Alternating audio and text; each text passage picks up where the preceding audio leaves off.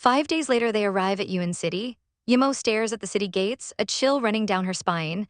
This is the very place where Gongju tortured her to death in her previous life. He breaks the silence, asking if she wants to look for treasure from the Snow Clan. Then his tone shifts, becoming deceptively casual. I'm wondering if you've ever heard about the reincarnation method before. Our girl's blood runs cold. She stammers, what is that? I've never heard of it. Internally, she's screaming. Asterisk, did he notice something? Asterisk, she tells herself it must be fake, that he was just asking a casual question. But Gongju's gaze is sharp. Something is not right, he presses. How do you explain that rare thing you have been carrying? He leans closer, and that story? It seems to be something you've once experienced in your previous life. Busted, she panics and spurs her horse forward. Let's move on, Yuan City is straight ahead. As she rides away, Gongju watches her, a deep worry etched on his face. Asterisk, if the soul in that body is actually from another world, will it leave this world suddenly one day? Asterisk. He calls out her name, urging his horse to follow. They stop at an old, abandoned temple. Yimo can't believe she's back in the place where he killed her. She kneels before a statue, praying for guidance. She asks what she should do, then decides to leave, feeling foolish. But as she stands, a horrific vision flashes before her eyes. The statue's face twists into the cruel sneer of the Gongju from her past life, his voice echoing, I will torture you to death. She screams and stumbles back, falling right into Gongju's arms. Yimo, what's wrong? He asks, alarmed. She's panting, trying to catch her breath. Nothing, really, she lies. I got stuck in an illusion just now. He looks at her skeptically. Is it really an illusion? She instinctively steps away from him and he looks hurt. What happened to her, he wonders. The illusion felt too real, and now she can't stop herself from flinching away from him. Trying to create distance, she points out how old the temple is. He agrees, noting they're the first visitors in years, clearly confused by her sudden change in topic. Did you see the mole between the bodhisattva's eyebrows? She asks, desperate to talk about anything else. He stares at her, his heart aching. Is she avoiding something? But I didn't do anything wrong. Why are you so scared of me all of a sudden? Yimo reaches out and touches the statue's forehead. Arg, she cries out as a clicking sound echoes through the temple. A trapdoor opens beneath her feet. With lightning reflexes, Gongju lunges forward, grabbing her as they both plummet into the darkness below. Down and down they fall, landing with a sickening thud. It seems that we have reached the bottom, Yimo groans, pushing herself up. She looks down and her heart stops. Gongju is lying unconscious in her lap, having taken the brunt of the fall to protect her. Gongju, please talk to me, are you all right?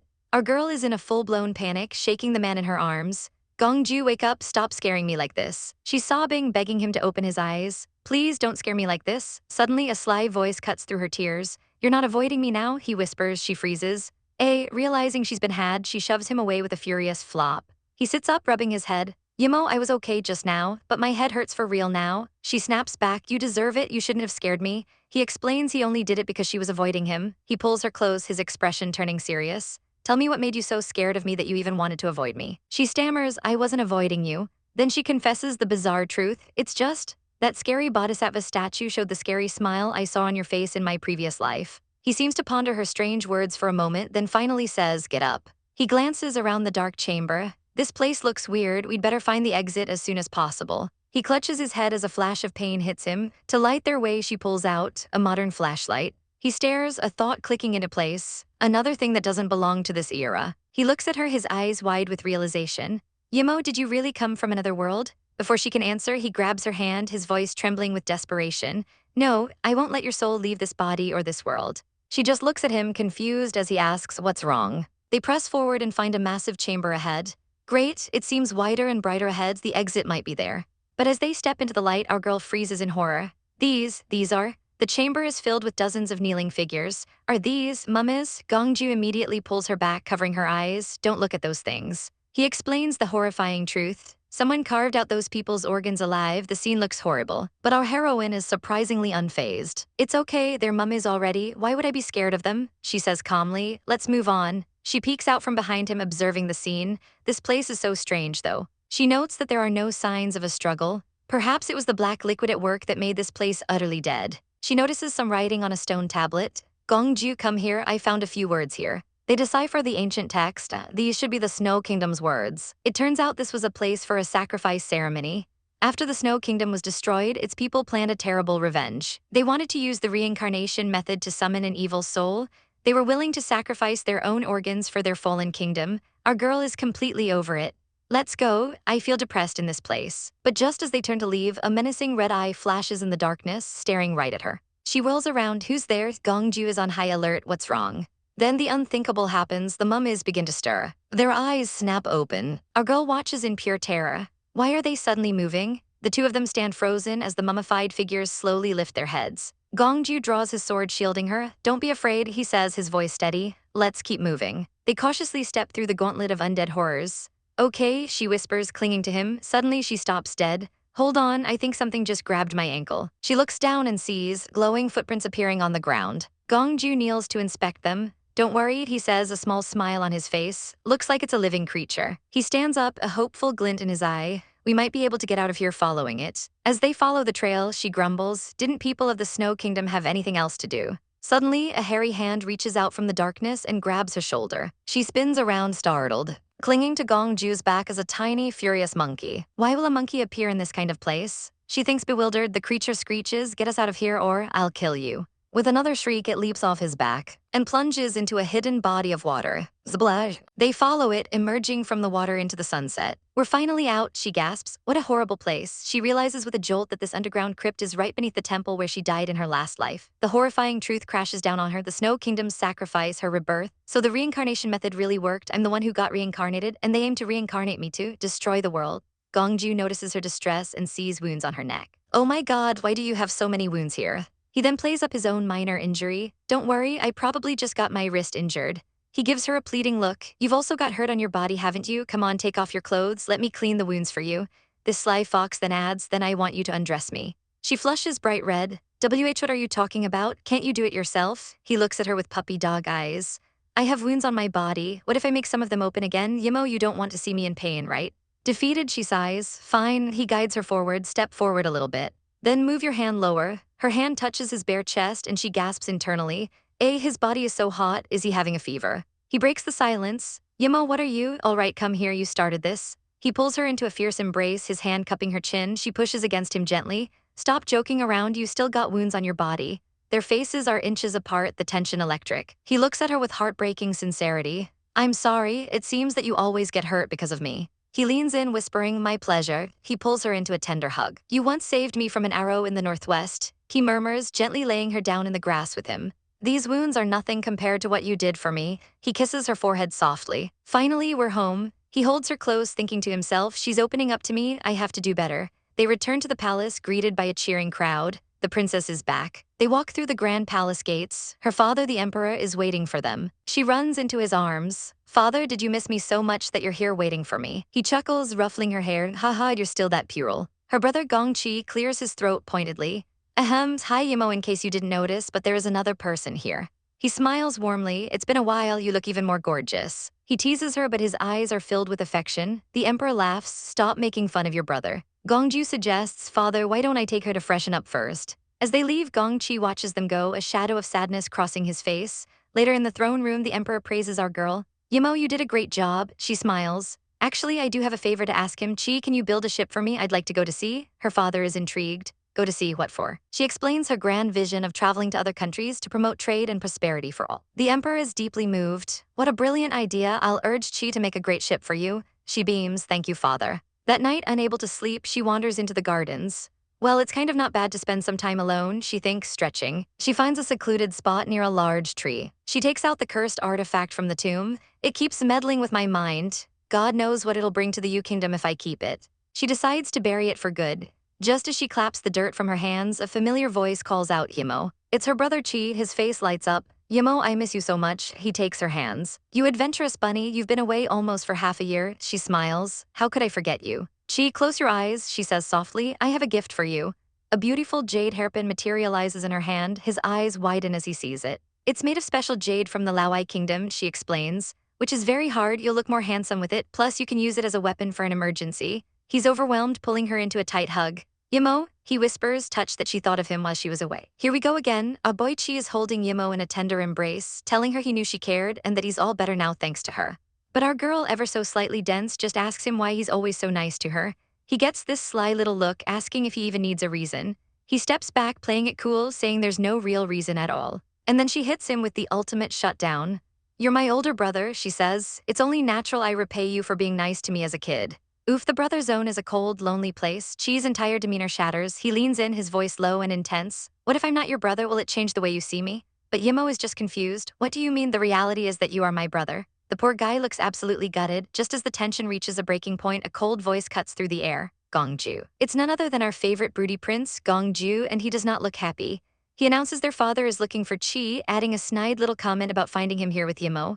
Yimo asks what their father wants, trying to pull away from Chi's grasp. Gongju drops the bomb with a savage little smirk. It seems that it's about your wedding. He reminds Chi his big day is in just 15 days. Chi turns away, his face a mask of pain, before looking back at Yimo one last time.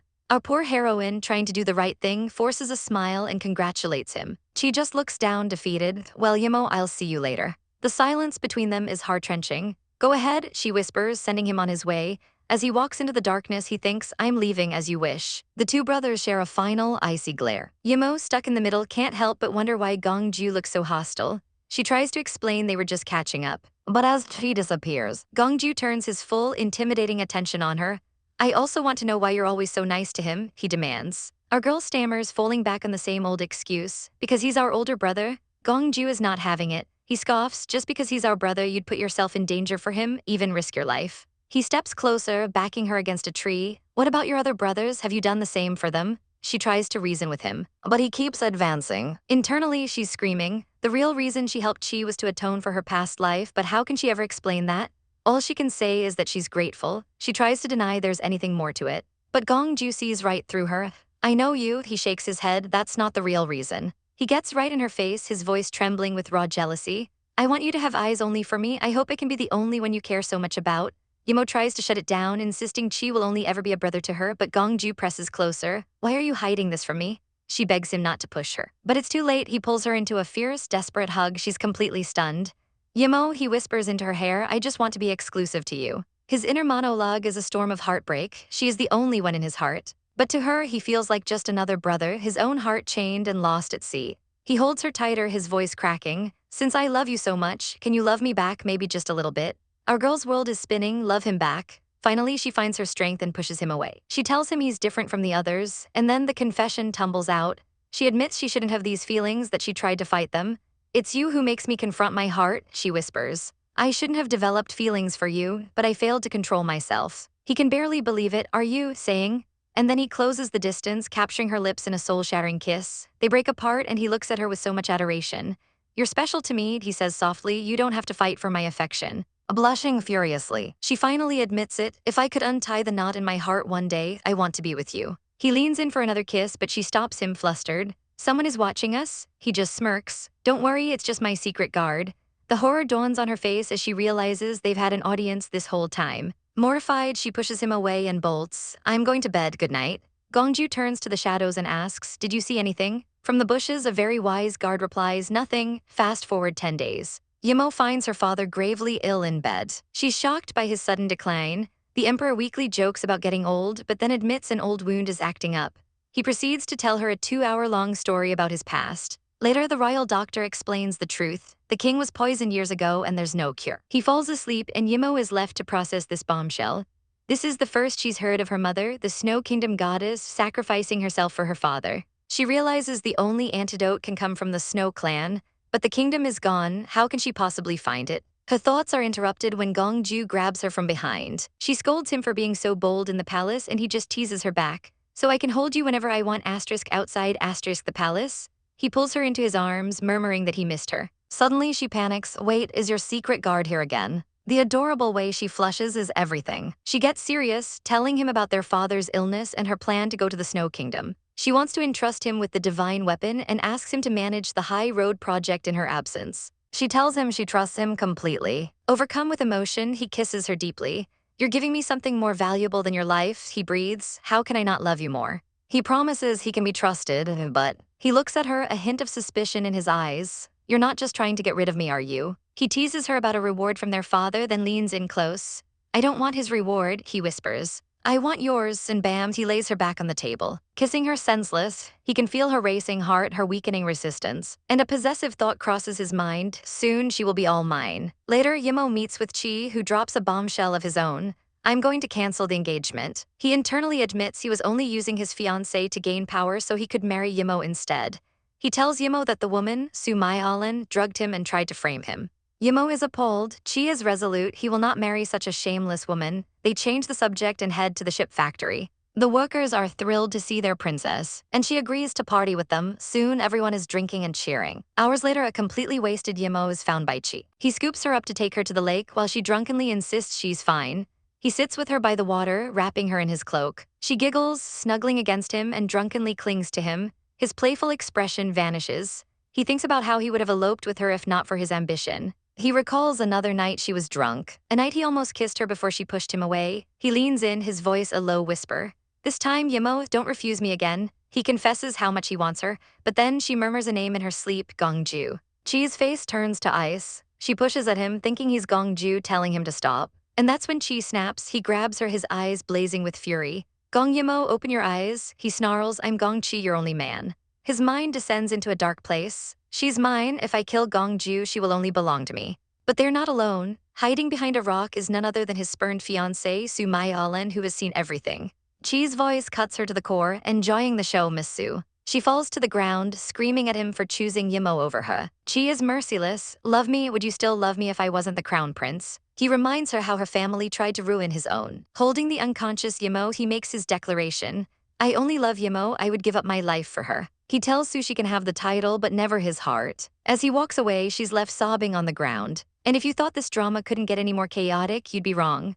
Because watching from the shadows is the emperor himself, who has heard every last treasonous word. His face is a thundercloud of fury. What a ridiculous confession, he seethes. They are really my wonderful children. Oh, heads are about to roll. The emperor trembles with rage, leaning on his trusted eunuch for support. He spits out Gong Yi Mo's name, his voice laced with betrayal. I trusted her so much, and this is how she repays me. He knew she wasn't his biological daughter. He knew she would betray him. The eunuch then drops an even bigger bombshell. The crown prince isn't the only one who's fallen for her. Prince Kai also, the emperor's eyes go wide with horror. He can't believe it. Both of his sons, the heir to the throne and the general who commands the army, are hopelessly in love with the same woman. This is a recipe for absolute disaster. He turns to his eunuch with an icy glint in his eye. Chang Zai, do you think they'll still fight each other if Gong Yi Mo dies? Chang Zai flinches, saying he doesn't think that will work, but a sinister smile creeps across the emperor's face. I see, the eunuch bows low, his fate sealed. The very next day at Prince Kai's mansion, our boy Gong Ju is on high alert. He asks his subordinate about Chang Zai's recent movements. The report is chilling. The eunuch requested a special poison. They assume it's for consort Lai, but Gong Ju's instincts scream otherwise. He immediately asks about Yi Mo. His man reports nothing unusual, only that the emperor has invited her for a private dinner. The gears in Gong Ju's head start turning at lightning speed. Consort Lai is too timid to disrespect the emperor, and his father is gravely ill, so why the sudden dinner invitation for Yi Mo? The horrifying truth crashes down on him. Damn it, he's going to poison her.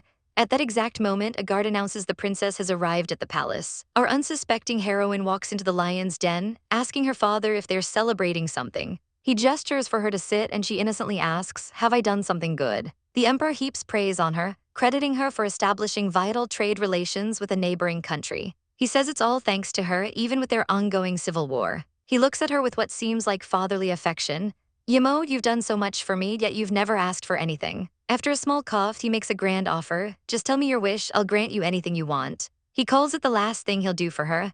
Our sweet girl's only wish is for the prosperity of her country and an end to all wars. The emperor's mood darkens. He asks if she's ever considered marriage. Yi Mo, ever the patriot, says her duty to the country is more important. The emperor grips his cup, muttering, you're right. She declares she can't let a war start because of her and raises her cup. Father, to you. Just as the cup nears her lips, the emperor screams her name. Guards shout in the background as someone forces their way in. It's Gong Ju. He's burst into the hall, and Yi Mo looks up in shock. He storms towards her, his face a mask of desperation. In one swift motion, he snatches the poison cup from her hand. The emperor explodes with fury. How dare you? He rages at Gong Ju for entering without permission, but Gong Ju isn't backing down. He apologizes curtly before turning to Yi Mo.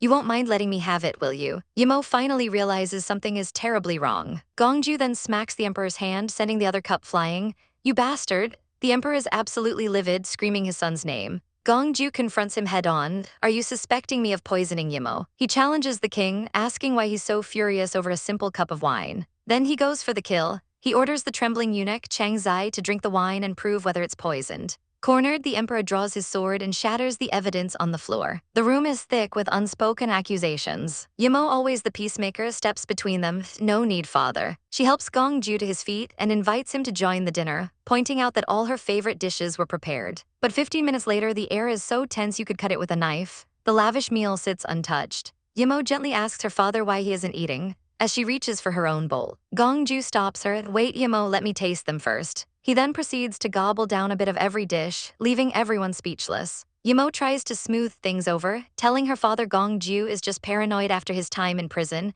and serves the emperor a piece of food. Then she drops a bomb of her own. I've made my mind. I'm going to find the snow Ganoderma for you, father. The emperor slams his hand on the table. No, it's too dangerous. But Yi Mo's heart is breaking. She asks bitterly if listening to him will finally make him stop hating her. She throws his neglect back in his face, reminding him he left her to die in the cold palace as a child. She spent years trying to earn his affection, only to be met with indifference. The emperor looks away, haunted. He reveals that if it wasn't for her mother, Zeus, he would have had her killed in the cradle. He couldn't bring himself to tell her she's a descendant of the hated Snow clan. Yi Mo says nothing, simply taking a bite of food. She looks at her reflection, her resolve hardening. She will get the herb for him as a farewell gift. The emperor is stunned. What? Yi Mo stands, her voice cold. I guess I don't deserve to be the princess. You can take the title back. I won't be coming back here again. That way, she adds, he won't have to worry about her destroying his precious country. The emperor rises in a fury, but his body gives out. He collapses. Yi Mo rushes to his side, screaming for her father. The royal physician quickly tends to him, assuring them he just fainted from anger. Gong Ju tries to escort a shaken Yi Mo back to her quarters, but she insists on staying. Seeing her pain, he relents and leads her away. As they walk, she can tell he has something important to say. Under the moonlight, he stops and offers to get the snow Ganoderma for her. But she refuses immediately. No, I want you to step out of this. She is determined to confront her father herself tomorrow. Gong Ju can't stand it. He pulls her into a fierce embrace, pleading with her to rely on him. But Yi Mo knows the emperor already sees Gong Ju as a threat. She can't let him risk his life for her. Don't worry, she whispers, I can handle this. He holds her tighter, his voice low and serious. Yi Mo, I need you to promise me one thing. He tells her he'll always have her back, but she must promise to never change. Promise me you only fall for me, that I'm unique to you. Yi Mo freezes, stunned by the raw intensity of his demand. A small laugh escapes her lips. He looks panicked. Are you worried that I'm going to leave you? Without a word, she leans in and kisses him. She pulls back, a gentle smile on her face. How about now? Are you still worried? He's completely dazed. She giggles, her playful spirit returning. Hee, let's go back. As she walks away, a single thought consumes her. She must remain unchanged for his sake. Gong Ju watches her go, his heart in turmoil. The next day, Yi Mo faces her father. He's furious she hasn't left yet. She asks him directly, why did he want to execute her? He demands to know about her relationship with the crown prince, claiming he saw him try to kiss her. Yi Mo is shocked but vehemently denies having any feelings for Gong Chi. The emperor's eyes narrow. What about Gong Ju then? She freezes, and her silence is all the confirmation he needs. He explodes, smashing a cup. Are there no other good men in you? He reminds her that she practically raised Gong Ju, that their relationship is unthinkable. Yi Mo breaks down and kneels, confessing she fell in love with him without even realizing it. She swears nothing has happened between them, and acknowledges that despite his neglect, he has treated her well. The emperor suddenly snaps, nonsense, who said you are not my biological daughter? The ultimate plot twist. Yi Mo is stunned but continues, taking all the blame and begging for a new mission to prove her loyalty. She prostrates herself, completely vulnerable, but the emperor's mind is made up. He can't control his sons while she is around. He is exiling her. Yi Mo's face falls. In his eyes, she will always be second to his empire. With newfound resolve, she makes one last request, permission to go to the neighboring country of Yuki to help end their civil war. He grants it. Suddenly, a voice cuts through the tension. You are leaving? It's Gong Ju standing in the doorway, his heart shattering. Before Yi Mo can react, he sweeps her into his arms. He leaps over the palace walls, carrying her away despite her protests. He lands them in a forgotten, dusty courtyard. This is the cold palace, the place where they grew up, frozen in time. He's overwhelmed by memories. A tiny version of himself swearing to protect her forever. Clinging to her and promising to be her shield, he turns to her, his eyes blazing. You don't have to do this. He makes a shocking offer. You can be the mistress of you tomorrow morning. Yi Mo is horrified. Are you planning to revolt? You're out of your mind. But he's dead serious. He doesn't care what the world thinks. He will do anything for her. He gets closer, his voice a dangerous whisper. He'll kill the emperor, usurp the throne. All he wants is for her to be his woman. She backs away, refusing. He follows, trapping her on an old bed. So you mean to choose to leave me? He grabs her chin, his control snapping. His voice is a raw, desperate plea. Do you really want me to block you in my bed to make you understand that my depressed desire for you has reached an extreme already? Here's your GOAT Manhwa recap script. Asterisk asterisk asterisk, the tension is so thick you could cut it with a knife. Gongju corners our girl, his voice a low, dangerous growl.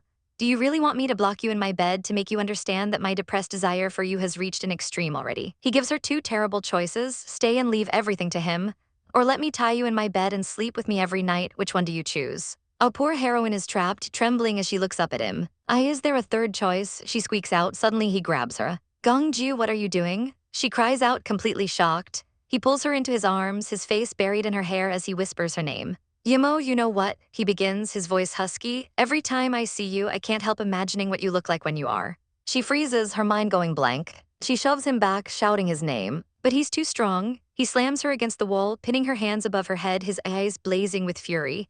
Looks like you still haven't figured out how furious I am now, Yimo, he snarls. So don't try to challenge my bottom line again and again. Tears spring to her eyes. I can't help it, she stammers. It's all because of you and Gong Chi. She breaks down, confessing everything. I did nothing wrong, but father was trying to kill me. She tells him how Gong Chi broke his promise and planned a revolt. What else can I do except for leaving here for the sake of the stability of you? She sobs. Her voice cracks as she finally admits her deepest desire. I also want to go out with you just like ordinary people.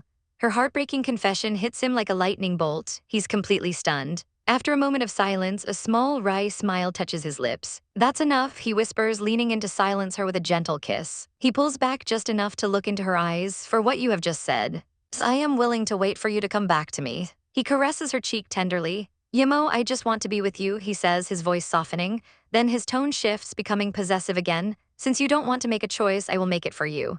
He dives in, planting a kiss on her neck. No, I can't do it now. It's not the time, she protests, trying to push him away. But then in a shocking turn, she clings to him, her voice a desperate whisper. Don't go. He freezes, confused. Yimo, what are you doing? She looks up at him, a new resolve in her tear-filled eyes. Didn't you ask me to make a choice? Now I've decided. She takes a shaky breath, her face bright red. About this virgin spot, if you want, I can. That's all he needs to hear. He sweeps her off her feet and carries her straight to the bed, crashing his lips against hers. He pulls back, a triumphant smirk on his face. My dear Yimo really has grown up, he purrs, thinking to himself that this is exactly as he'd imagined. He leans over her, his shadow casting her in darkness. Her heart hammers in her chest as she wonders what will happen next. So, am I really going to? She thinks, her eyes squeezed shut. Give the whole of me to him. He's so close, their lips almost touching, but then he stops. Why did you have to do this? He asks, his voice suddenly cold. She looks at him, bewildered. He sits up, a look of disappointment on his face. It's obvious you are not ready and you're subconsciously resisting me. Why did you do that, Yimo? She hides her blushing face under the sheets. I have decided to accept you, she mumbles. Liar, he snaps, his heart clearly breaking. You were just trying to appease me so that you can go to Yuki successfully? The pain in his eyes is heart-wrenching. Sometimes I really want to kill you and then commit suicide, he whispers, his voice trembling with rage and sorrow. It's better to die than to live with all this. His words sting and she sits up, finally coming clean. To be honest, it was my plan at first, she admits. I wanted to give myself to you to reassure you. She grabs him, pulling him into a desperate kiss. But I truly want to be with you, she confesses. It's my first time to do such a thing after all. She pulls back and calls him a silly boy for being nervous. He blushes, protesting, but she just teases him more as he declares she can't escape him. He gets flustered, asking why she's so smart about everything but this. He admits he doesn't even know what's truly in her heart, calling her his little fool before pulling her into a deep kiss. She explains her reasons for leaving, to fix things between him and his father and to find a way for them to be together without any burdens. I was reassuring you indeed, but I also did it out of my love for you, she says earnestly. I am not that kind of casual girl. He listens, realizing the depth of her feelings. He feels that their love confession and the sweetness in their hearts are both true, but their tender moment is shattered by shouts from outside. Go, stop them. A secret guard is trying to force his way in. She holds his face, making a solemn vow. After I get everything settled in Yuki, I'm going to be with you whether Gong Chi will let go or not. He kisses her hand, pleading, don't hurt them. She promises this is the last time they'll part and that she'll tell him her secret when she returns. He presses her for confirmation. You will still be with me, right? She urges him to let go as the fight escalates outside, but he demands an answer. When I come back, I will tell you everything and be with you, she declares. He wants to visit her, but she warns him against it, given the civil strife. She promises to write if she needs him, and they seal it with a pinky promise. Outside, the guards are baffled. Just then, the doors open and our couple emerges. She tells the guard to stop, asking to be taken to her father. The guard eyes Gongju suspiciously, accusing him of taking her from the palace. Gong Ju tells her to go on ahead, promising to explain everything. She touches his cheek one last time. Does every word you said still count? He pouts adorably. Sure, liars come to no good end. He holds her hand, vowing to return to his road construction and finish it as fast as possible. I'm willing to help you with anything, he says, his eyes full of devotion. As he turns to leave, she calls out, wait a minute. She pulls him close, whispering a secret about something she's hidden for him, leaving him looking thoughtful. She then faces the guard, apologizing for the delay and explaining Gong Ju's sudden departure. As he watches her go, Gong Ju makes a silent vow. When she returns, she will fulfill her promise to him. Later, our girl faces her father in the throne room. He asks about Gong Ju and she covers for him, saying he only came to check on her. She confirms she's going to Yuki and that Gong Ju has already left. Her father seems to be plotting something, telling her to get up, and promising to find her another man. He announces he'll send guards with her in 3 days. And her blood runs cold. That's Gong Chi's wedding day. She argues against the guards, saying it will draw too much attention, and kneels, pleading to go alone.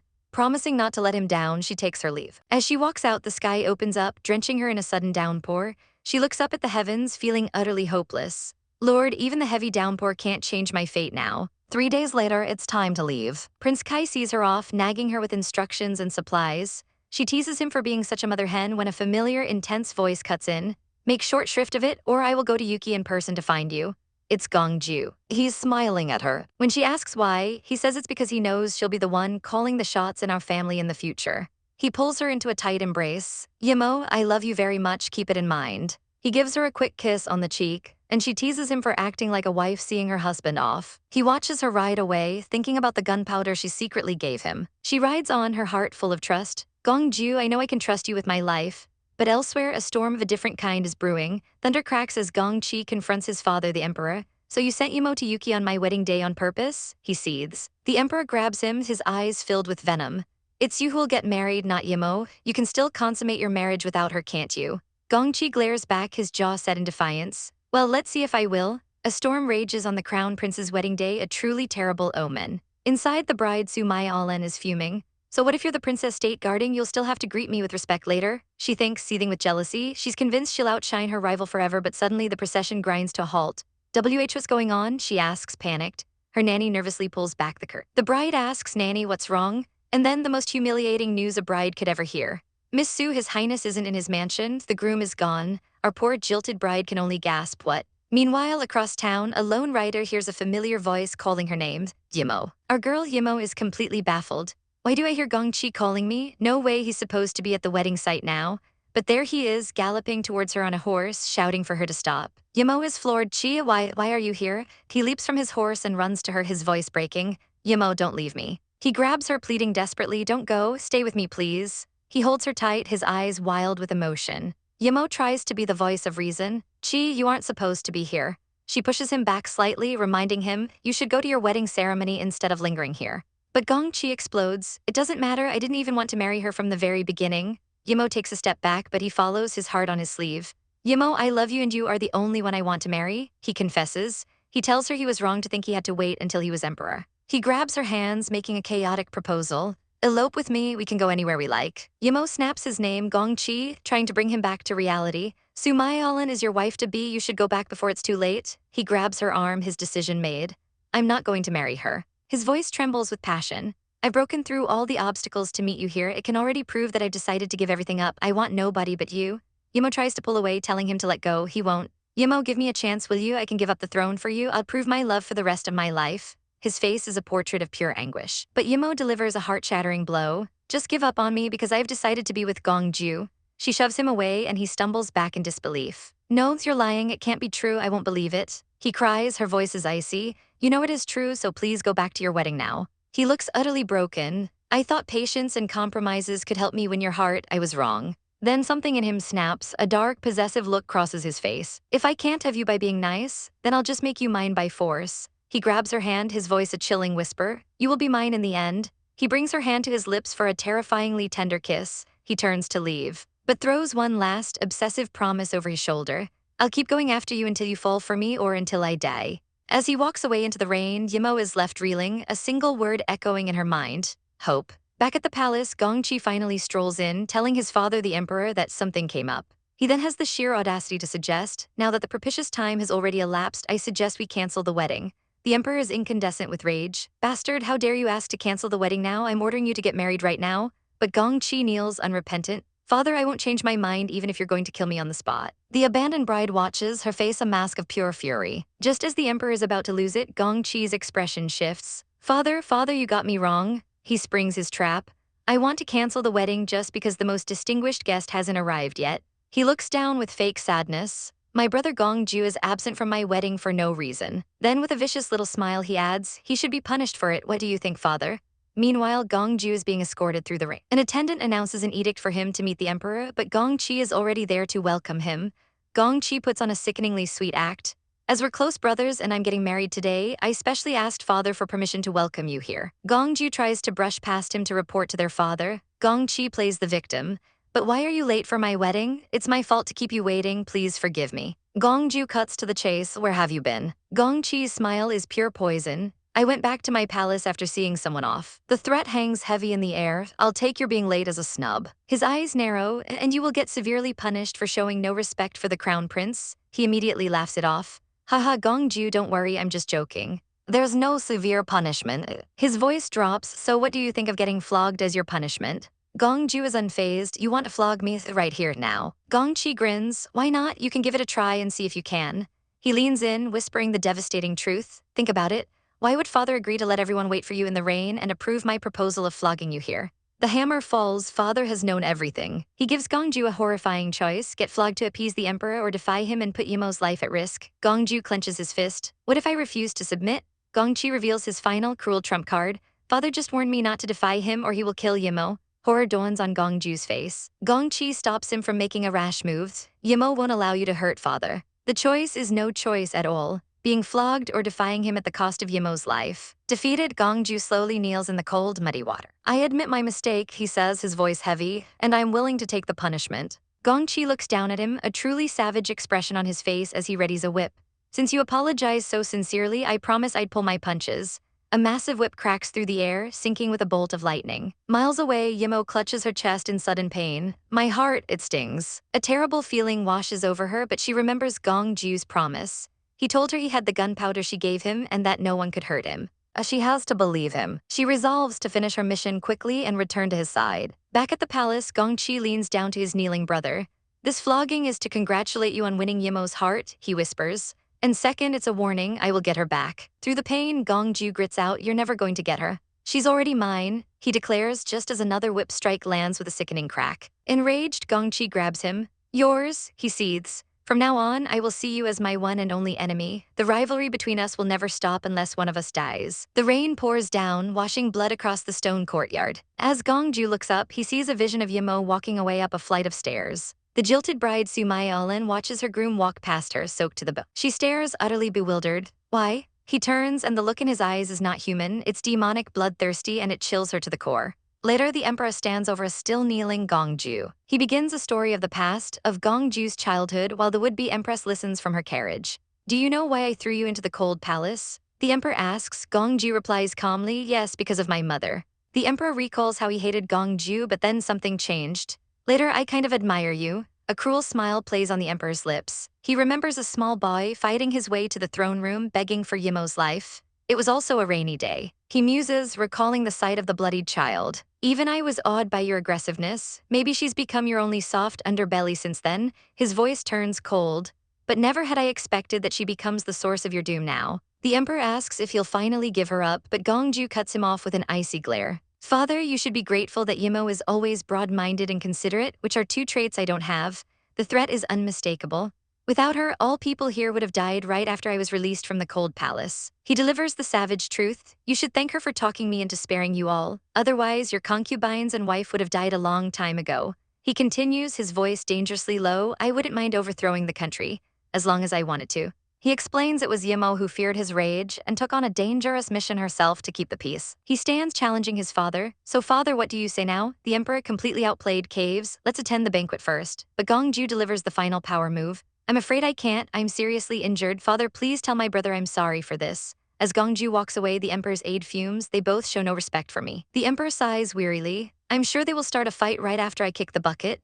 Meanwhile, Yi Mo arrives at a city gate, the rain finally having stopped. She's just looking for an in when a man shouts, all of you get out of the way. A group of guards clatters down the street and their leader points right at her. You come here? He demands she remove her veil. Not wanting any trouble, she complies. The man is instantly smitten. How discerning am I got to know that you're a beauty at a glance. He looks her over, practically drooling. I just didn't expect you to be this stunning. His men shower him with praise. As he smugly orders, enough, take her away, our girl stands her ground. Mister, I haven't agreed to go with you yet. He smirks as his men close in. Then what do you want? She doesn't flinch. Shouldn't you ask me whether I want to go with you before you take me away? He scoffs. Heh, women are all the same. As long as you're rewarded with money, you would love to please any man.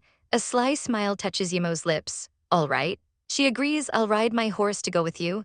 As she mounts her horse, she adds, I wouldn't mind meeting your backer.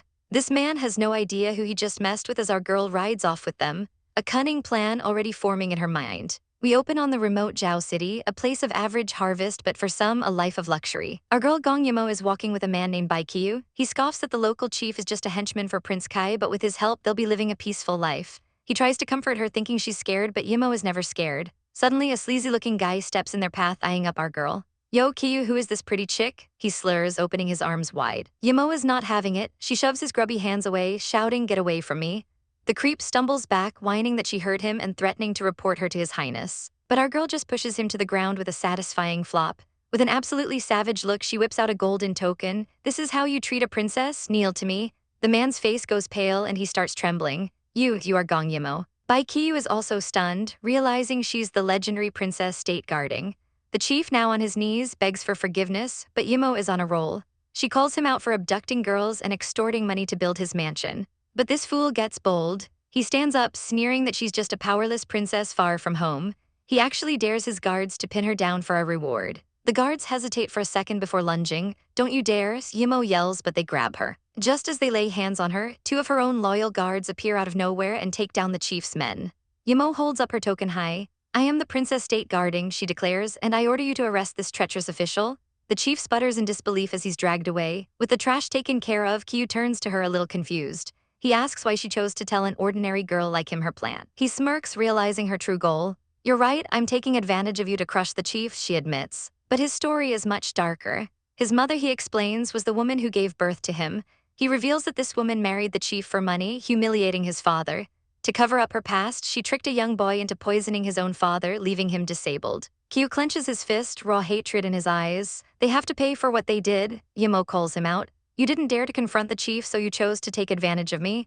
He's stunned when she mentions his father by Jai. She dismisses his shock, asking why he won't see his father now that he has his revenge. Qiu looks down in shame, admitting he was the one who fed his father the poison, even if he didn't mean to.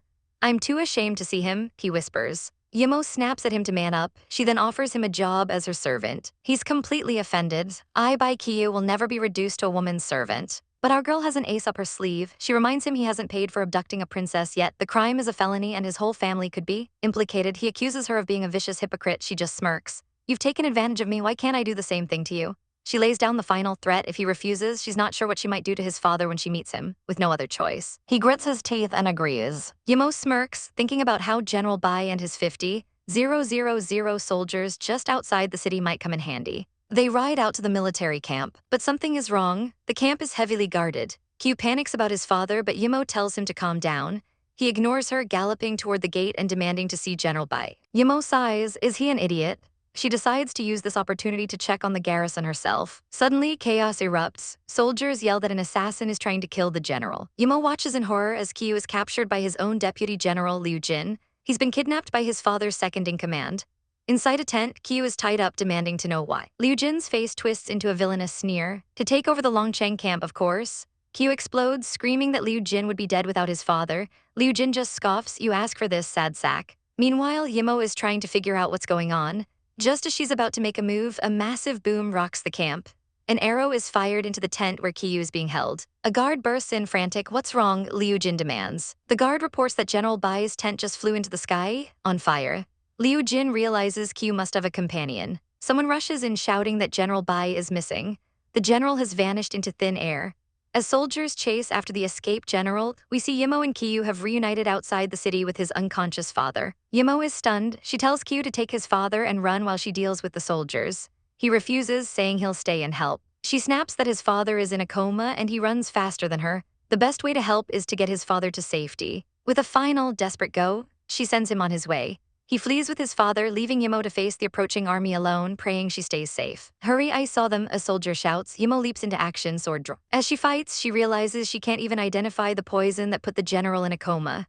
Thinking fast, she pulls out one of her inventions, a stick of dynamite. She lights it and throws it into the crowd of soldiers, causing a massive explosion. She gets hit by some of the shrapnel, crying out in pain.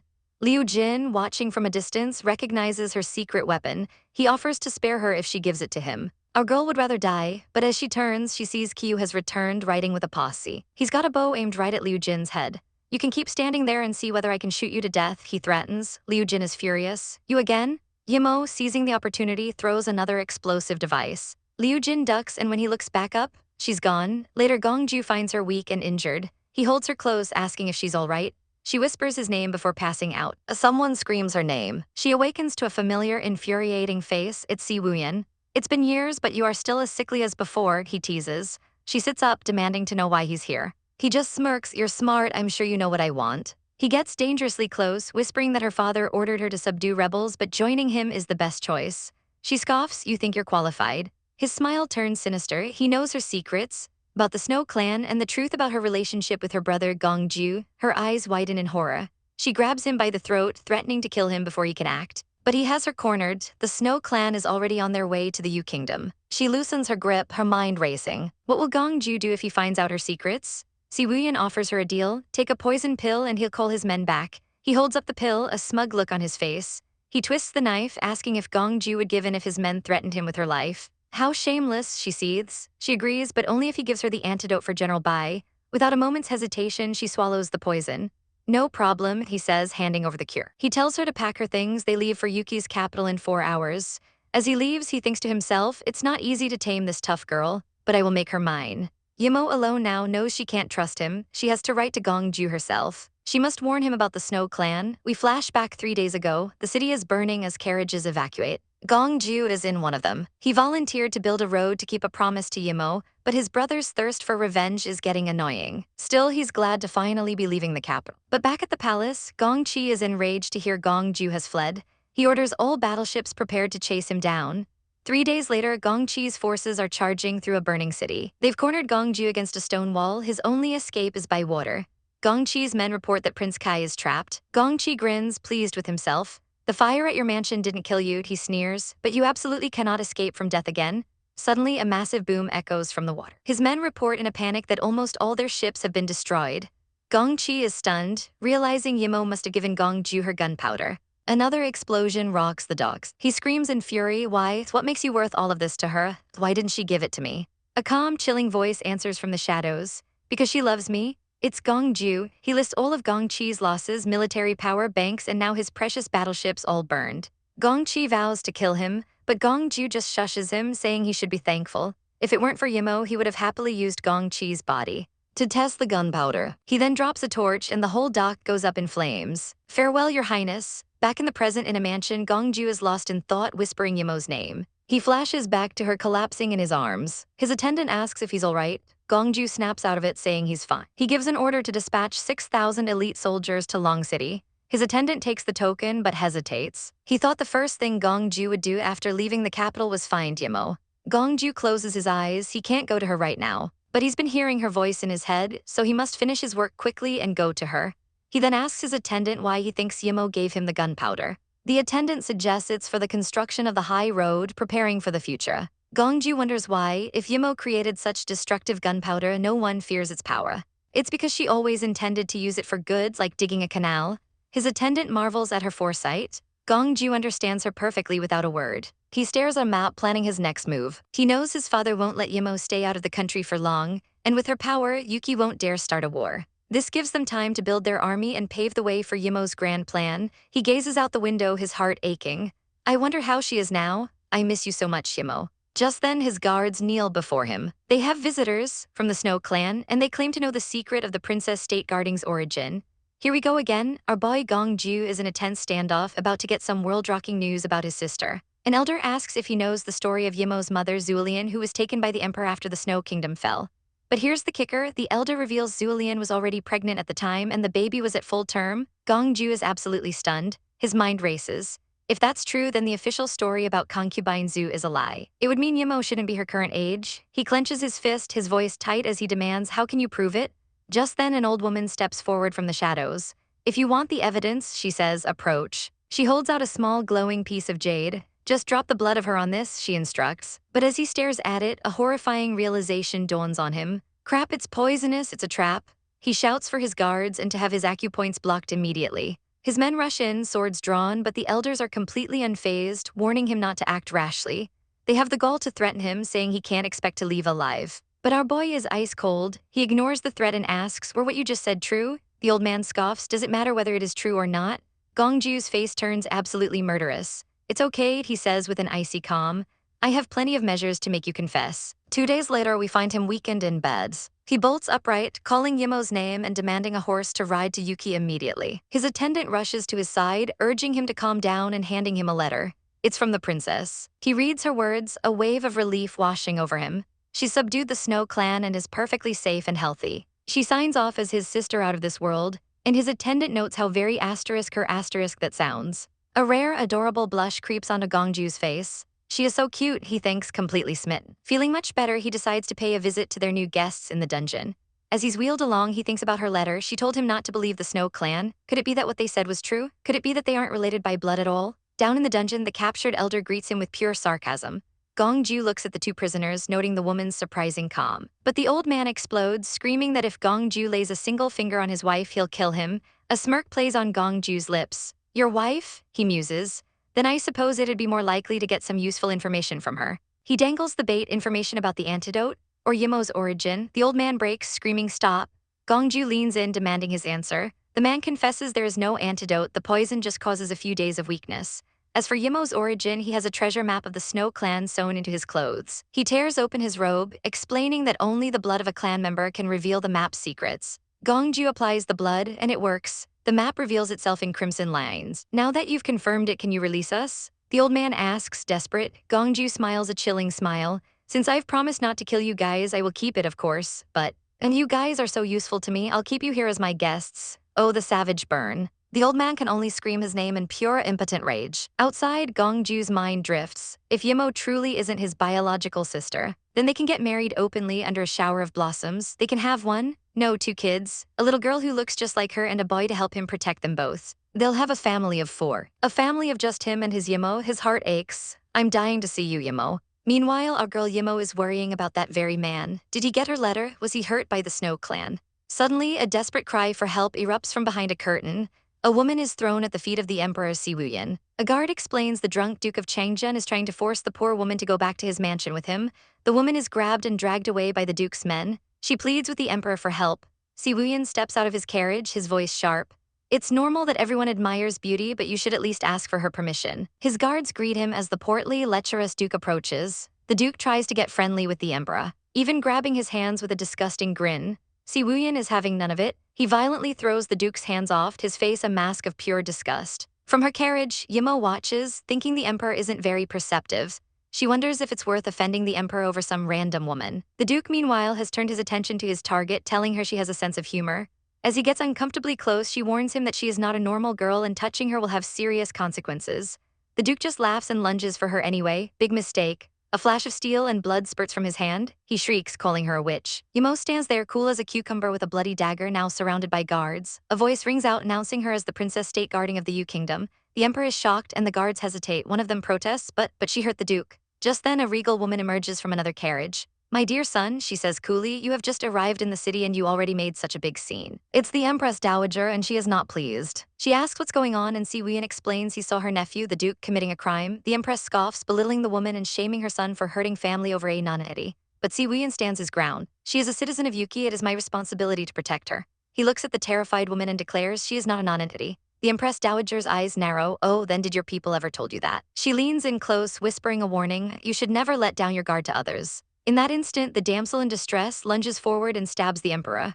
The dagger clatters to the ground as the betrayal sinks in. The woman immediately starts crying crocodile tears, claiming Yimo forced her to do it. The Empress Dowager seizes the moment, accusing Yimo of assassination and ordering her taken away for the cruelest punishment.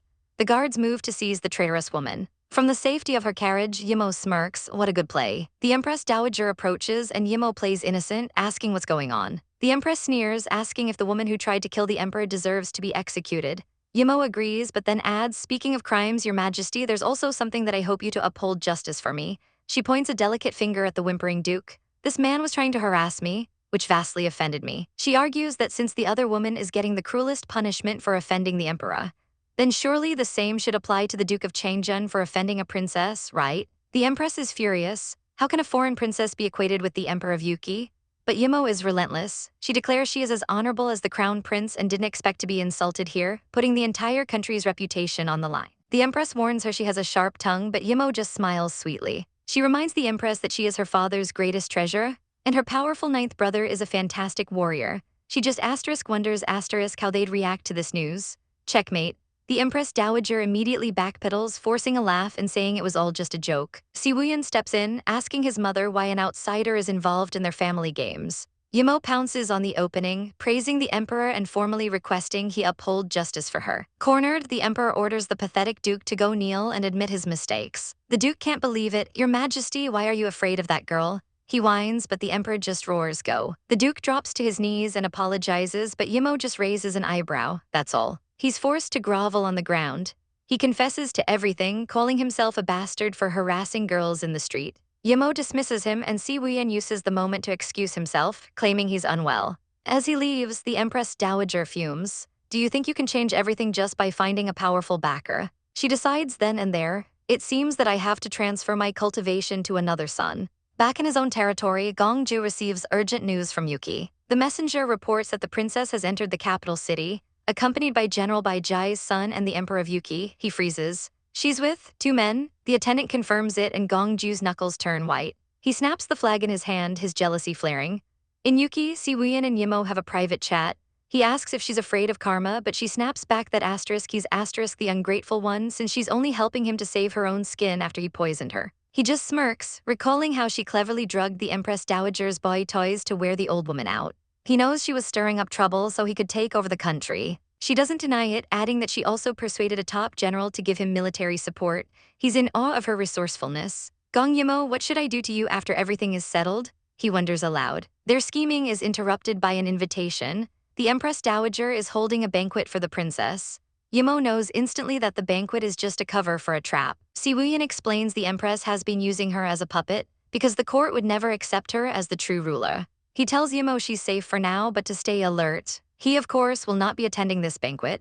Yimo has her own plans. She needs to figure out the Empress's next move to counter it. At the Palace of Earthly Tranquility, the Empress Dowager is entertaining a guest. She's annoyed by the interruption. She tells her lover that a new emperor will ascend the throne tomorrow, and she can't wait to see how Siwooyan handles it. But a spy is watching from the shadows, noting that she has a new successor. The Empress's main man is consumed by jealousy and suggests executing the new boy toy. He attacks the younger man, choking him with rage. He throws the substitute to the floor. He tries to get the Empress's attention, but she's already bored of him. He finally snaps, screaming at the new guy, I'm already back and you're just a substitute. It's time for you to quit. He murders the man in cold blood and orders the guards to clean up the mess. He then whispers to a spy to deliver a message. Inform the princess that the Empress Dowager is going to kill His Majesty today. The spy realizes he can use the dead body as a way to sneak the message out of the palace. An hour later, Yimo reads the note and gasps, what? The message is a chaotic mess. The C family has a new successor, but the Empress never intended to kill Siwooyan tonight. The pieces click together in her mind with dawning horror. If the successor isn't Siwooyan, that means he's still a baby. She takes to the rooftops, a bundle in her arms. I really didn't see that coming, she mutters. She can't believe Siwooyan was foolish enough to have a baby with a woman sent by the Empress. She clutches the infant, hoping this child can be used to save his idiot father. But she's stopped by a squadron of guards. Who are you? Get out of here. She stands tall, her voice ringing out. I'm Gong Yi Mo, the princess state guarding of the Yu Kingdom. Get out of my way. The guards refuse, stating the Empress's orders. Yimo retorts that if they stop her, their precious new emperor won't live to see the throne tomorrow. The guards hesitate, fearing a trap. Yimo ups the ante, threatening to smash the baby on the ground right then and there. She lets the bundle slip from her hands, taunting that it would benefit her kingdom if Yuki loses its emperor. The guards panic and dive to protect their future ruler. It's the opening she needed. She darts past them into the building. The guards realize they've been duped. The bundle was just a doll. Flustered, they decide to simply guard the exits, figuring as long as she doesn't get out, their mission is complete. Half an hour later, the entire building is a raging inferno. The guards smirk, thinking she's been burnt to ash. Suddenly, a massive boom rocks the foundation. The Empress Dowager, still in bed, hears the commotion. Her lover tells her to stay put while he checks it out. Outside, the court is in chaos, screaming about a ghost emerging from the flames. And then they see him. It's Si Wuyan walking out of the fire, carrying a soot-covered but very much alive Gong Yi Mo in his arms. The Empress Dowager's face is a picture of utter shock as she whispers her name, Gong Yi Mo. Our girl Gong Yi Mo races through a blazing inferno, her heart pounding in her chest. She frantically searches for Si Wuyan amidst the flames and charred bodies, fearing he's already turned to ash. She spots a large water tank, calling his name desperately. As she gets closer, a horrifying sight greets her. The water inside is stained blood red. Her face drains of all color, her mind screaming the one question she's terrified to ask. Is he dead already? But just as she loses hope, a hand shoots out of the bloody water. Si Wuyan emerges, gasping for air, looking like he's seen a ghost. She immediately rushes to his side, helping the weakened man up. He coughs violently, explaining his failed escape attempts were met with a wall of spears and swords. As she supports him, he begins to tell her a heart-wrenching story. He was once the emperor but was reduced to a servant for the cruel Empress Dowager. Pain fills his eyes as he recalls the humiliation. He was starved, and a kind maid who dared to give him a piece of meat was beaten to death right in front of him. Yi Mo is stunned. He never spoke of this suffering in their past life. He reveals he was poisoned and seriously injured, forced to hide in the tank to survive. And in that darkness, he made a chilling vow: whoever came to save him would have to die with him. He turns to her, his voice a broken whisper, Gong Yi Mo. He pulls out a dagger, his hand trembling as he holds it to her. I'd be so lonely on the way to hell, he rasps. I want you to come with me, okay? But our girl doesn't even flinch. Why did you stop? She asks calmly. I won't fight back. He lets out a bitter self-mocking laugh. With tears in his eyes, he lowers the blade. I still couldn't bear to kill you, just like the first time I met you that year. Yi Mo helps him to his feet, her voice firm and full of resolve. This fire is not fierce enough to kill you, we won't die here. She looks him dead in the eye, a fire of her own burning within her. I'm still alive, aren't I? Doesn't that mean we'll have another ending? I saved you, she declares, her voice ringing with power, so your life is mine, I want you alive. A slow, wry smile spreads across Si Wuyan's face. Just like before, making people feel hard to turn you down. He hands her a small vial, he takes a swig from another bottle himself. Let's have a try then. The moment the words leave his lips, a massive explosion rocks the entire building. Outside, the Empress Dowager and her court jump at the sound. What's going on? A guard rushes forward, reporting that Princess Yi Mo stormed the building an hour ago, right before the explosion. The Empress Dowager's eyes narrow as she mutters a single chilling word, ghost. And speak of the devil, Yi Mo emerges from the smoke and flames, carrying Si Wuyan bridal style. Your Majesty, she calls out with a savage smirk, you didn't expect this, right?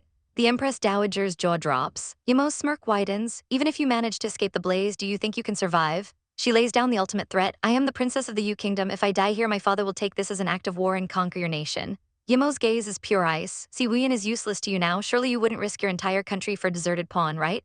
The Empress Dowager trembles with rage. I have underestimated you, but your little tricks won't work on me. She points a finger, her voice screeching. Deploy forces, catch her and protect His Majesty. But before her soldiers can move, another deafening boom rips through the ground. From the chaos, a new voice calls out to Yi Mo as reinforcements arrive. Get them, the Empress Dowager shrieks. Yi Mo's allies confirm they have 3,000 soldiers waiting at the palace gate. But our girl knows it's not enough. The Empress Dowager's forces are too strong for a direct confrontation. She has to make a choice. She hands Si Wuyan to his most loyal follower. You get him out of here, I will stay behind and cover your escape. The man hesitates, warning her that the entire area is rigged with gunpowder. But it's too late. An enemy captain roars, according to Her Majesty's order, kill them no matter what, everyone up. A stray spark hits the gunpowder and the whole world ignites. Boom, the soldiers charge forward, completely unaware of the danger. The ground erupts in a chain of violent explosions, and our heroine is caught right in the middle of it. She's thrown into the air, her vision blurring as consciousness slips away. Is this how I end up? A memory of a happier time, a childhood moment with Gong Ju flashes before her eyes. Her last thought is of him. I wish I could see you again before I die. Just then she falls into a pair of strong, familiar arms. A deep voice whispers, I'm here. She blinks, her eyes struggling to focus on the face above her. Gong Ju, is it really you? He holds her tight, his voice thick with worry and relief. How could you put yourself in danger like this? She buries her face in his chest, sobbing, It's you, I knew you'd come. She clings to him as he scolds her and he can't help but blush. I'll talk with you about this later. The enemy soldiers spot the couple in the chaos. Over there, get her. They start closing in, weapons drawn. Gong Ju's expression turns deadly. His voice drops to an icy whisper. Kill them all. His men ready their swords, but Yi Mo stops them. Don't kill them, just beat them off. Gong Ju looks at her, completely bewildered. No way, she gives him the most adorable, pouting face you've ever seen. Just fight them off and we'll go back to rest, okay? He is utterly speechless, completely short-circuiting from the sheer cuteness. Impossible, they just. He begins to argue, but she silences him with a sudden, passionate kiss. She pulls back just enough to whisper against his lips, "Withdraw our troops, please. Let's go back to the city. And continue this kiss, okay?" And just like that, the formidable Gong Ju melts into a puddle. "Yimo, you're really?" He pulls her impossibly closer, completely under her spell. He lets out a defeated sigh, completely smitten. "Okay, I promise you, there's nothing I can do with you." He turns to his men, his resolve shattered by a single kiss. "Fight them until they can't catch up." "Roger that," his men reply, probably trying not to laugh. The next day at the prefecture chief's mansion, Gong Ju is teasing a still unconscious Yimo. "You promised we'd continue that kiss." But our poor girl is completely knocked out, her soul literally floating out of her body. Gong Ju's teasing expression softens into one of deep concern. "You've been in a coma for a whole night and are still running a fever." He gently pulls down the collar of her robe to tend to her wounds. His heart aches as he sees the ugly burns and bruises on her delicate skin. "I'm sorry for coming late," he whispers. "It must hurt so much." As he applies the cool ointment, she stirs in her sleep, murmuring, "Stop it, it's itchy." He can't help but smile at her sleep-talking. There, don't move." But she playfully dodges his hand, rolling over in her sleep. As she moves, he spots another wound on her back. He carefully climbs onto the bed to reach it without waking her. He steadies his hand, trying to be as gentle as possible. "All right, don't move," he whispers as he applies the medicine, and she lets out a tiny, heart-wrenching sob in her sleep. He continues his work, his face flushed as he tries to focus only on her injuries. But then his gaze falls to her feet and he freezes in shock. Her socks are soaked in blood. He gently removes the blood-stained sock, his mind racing. He remembers the legend of the treasure map. Only blood from the Snow Clan can reveal its secrets. With a single drop, he could finally know the truth about her origin. He pulls out the map, his hand trembling, but her sleepy voice stops him cold. "What are you doing?" He panics, quickly hiding the evidence and moving closer to her. He leans over her, his voice a low, intense whisper. "Yimo, are you hiding something from me?" Her eyes widen, her mind scrambling for an excuse. Asterisk, he knows about the Snow Clan, what do I say? Asterisk, but before she can answer, he suddenly pulls her into his arms, changing the subject in the most chaotic way possible. "Yimo, let's have some babies." She is utterly baffled. He holds her tight, whispering about having a son that looks like her and a daughter that looks like him so they can protect her together. "Okay," he presses, his voice soft and pleading. "Yimo, okay." Overwhelmed, she weakly agrees. She gives him a little push, but he pulls her into a kiss. He pulls back, a teasing glint in his eye. "I was just kidding, but our girl is done playing games." She grabs him and pulls him into a searing kiss, her eyes snapping open with fiery determination. "How is it, Gong Ju?" She purrs. "Are you satisfied with my enthusiasm?" She boldly starts to remove his robe and he gasps, "Yimo, do you know what you're doing?" "Sure," she breathes, her eyes locked on his. "I told you before," she whispers, her voice husky. "When I see you again, I will be with you." And with that, she pulls him down onto the bed with her. He's completely flustered, calling her name. He gently touches her face, his expression full of concern. "Know your wounds," he protests weakly. But she shakes her head, her gaze unwavering. "It doesn't matter, I can take it." She pushes his robe from his shoulders. He's completely overwhelmed as she leans in, ready to claim him. But at the last second, he turns his head away, his voice strained. "No, we can't." He pushes himself away, stammering an excuse. I still got something to do." He practically flees the room, his face beet red, as Yimo giggles at his hasty retreat. The moment he's gone, however, her laughter fades. "Phew, I can finally be relieved." She sits up, her thoughts turning serious. She realizes Gong Ju must know about her origins and is holding back because he thinks they're related.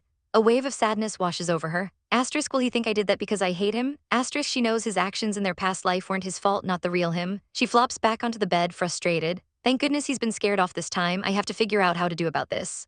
Meanwhile, Gong Ju is desperately trying to cool his jets in a tub of ice water. But all he can see is her face, her flushed cheeks, her determined eyes. He remembers her passionate words, "It's okay, I want to be with you." It's not working. He splashes his face, shouting for his attendant. "No, 3 more buckets of ice," he yells, dunking his entire head into the freezing water. His mind is a torturous storm. If her blood works, she's not his sister. He could give her the world, but her past rejections haunt him. Does she already know the truth and is just disgusted by him? Her words echo in his memory, twisting like a knife. "I'm your sister, we can't be together." He surfaces, gasping for air, the cold doing nothing to numb the pain in his heart. If she knew all along, how much must she hate him? He steps out of the tub, feeling utterly defeated. Is it because I'm not good enough? Or she doesn't like me at all? He dismisses his worried attendant, clutching his stomach as if physically ill. He sits alone under the moon, desperately trying to cling to a sliver of hope. Maybe she doesn't know it, she can't know it. Back in the room, Yimo's trying to reason with him about Si Wuyan. But the moment she mentions the other man's name, Gong Ju's jealousy flares. "Don't mention another man in front of me."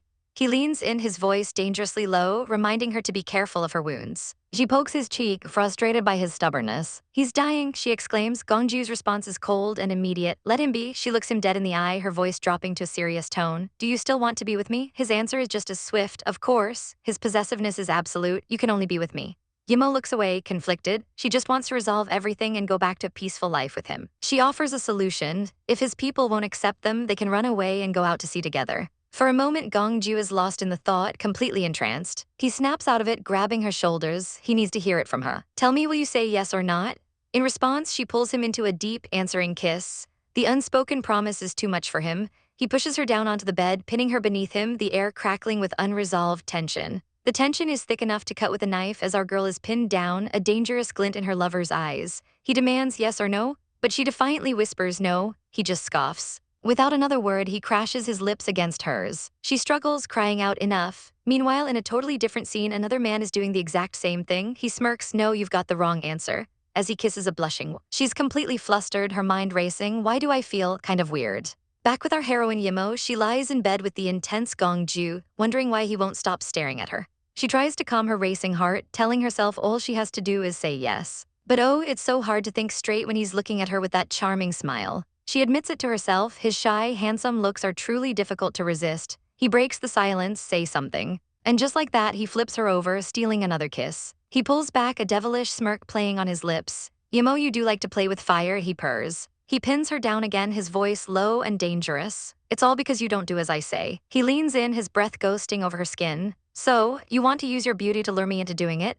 He threatens to keep pushing until she finally says yes. But our girl is no damsel in distress. She decides to fight fire with fire.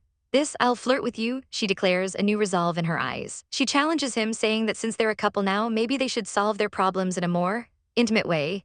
Gongju is stunned into a blushing mess. Yimo presses her advantage, suggesting a time limit. She conjures a stick of sandalwood incense to start the countdown. He's so flustered he can only stammer out an okay, leaving her a little baffled. The game is on. She kneels before him, her hand gently resting on his chest. She leans in close, whispering his name, Gongju, before trying out a new, devastatingly effective word. Darling, she breathes. His ears turn a scandalous shade of red. He's never heard anything like it. He panics internally, telling himself to just act calm and pretend he heard nothing. But Yimo isn't done. She leans in even closer, her lips brushing against his ear. Darling, why do you think I'm not passionate enough? She tries another word, sweetheart. He gets up abruptly, demanding to know what it means. He stands over her, his face a mess of confusion and blush. Sweetheart, what does it mean? He asks again, completely lost. Yimo, ever the teacher, begins her lesson, hiding her own blush behind her sleeve. The heart is the most important part of human beings. She continues her poetic explanation. Sweet represents the happiest mood in the world. And it's used to describe how you feel about the person you love. You're a unique treasure for me in the world. She delivers the final blow. My love, losing you is like losing my heart and I'll die. Gongju is absolutely floored, his heart captured. He whispers back, Yimo, you're my sweetheart too. He gently takes her hand in his. In a smooth move, he pulls her into a graceful pose, proving he's a fast learner.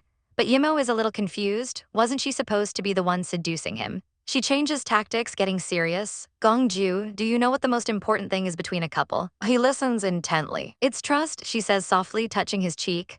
She pulls him into a warm embrace. We trust each other and we love each other, right? He smiles, the paranoia melting away. Yes, trust, I shouldn't have been paranoid. He holds her tight, realizing he doesn't need to know her secrets, he just needs to trust her. So, he asks, his voice full of emotion, do you believe I'm in love with you? He gently caresses her face as she whispers, yes. Then, seizing the moment, she adds, so you will save Si Wuyan, right? She promises this is the absolute last time they'll get involved in political drama. She reflects on her second chance at life, realizing that after accepting Gongju, she can finally live for herself. And he, Gongju, is the greatest treasure she's ever gained. She leaves the decision entirely in his hands and he's moved to his core.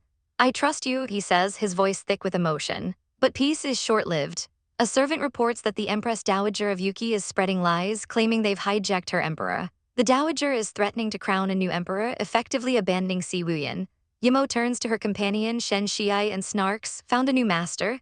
He cheekily replies he'd like to work for her, but she shuts him down cold. She knows he's not reliable.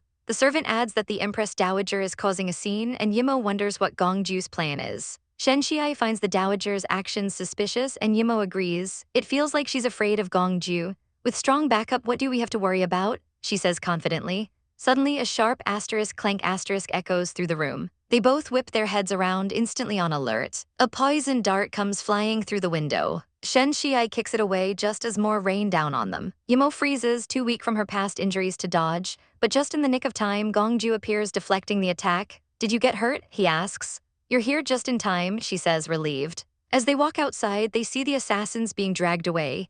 Yi Mo's eyes lock onto a pattern on their clothes, and a chill runs down her spine. Mount Yending. The name brings back a flood of painful memories. She quickly tells Gong Ju the assassins must be from the Empress Dowager, a ploy to attack from within. Just then, a guard announces that the Emperor Si Wuyan is awake. Yi Mo is deeply troubled. Mount Yending, a place of pain, but also where she found friends for 13 years in her past life. They enter the room to find Si Wuyan looking pale and weak. He looks at them, his heart aching. So at last, Gong Yi Mo still chose him, he thinks bitterly. A strange light flashes in his eyes. Guess I need to make him see it clearer, he decides. In a flash, his sickly appearance vanishes, replaced by his handsome, regal self as he swoops Yi Mo into a princess carry. Gong Ju is absolutely livid. "Gong Yi Mo, only your foot was hurt. Do you have to sit on his lap?" he roars. Si Wuyan smirks victoriously while Gong Ju seethes, snapping, "None of your business." Yi Mo is caught in the middle, completely speechless at their childish rivalry. Yi Mo lays out her plan. Gong Ju will help Si Wuyan fight back against the Empress Dowager. But Si Wuyan scoffs, "I don't need his help." Gong Ju immediately pulls Yi Mo into a possessive back hug, agreeing, "I think so too." Yi Mo tries to be the voice of reason, but Si Wuyan isn't having it. He warns her that the Empress Dowager is a cornered animal who will do anything to win. He insists on handling this as an internal affair, telling Gong Ju that his involvement with gunpowder would escalate it to a war. He orders Gong Ju to assemble his forces, but to stay out of it directly. Si Wuyan glares at him, "I don't need you to remind me of that, Prince of Yu Kingdom." Gong Ju holds Yi Mo even tighter, his voice dripping with sarcasm as he reminds Si Wuyan of their nation's alliance. Si Wuyan's gaze turns venomous. "So, you've accepted your immoral relationship?" he spits. Gong Ju's reply is icy, "It's none of your business." But Si Wuyan, the doctor, plays his trump card, mentioning the medical risks of their union. "Children born of a consanguineous marriage are likely to have birth defects," he declares. Gong Ju just smiles, a smug, confident look on his face as he caresses Yi Mo's cheek. "You don't need to worry about that, Your Majesty. Our children will be healthy and smart." Si Wuyan finally snaps, "Why do you have to be with him? There are so many other men." Shen Shiai tries to calm him down, but Gong Ju's patience has run out. He leans in and kisses Yi Mo passionately, right in front of his rival. Yi Mo pushes him away slightly, whispering, "What are you doing?" He simply replies, "Kiss you," and does it again, sealing his claim. He pulls back to look Si Wuyan dead in the eye. "Now do you understand?" His voice is low and final. "There are lots of men, but only I am worthy of her." Without another word, he scoops Yi Mo into his arms and starts to leave. "See you around." He walks out, leaving a defeated and utterly humiliated Si Wuyan behind. Si Wuyan clenches his fists, trembling with rage. They're so shameless. Shen Shiai can only sigh, urging him to endure it for the sake of regaining his power. Back in their private chambers, Gong Ju holds our girl by the window. But inside, she is dying of secondhand embarrassment. He leans in, genuinely confused. "What's wrong?" She slaps her hands over her face and snaps, "It's all your fault." She remembers him kissing her right in front of everyone, then doing it again as soon as they left the room. And to top it all off, he carried her like a sack of potatoes right past his own guards. It was so embarrassing, she wails internally. Still cradled in his arms, she begs him, "Can't you please keep it low profile?" He just gives her an innocent look. "I've considered other people's feelings, I just kissed you without doing anything else." Her eyes go wide with panic. "What else do you want to do?" He gently sets her down at his desk, which is piled high with scrolls. "Don't worry," he says smoothly, "I'll be reading the files." Our girl is stunned by the sheer volume of his work. She picks up a beautifully decorated envelope, her curiosity piqued. "What's in this?" "Just reports about Yuki," he answers, already focused on his work. Yi Mo leans against him, bored to tears. "I'm so bored here while you're working," she whines. He has the perfect solution. "Eat some pastries and read books." Her eyes instantly turn into sparkling stars. "Wow," he picks up a particular document. It's the message from Mount Yending. He muses, wondering about the assassins from before. He knows the mountain is a mysterious, icy place. She's never been to that mountain, he thinks, but the martial arts she learned are so similar to theirs. Why? He glances down at her, a complicated look in his eyes. A little while later, she's fallen fast asleep in his arms. He strokes her hair with a gentle smile. "Pastries, picture books, and napping in my arms." He chuckles softly to himself. "Why do I feel like I'm looking after my daughter? From older sister to lover and now this? What a chaotic change." But our girl isn't fully asleep. She cracks an eye open to peek at him. And oh my, he's so hot, she thinks, completely captivated. She practically drools, admiring his perfect features. "I can't help slobbering over him." She giggles to herself, munching on a pastry while holding a book. Playfully, she holds out the pastry to him. He leans down and licks the cream from her finger. Then he goes for the ultimate power move, taking a bite of the pastry she's holding in her mouth. Asterisk crack asterisk, they're nose to nose, the tension electric. Does it taste good? He murmurs, she turns beet red. I want to eat another piece, like how I ate just now, she stammers, wanting another kiss. He pulls back with a teasing pout. No, but our girl is feeling bold. I'll eat it all, she declares. Since you won't give me the pastry, I'll have to eat you. And she lunges, pulling him into a passionate kiss that sends papers flying everywhere. A moment later, she pulls back with an adorable little asterisk burp asterisk. He looks at her, a mix of amusement and concern. What's wrong? I ate too much, she mumbles, clutching her tummy. He gently rubs her stomach to soothe her. I'm like a little cat stroked by its owner, she thinks, even letting out a tiny meow. Yimo, he asks softly. She looks up, her eyes getting heavy. Gongju, I'm a little sleepy. Just then, a guard's shadow appears at the door. He smiles at her sleepy face, thinking how cute she is. A guard's voice calls out, Your Highness. He gently lays her on the bed, kissing her forehead. Go to sleep, I'll be back soon. He steps outside to meet his subordinate. Go to the side hall. But back inside, Yimo's eyes snap open. She's not asleep at all. She senses someone else in the room. Show yourself, a man in white robes appears from the shadows. Can't believe you noticed me. You're something, little girl, he says, but she's not intimidated. I'm far worse than you, sir, you're a top martial artist. She pins him with her gaze. What exposed your presence is the smell of fire cloud weed on you. I wonder why you had someone take Gongju away and came to meet me alone. She knows exactly what that herb means. In her past life, this man, Q Changchen, was her teacher, and that herb was for unblocking his meridians. He warns her to stay out of the political turmoil of his kingdom. She scoffs, walking calmly to a table. You think so? Then why did you come here from the Yu kingdom? He claims it's a private affair, but she sees right through him. Private affair? Your people disguised as assassins and tried to steal my gunpowder. She pours tea, her voice icy. Or is your private affair about your wife, who's from Yuki? After all that, you're telling me not to interfere, she says with a smirk. Don't you think that's a little inappropriate? He promises his people won't bother her if she stays out of it. He seems genuinely troubled, stating that gunpowder is too dangerous for this war. Our girl offers a deal. How about this? If you promise to stay out of this, I will too. He agrees instantly. Deal, I'm taking my leave. She watches him go, determined to keep Gongju safe and get him home. A flashback reveals an agreement has already been signed. An imperial edict from the Emperor of Yu Kingdom. The edict clearly states that Yu Kingdom must not interfere in the conflict.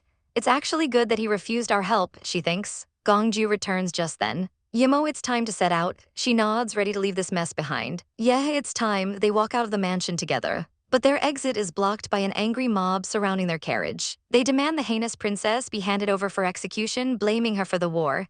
Gongju pulls her close, shielding her. Just ignore them, in my eyes, you're the best. Her heart flutters. Sure, I don't care what they say at all. She blushes as the carriage begins to move. It's enough to know the one I love understands me, she thinks. I don't care how other people judge me. She leans against him contently. He asks if she's worried. No, she murmurs, I just want to lean on you like this forever. He teases her, what, you don't like it? She looks up, flustered. Of course I like it. I want to stay with you like this for the rest of my life, he whispers. She playfully retorts, the rest of your life, that's too long. He gets an idea. Are you an idiot? I mean, you'll get tired leaning on me for too long. We need to try some new gestures. He smirks devilishly. New gestures, how about this one? He leans in and nibbles her ear, making her yelp, hey, it itches. Just then, a guard rushes up with an emergency message. Gongju grabs the scroll. It's a single, desperate plea for help from the battlefield at Pingyai. He's shocked. The war just began. How could things be so dire already? But he trusts his brother wouldn't send this lightly. A frantic flashback shows the battlefield. The enemy soldiers are drugged, turned into mindless killing machines. Siwuyan knows he must stand and fight to protect the innocent towns nearby. A female general vows to fight shoulder to shoulder with him. They share a moment of battlefield banter, surprised by each other's bravery before the fight. Then they charge into the fray. Back in the present, Yimo can feel something is terribly wrong. Gongju confirms it. Something is off, be careful on the battlefield. He cups her face gently. I'll take my people to help, stay here and don't run around. She nods bravely. Okay, don't worry, come back as soon as you can. He leaps from the city wall. But his own guards block his path with crossed swords. Sir? It's not decent to make a sneak attack, a voice says. It's Q Changchen and he's holding a sword to Yimo's throat. Your Highness, you've already broken the promise, he says coldly. Yimo is furious. Aren't you ashamed, taking advantage of my difficulties? She knows she's not recovered enough to fight him properly, but she dodges his blade and counters with her own. But then again, wind and nature was created by my late master. He freezes, stunned. That's a secret of Mount Yunding, how could you know it? She reveals they share the same master, leaving him speechless. It's a huge gamble as her old wounds are flaring up. She reminds him of the rule, disciples of the same master cannot fight. She lowers her sword, offering a deal. Your purpose is to take me to the Empress Dowager, right? I'll just go with you.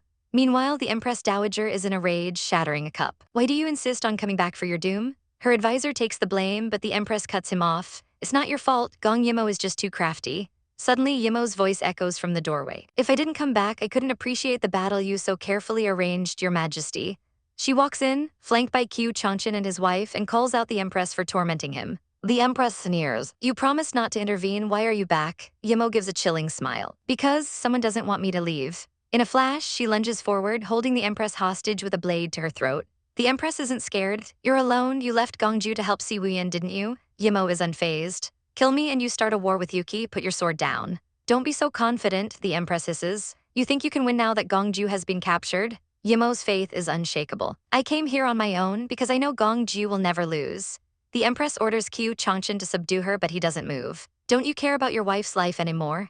The Empress threatens, revealing she poisoned the woman with a venomous insect. The wife looks betrayed. How could you poison me? The Empress laughs. How else could I control Master Qiu? Qiu finally draws his sword. Let go of Her Majesty. But Yi Mo holds her ground, telling the screaming Empress she'd be doing the world a favor if she committed suicide. The Empress is livid. If I win this war, I will hunt you to the ends of the earth. Yi Mo's expression is serene. I only trust Gongju. Defeated, the Empress drops a wooden block. It slabs against the floor. Suddenly, the advisor Wuxi stabs Qiu's wife. Qiu screams in agony. The Empress cackles. The poison is irreversible and makes a run for it. Yi Mo rushes to Qiu's side as he begs her to save his wife, who is now writhing in pain. Seeing no other way, Yi Mo makes a heart-wrenching decision. She stabs her sword through Qiu Changshan's chest, piercing his wife behind him. He looks at her not with anger but with shock. She meets his gaze, her own eyes filled with tears. Promise me, please save her. A memory from her past life flashes before her eyes and a single tear falls. Master, she sees not Qiu Changshan but the face of her true master from her past life. Master, here we go, let's dive right back into the drama. A heart-wrenching memory flashes through her mind. A little girl in the snow looking up at a beautiful, ethereal man. She calls him master and he promises to protect her for the rest of her life. But that sweet memory sours fast. The great master's order rings out. Gong Yi Mo is to be expelled. She's cast out, abandoned, and forced to walk alone in the freezing snow. The memory darkens further. She looks up, her face grim, whispering, it's too late. What's too late? Her eyes widen in confusion. Then the horrifying truth crashes down as she sees herself, splattered in blood. A sword pierces her master's chest as he shields her from an attack. He falls, gasping out his promise to protect her. All my life, he whispers, but she just screams no. She cradles his dying body, helpless in the snow. Blood streams from her own eye as she whispers his name one last time. But the nightmare isn't over. One of his disciples glares at her with pure hatred, calling her a witch and vowing revenge. He lunges, sword drawn, screaming, go to hell. The memory shatters and we're back in the chaotic present.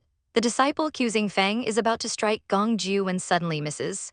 Qiu throws herself in front of the blade. Blood spurts everywhere as she takes the hit meant for her husband's target. The sword is ripped from her chest with a sickening sound. She shoves them away, telling them to go, vowing to get her revenge later, leaving her husband utterly bewildered.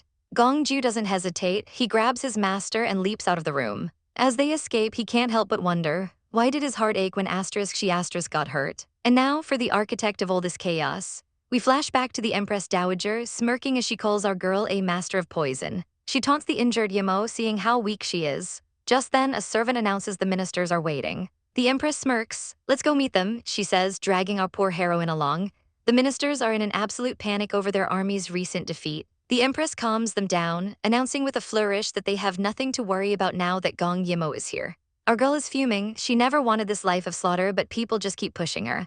As a guard holds her down, a terrifying killing intent explodes from her body. A storm of red energy erupts around her. She rises, no longer a prisoner but a devil. It's you, she snarls, that made me become this. In a flash, she has the Empress Dowager by the throat. Slaughter, she says with an icy calm, is the thing I'm best at. A royal guard steps forward. But instead of attacking, he drops to his knees, begging Yi Mo to spare the Empress. The Empress's eyes glint with a cruel realization. You love her? She asks the guard before offering Yi Mo a deal. She stomps her foot down hard on the kneeling guard's hand, demanding Yi Mo cease the war and surrender to Si Wuyan. One of the ministers dares to object, saying a princess has no such authority. Big mistake. Yi Mo's power lashes out, striking the man down in an instant. She casts his body aside and glares at the remaining cowards. Any other objections? They all fall to their knees, trembling. No, we dare not. Yi Mo isn't finished. To prove their loyalty, she demands they hand over their official seals. She promises to return them when the true emperor is back. One by one, they toss their precious seals into her bag. The Empress Dowager can only watch from the floor, seething at their betrayal. Yi Mo leans down, cupping her ear. Louder please, I can't hear you, she taunts. The Empress plays her last card. What if Si Wuyan dies, she hisses. Yi Mo scoffs, saying Gongju is with him. And what if Gongju dies as well, the Empress presses. Yi Mo's smile vanishes. Her eyes turn deadly. If he dies, she declares, I will have the entire nation of Yuki buried with him. The Empress laughs, calling her naive. But Yi Mo is dead serious, I mean it. Let's make a bet, the Empress says with a sly grin. She points to the grand doors of the hall. Let's bet on who appears first. Is it your man reporting his victory? Suddenly, the doors burst open. A figure rushes in, screaming her name. It's Si Wuyan, he's back. He rushes to her side and pulls her into a desperate hug. Please, he begs, don't get hurt again. I'm so worried about you. She melts into his embrace, just relieved he's safe and sound. Standing together, a united front. She asks him, will you be a good emperor? He promises he will, and she hands him the bag of seals, cementing his victory. Just as Gongju arrives to congratulate them, the adrenaline finally wears off. Yi Mo feels a wave of dizziness and collapses, passing out in Si Wuyan's arms. Gongju reaches for her, but Si Wuyan pulls her away protectively. She doesn't belong here, he says. Gongju insists on at least treating her wounds, and Si Wuyan reluctantly agrees. Handing the defeated Empress over to his men, he turns to Gongju with a single burning question: how did she get hurt? Gongju tells him everything, recounting the Empress's taunt. As Si Wuyan gently lays Yi Mo down on a bed, Gongju repeats our girl's savage, earth-shattering promise. If he dies, I will have the whole Yuki buried with him. Si Wuyan freezes, completely stunned. He looks down at her, his heart aching. She hates violence, she values peace above all else. And yet for him, she was willing to subvert an entire country. He dismisses Gongju and tenderly strokes her hair. I will weigh over your belief in your heart, he whispers. He leans down and kisses her, vowing to never let her out of his sight again. He promises to watch over her, to protect her. He touches her lips, realizing that even kissing her like this isn't enough anymore. He wants to hold her, but she's too injured. A surge of rage fills him, all directed at accusing Feng for hurting her so badly. He also can't shake the feeling there's a deeper connection between Yi Mo and Mount Yunding. He sits by her side, watching over her, and gently tucks her in. He leans close, whispering a promise to deal with her when she's better. Just then, Gongju walks back in, looking unimpressed. Why don't you just cover her face too? He asks sarcastically. Si Wuyan, clutching Yi Mo like a possessive dragon, deadpans, to be honest, I was thinking about doing that. Gongju tries to ask about her injuries, but Si Wuyan snaps that it's none of his business. She's not your personal property, Gongju argues. Yes, she is, Si Wuyan declares, pulling her closer. Everything about her is mine. Defeated, Gongju reaches for her foot to treat an injury, thinking this might be the last time he can ever touch her. But Si Wuyan slaps his hand away. Don't touch her. Gongju warns him she's badly hurt, but Si Wuyan doesn't care. In her drowsy state, Yi Mo wonders if he's doing this on purpose. A few days later, it's time for goodbyes. Gongju asks Yi Mo why she helped him. Because you're a good person, she replies simply. She then reveals she knew the poison he gave her was a fake. He's shocked. She teases him, asking if he's sad they're parting ways. He gets sentimental, talking about how fate brings people together and pulls them apart. He leans in close, confessing his envy for Gongju. But if you ever fall out of love with him, he whispers, come to me. Si Wuyan is not having it and immediately pulls his girl away from the flirty doctor. After a final warm farewell, Yi Mo and Si Wuyan ride off. He tells her he sent Mrs. Q away, warning her to stay away from the dangerous woman. Yi Mo nods, a star in her eye. But then Si Wuyan's expression turns grim. There is one more thing, he says. I received word. The Emperor of the Yu Kingdom is gravely ill. Yi Mo's eyes widen in absolute shock. Let's hurry, she says, and they gallop towards her home kingdom as fast as they can. Our girl and her man arrive to see the emperor, but they're immediately blocked by a eunuch. He claims his majesty is unwell and sends them away. Gongju, ever the drama queen, feels a chill and asks for cloak. The eunuch gets sassy, telling Yi Mo that Prince Gongju is in a foul mood and asking if she's really sure she wants to wait. He presses on, basically asking why she's so desperate to see her angry dad, who clearly doesn't want to see her. But our girl is nothing if not stubborn. She drops to her knees, determined. He'll be even angrier if I don't show up, she thinks, and begins to kowtow, calling for her father. The eunuch tries to stop her, but she shoves his hand away. Don't stop me, I know what I'm doing.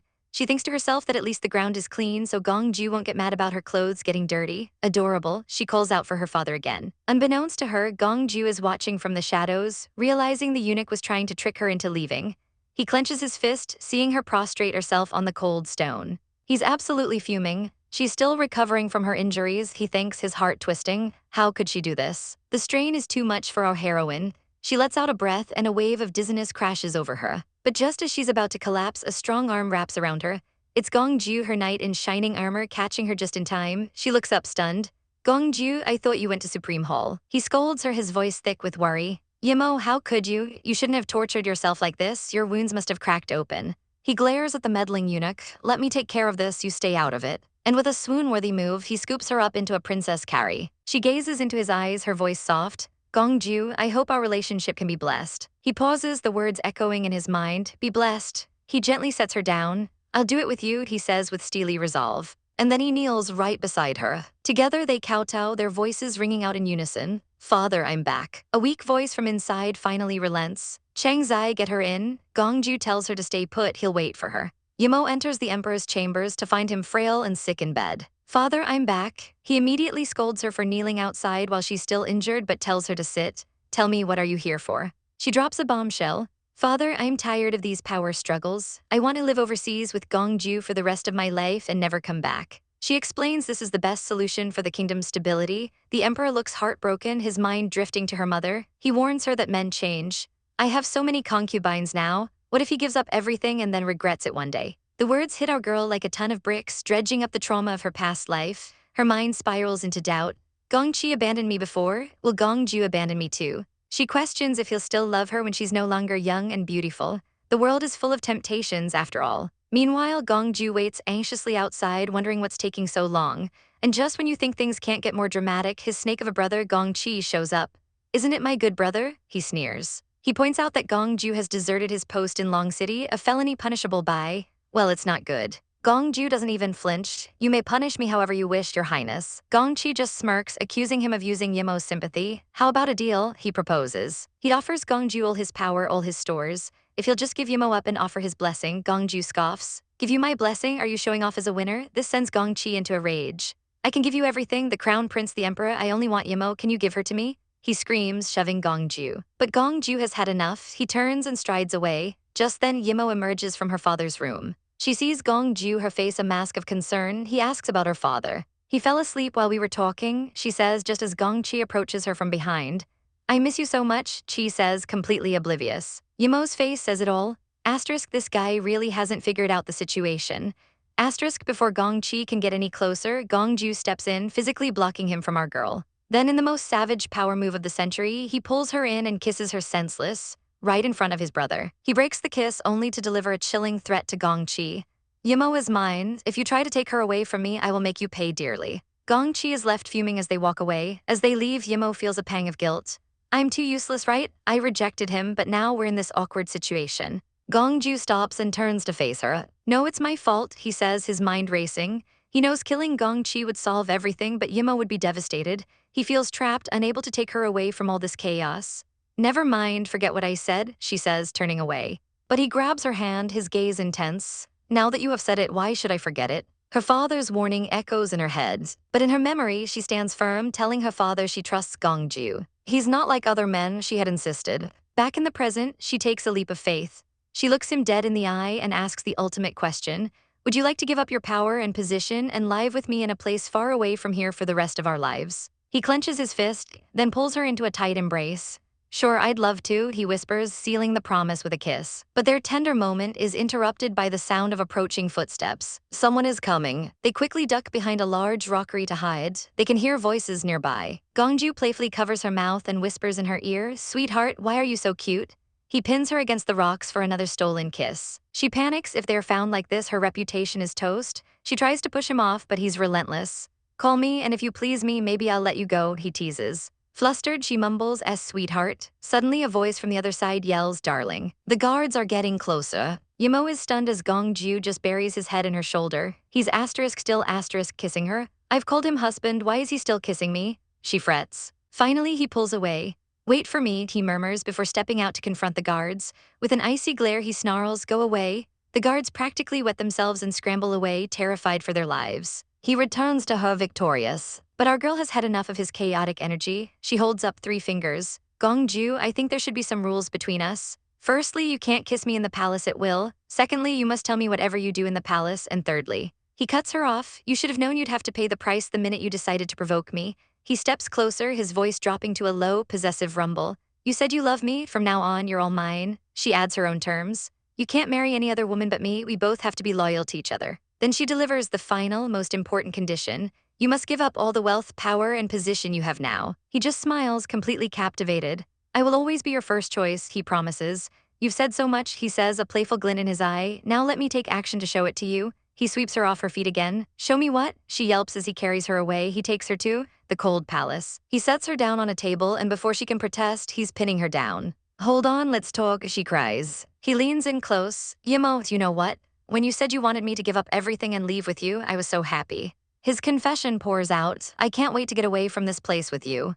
You'll never know how long I've waited. I long to be with you forever. And the thought almost drives me crazy. Our girl is completely overwhelmed and blushing furiously. He whispers, I've recovered a lot from my injury. How about you? He leans closer, his voice husky. Hold me in your arms and sleep. She snaps out of her daze, realizing he's teasing her. Forget it, there's no need to rush. He pulls her into a gentle embrace. We'll get married as soon as you make a full recovery, then we'll go somewhere far away from here and never come back. He helps her lie down on the bed. You must be pretty tired these days. Go to sleep and I'll dress your wound. He sits by her side, watching over her as she drifts off. Just as she's about to fall asleep, she asks him softly, do you love me? He gazes down at her tenderly, love. He leans down, his lips brushing against her ear. Yes, I do. Meanwhile, in another part of the palace, the Empress is in a full-blown rage, smashing porcelain. There are so many girls in this world, not just her, she shrieks. She asks her lady-in-waiting about the crown prince's wife, who still refuses to sleep with him. The attendant tries to calm her down, but the Empress muses, do you think I should help him get what he wants? The attendant agrees, pointing out the political mess it would create if the future emperor's sister married his wife's brother. Then she lowers her voice and drops an absolute nuke of a secret. Actually, Gong Yi Mo is not His Majesty's child. She reveals that Yi Mo's mother was already pregnant with another man's child when she entered the palace. But just as the secret is spilled, there's a thud from outside the room. The Empress spins around. Who is there? Gong Chi's eyes are filled with a chilling regret. Yi Mo is not my sister, he thinks, his heart aching. We could have been a couple from the very beginning. His fist clenches in fury at himself. He grabs our girl, his voice dangerously low. I'm glad that you still care about me. I'll never turn you down. Our poor heroine is cornered and trembling. Are you mad? Why did you scare me? She cries out, but he's lost in his own twisted world. If only I had known about it earlier, he growls. His regret is a poison, twisting his features. He thinks back to the time he was supervising the canal, spending every day with her. I should have just taken her then instead of trying to control myself. He stands tall, a terrifying resolve in his eyes. It's still not late, Yi Mo, he vows to the empty night. I'll take you back. A few days later, our girl is filled with unease. She's heard that Chi has been gathering troops and his mood is darker than ever. She sits by her father's bedside, watching over him. He looks frail, his voice weak. I'm not gonna stop you anymore, he whispers. Now that you and Gong Ju want to leave, just go. But she can't. His condition has been very bad recently, she thinks. I can't leave him now. I'll leave when you get better. Her father just shakes his head sadly. I don't think I'm gonna get better. He lies back, his eyes closed, looking defeated. How come? She asks, her voice laced with worry. She tries to give him hope, telling him about a famous doctor she's invited and a legendary treasure, the Snow Ganoderma of the Snow Clan. But as she speaks, he suddenly grabs her hand, stopping her. A familiar question flashes through her mind. Why is he always trying to stop me from looking for the treasure? She calls out to him, but he's already fallen asleep again. A wave of sadness washes over her, followed by an overwhelming exhaustion. She lets out a massive yawn. Why do I feel so sleepy too? She wonders, deciding to head back to her own hall for some rest. She leaves the room, feeling heavy and drained. As she lifts a beaded curtain, she calls out Chi. She sees him standing there and explains, Are you here to see father? He is in sleep. Maybe you can wait in the outer room for a while. But he just grabs her, his touch urgent.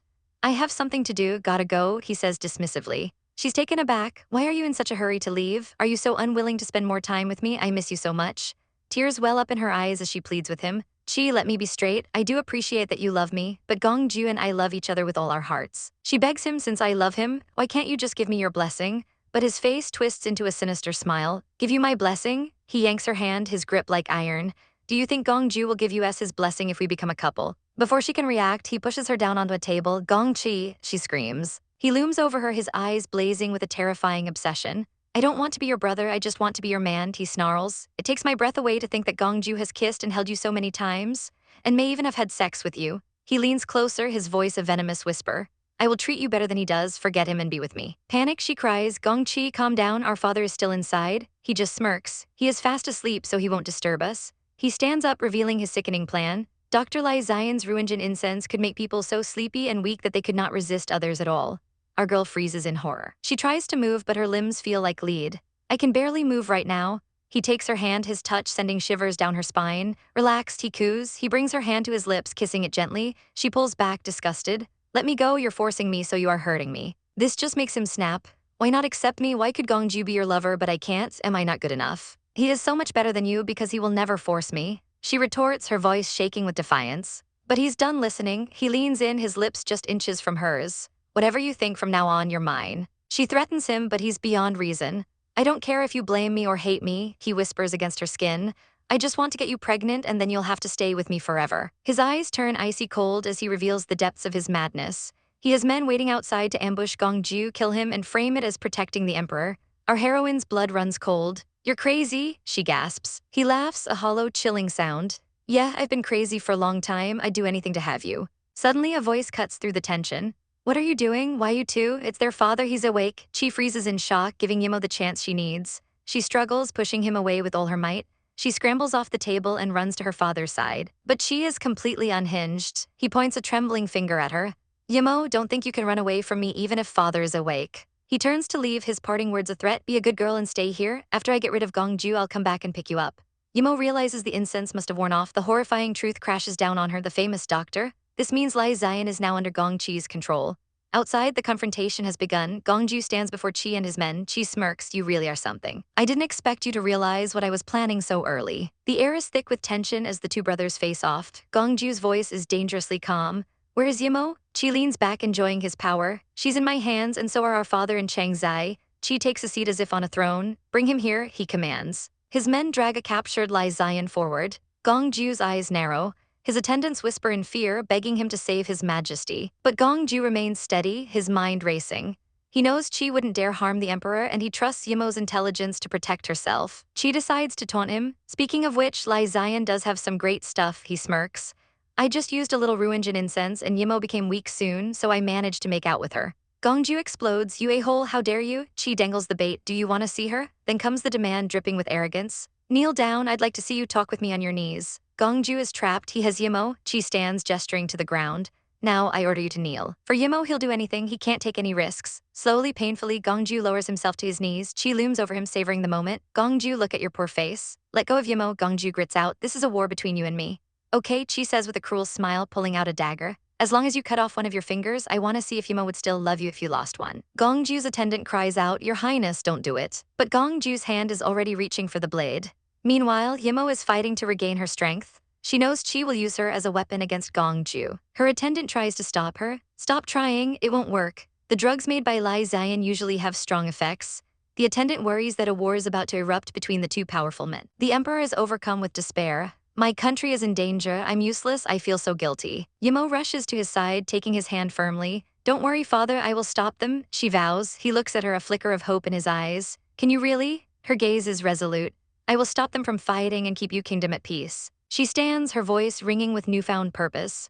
I swear that I will try my best to make the four countries live in peace and prosper together. Her father simply says, good. He takes out a small wooden box. It belonged to your mother and now it belongs to you. What is it? She asks, taking the box. This is a map of the Snow Clan and your blood will make the pictures on it appear, he explains. It may enable you to obtain incredible power. You never allowed me to look for this treasure, did you? Why? She asks. He admits he was afraid of the power she would wield. But things are different now, he says, revealing a secret path. Escape through here with Gongju. But what are you gonna do? She asks, her heart clenching. I'll stay here until you get back, he says with a gentle smile. The journey to find the treasure is your destiny. Outside, Gongju holds the dagger, his eyes locked on Chi. If I cut off one of my fingers, you'll let Yimo go, right?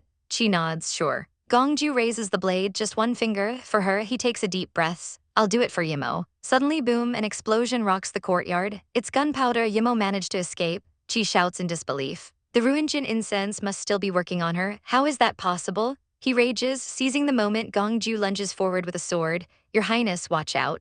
But Chang Zai blocks the attack. If you try to hurt us again, he warns, with or without Yimo's permission. Gongju's eyes are filled with pure murderous rage. I will kill you. Chang Zai and the others retreat and Chi yells, chase them. Safely away on a boat, Yimo smiles gently at Gongju. You've rode for so long, come here to have a break, take some food. She offers him some snacks she packed, adding, they're your favorite milk cakes. His heart melts. Even in the middle of chaos, she thinks of him. She pops one in her mouth. Is it sweet? She asks playfully. He leans in, you want to know it. Why not come to taste it? He purrs, she giggles. Okay, just one bite. She holds out a fresh cake for him, but instead of taking the cake, he closes the distance and kisses her, stealing the bite right from her lips. The rest of the cakes fall from her stunned hand. He pulls back with a smirk. Good. I didn't taste anything, he teases, his eyes sparkling. I gotta taste it again. And he dives in for another, much deeper kiss. When they finally part for air, she's breathless. I think my wounds have recovered and I feel like I've got my strength. And energy back, she finishes, her cheeks flushed. He blushes too. Babe, are you trying to turn me on? She bites his shoulder playfully. It's you who are tempting me. He groans. You can't do it again. I'm afraid I will not be able to control myself. She licks her lips, totally savage. Then don't. He pulls her close, his voice thick with emotion. Because I want to save the sweetest part for our wedding night. My babe, I will definitely give you the most perfect wedding ceremony. He sobers up. All right, let's get down to business. He reminds her of their mission, finding the snow Ganoderma. She pulls out the map. Father gave me a map. He said my blood would make the hidden pictures appear. Without hesitation, she bites her finger. A single drop of blood drips onto the ancient parchment, and intricate lines begin to glow. It really works, amazing, she exclaims. Seeing this, Gongju bites his own finger to try, but when his blood touches the map, nothing happens. Why doesn't your blood work on it? She asks, confused. He explains, Yemo, not everyone's blood can make it. She wonders how he's so sure, but decides to play dumb. She laughs nervously. Haha, really? This is probably because my mother was a member of the Snow clan. She then points out, I also have a map that your grandmother gave me. He looks at her intently, and she told me, only the pure blood of Snow clan people could work on this map. Busted, she looks away, embarrassed. Well, does my origin have other possibilities? I know nothing about it, she insists. He nuzzles her neck, you bad girl. She covers her blushing face, still trying to deny it. I do know nothing. He's had enough of the games. He gently pushes her down. Gong Yi Mo, seriously, are you still unwilling to tell me the truth? He looks hurt. Yi Mo knows who she really is, but why has she been so reluctant to tell me? His heart aches with doubt. Is she still trying to lie to me? Am I not good enough for her to accept me? Our girl peeks at his sad face through her fingers. She sighs, finally giving in. Alas, I know what you're thinking about. She confesses, I knew my true origin very early on, but that doesn't mean anything to me. We grew up together and were attached deeply. She looks into his eyes. You were my younger brother before, but now you're my dear husband. What's more, I feel lucky that you did not know my origin earlier. She takes his hand. That's why I'm so sure that you're the one I want to spend the rest of my life with. He pulls her into a hug, completely overwhelmed. You have always been so considerate, which makes me very touched. He kisses her tenderly, thinking of all the ways she's made him a better man. He knows that losing her would be the biggest regret of his life. He whispers his plan to run away together after they find the treasure, but she shakes her head. No, we're not leaving. We're going to continue to live in the public eye and show them how sweet we are. He worries about the gossip, but she just smiles. Don't you always care what people say about you? He admits he used to, but now that I have you by my side, I'm not afraid of anything. And with that, he kisses her again. The boat tips, and with a great splash, they tumble into the water. They surface, laughing and gazing into each other's eyes. And there, surrounded by curious fish, they share a beautiful, breathtaking underwater kiss. A silent promise of their future together. Our girl and her man are poring over a map by the fire. She leans in close, whispering that she wishes they could get married tonight. He doesn't miss a beat. Then let's do it, he says, pulling her closer. Our little nugget gets all blushy, but then pulls back with a mischievous grin. Just kidding, she chirps, snapping him out of his romantic fantasy. She points to the map, getting serious. They're missing a piece, and they need it to find the treasure of the Snow clan. He suggests they go to Long City to see her grandparents, hoping they'll know something. And so they arrive, but not for a friendly family visit. They head straight for the dungeons of Long City. Gongju explains with an icy tone that he's been keeping her grandparents locked up ever since they tried to poison him. Suddenly, a shrill voice cuts through the darkness, screaming a name. He instantly recognizes it. From behind the bars, a crazed woman glares out, accusing someone named Gong Yi Mo of betrayal. Our girl steps forward and the woman's rage intensifies. You betrayed your mission to destroy the world, she shrieks. Gongju immediately pulls Yi Mo back, his voice a low warning. Stay away from her, he says. She's always been crazy. She's the one who poisoned the Empress Dowager. Yi Mo observes the woman with a clinical coldness. She's suffering from the poison now, she notes, a taste of her own medicine. Gongju suspects she's been brainwashed, probably by her grandmother, and then drops a bombshell. This woman is the wife of a powerful figure from Mount Yunding. He promises to explain everything later as they move on. They arrive at another part of the dungeon and are immediately confronted by an old man. He yells at Yi Mo, calling her cruel for what she's done to her grandmother. But our girl snaps back, her voice dripping with contempt. I will never admit that the woman who tried to hurt my beloved man is my grandmother. The old man turns his fury on Gongju, spitting that he's a disgrace for falling in love with the son of their enemy. He claims they own tried to kill him to put Yi Mo on the right path. Yi Mo scoffs, the right path to destroy our world, you mean? She reveals that the crazy woman Zhu Wuxi has told her everything. The old woman panics, denying they know anyone by that name. Yi Mo just gives them a sly, knowing smile. The old couple realizes they've been played. She was just pumping them for information. Yi Mo sees they've clammed up. Fine, time for a new tactic. She needs to save her father, so she squats down to face her grandmother. Where's the last map? She asks, cutting straight to the chase. The old woman mentions that Yi Mo's own mother warned her against seeking the treasure. Yimo's heart clenches. Did her father stop his search because her mother asked him to? The grandmother reveals a critical piece of information. An elder of the Snow clan took the last map long ago and vowed to guard it with his life. Later, back in a study, Gong Ju finds Yimo lost in thought. He gently interrupts, telling her to eat first. But she's too anxious. The sooner they find the Snow Ganoderma, the sooner her father can be cured. He looks at her, his eyes full of adoration. You care about your father, he says softly, but I care about you. He holds up a bowl, his voice a velvet promise. I'll feed you. He lifts a morsel to her lips, calling her cute, and she melts.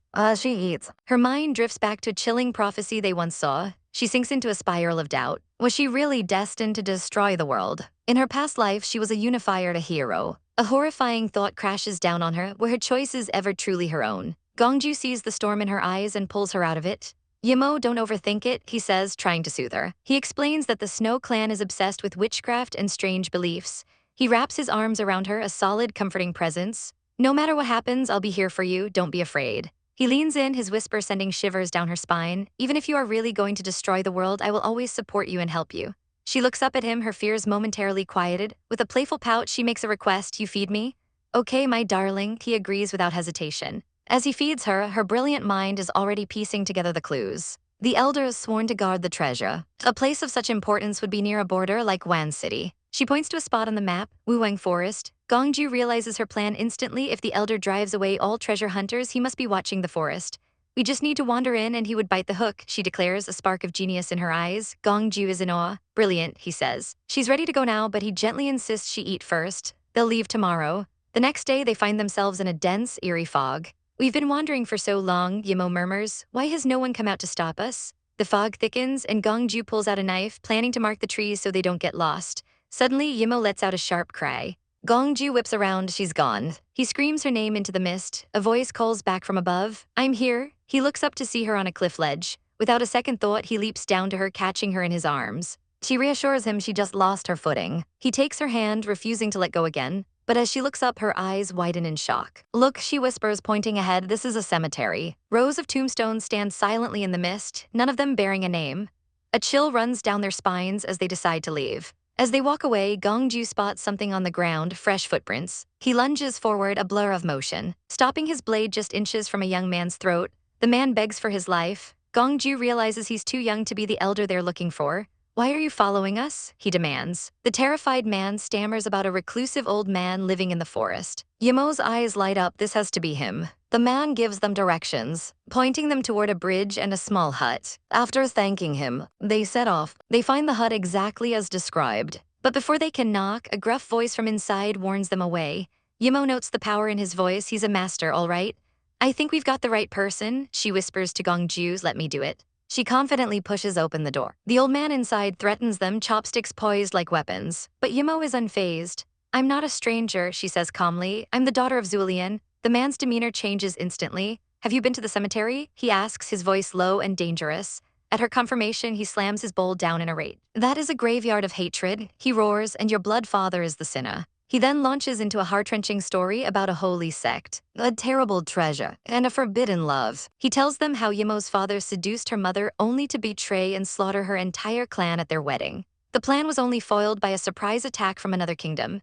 He, the lone survivor, buried his master and peers in that nameless cemetery. Yimo is stunned. The man glares, vowing to protect the treasure with his life. He lunges, swiping at her with blinding speed. Gongju pulls her back just in time, and Yimo realizes with a gasp, the old man is blind. Gongju clashes with him, barely holding his own against the furious master. Seeing the man is formidable even without sight, Gongju grabs a nearby chair and hurls it as a distraction. Enough, Yimo cries out. Gongju shakes his head, knowing they can't win this way. He pulls the door shut, and they retreat, standing on the bridge. Gongju offers to go back and hold the man off, but Yimo smiles. No need, she says, a clever glint in her eye. I've already known where the treasure map is. Gongju is completely baffled. She leads him back to the cemetery. He said we couldn't get his map even if we kill him, she explains, which means the map is not with him. She stands among the graves, thinking. She remembers his explosive anger when he heard they had been there. And most importantly, she adds, he is a blind guy. Where would a blind man hide something precious? In a place no one would ever want to step on. She kneels before the tombstone marked my dear master.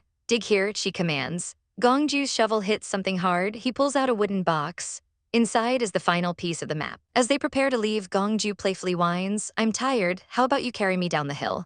Our girl swoons at his audacity, but he just grins. Get on. She happily jumps onto his back. He remarks that time flies and she's an adult now. She snuggles against him, her voice sleepy. I think the time goes too slowly. I suffered a lot in those days without you. He smiles, telling his darling to go to sleep as he carries her through the misty forest. Here we go, buckle up buttercups because it's about to get wild. Our heroes arrive at their destination, a dark and spooky forest. Gong Yi whips out his sword and with a single elegant slash he carves away the brush. And what do you know, our girl spots it immediately. There's a stone door, she whispers, pointing to lock. With a heavy asterisk clank asterisk, the ancient door swings open, revealing a pitch-black abyss. Gong Yi, ever the protector, steps forward. I'll go in first. Yi Mo, you stand behind me, she quietly agrees. He lights a torch, illuminating a cavern that looks like it hasn't seen the sun in 1,000 years. He wonders aloud what kind of ancient secrets they'll uncover. He mentions that the people here worship witchcraft and possibly insects. At the word insects, our poor heroine absolutely loses it.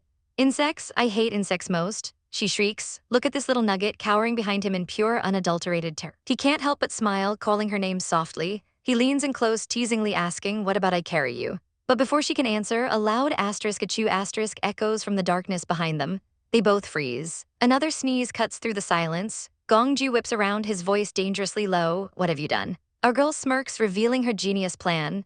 We just scattered some spicy powder when we went by, she explains calmly. She knew they were being followed. Anyone who steps on the powder will be exposed by their own sneezing. A figure steps out of the shadows, clapping slowly. Nice tricks, he says with a grin. He asks how she knew he'd follow, and she lays out the evidence like a seasoned detective.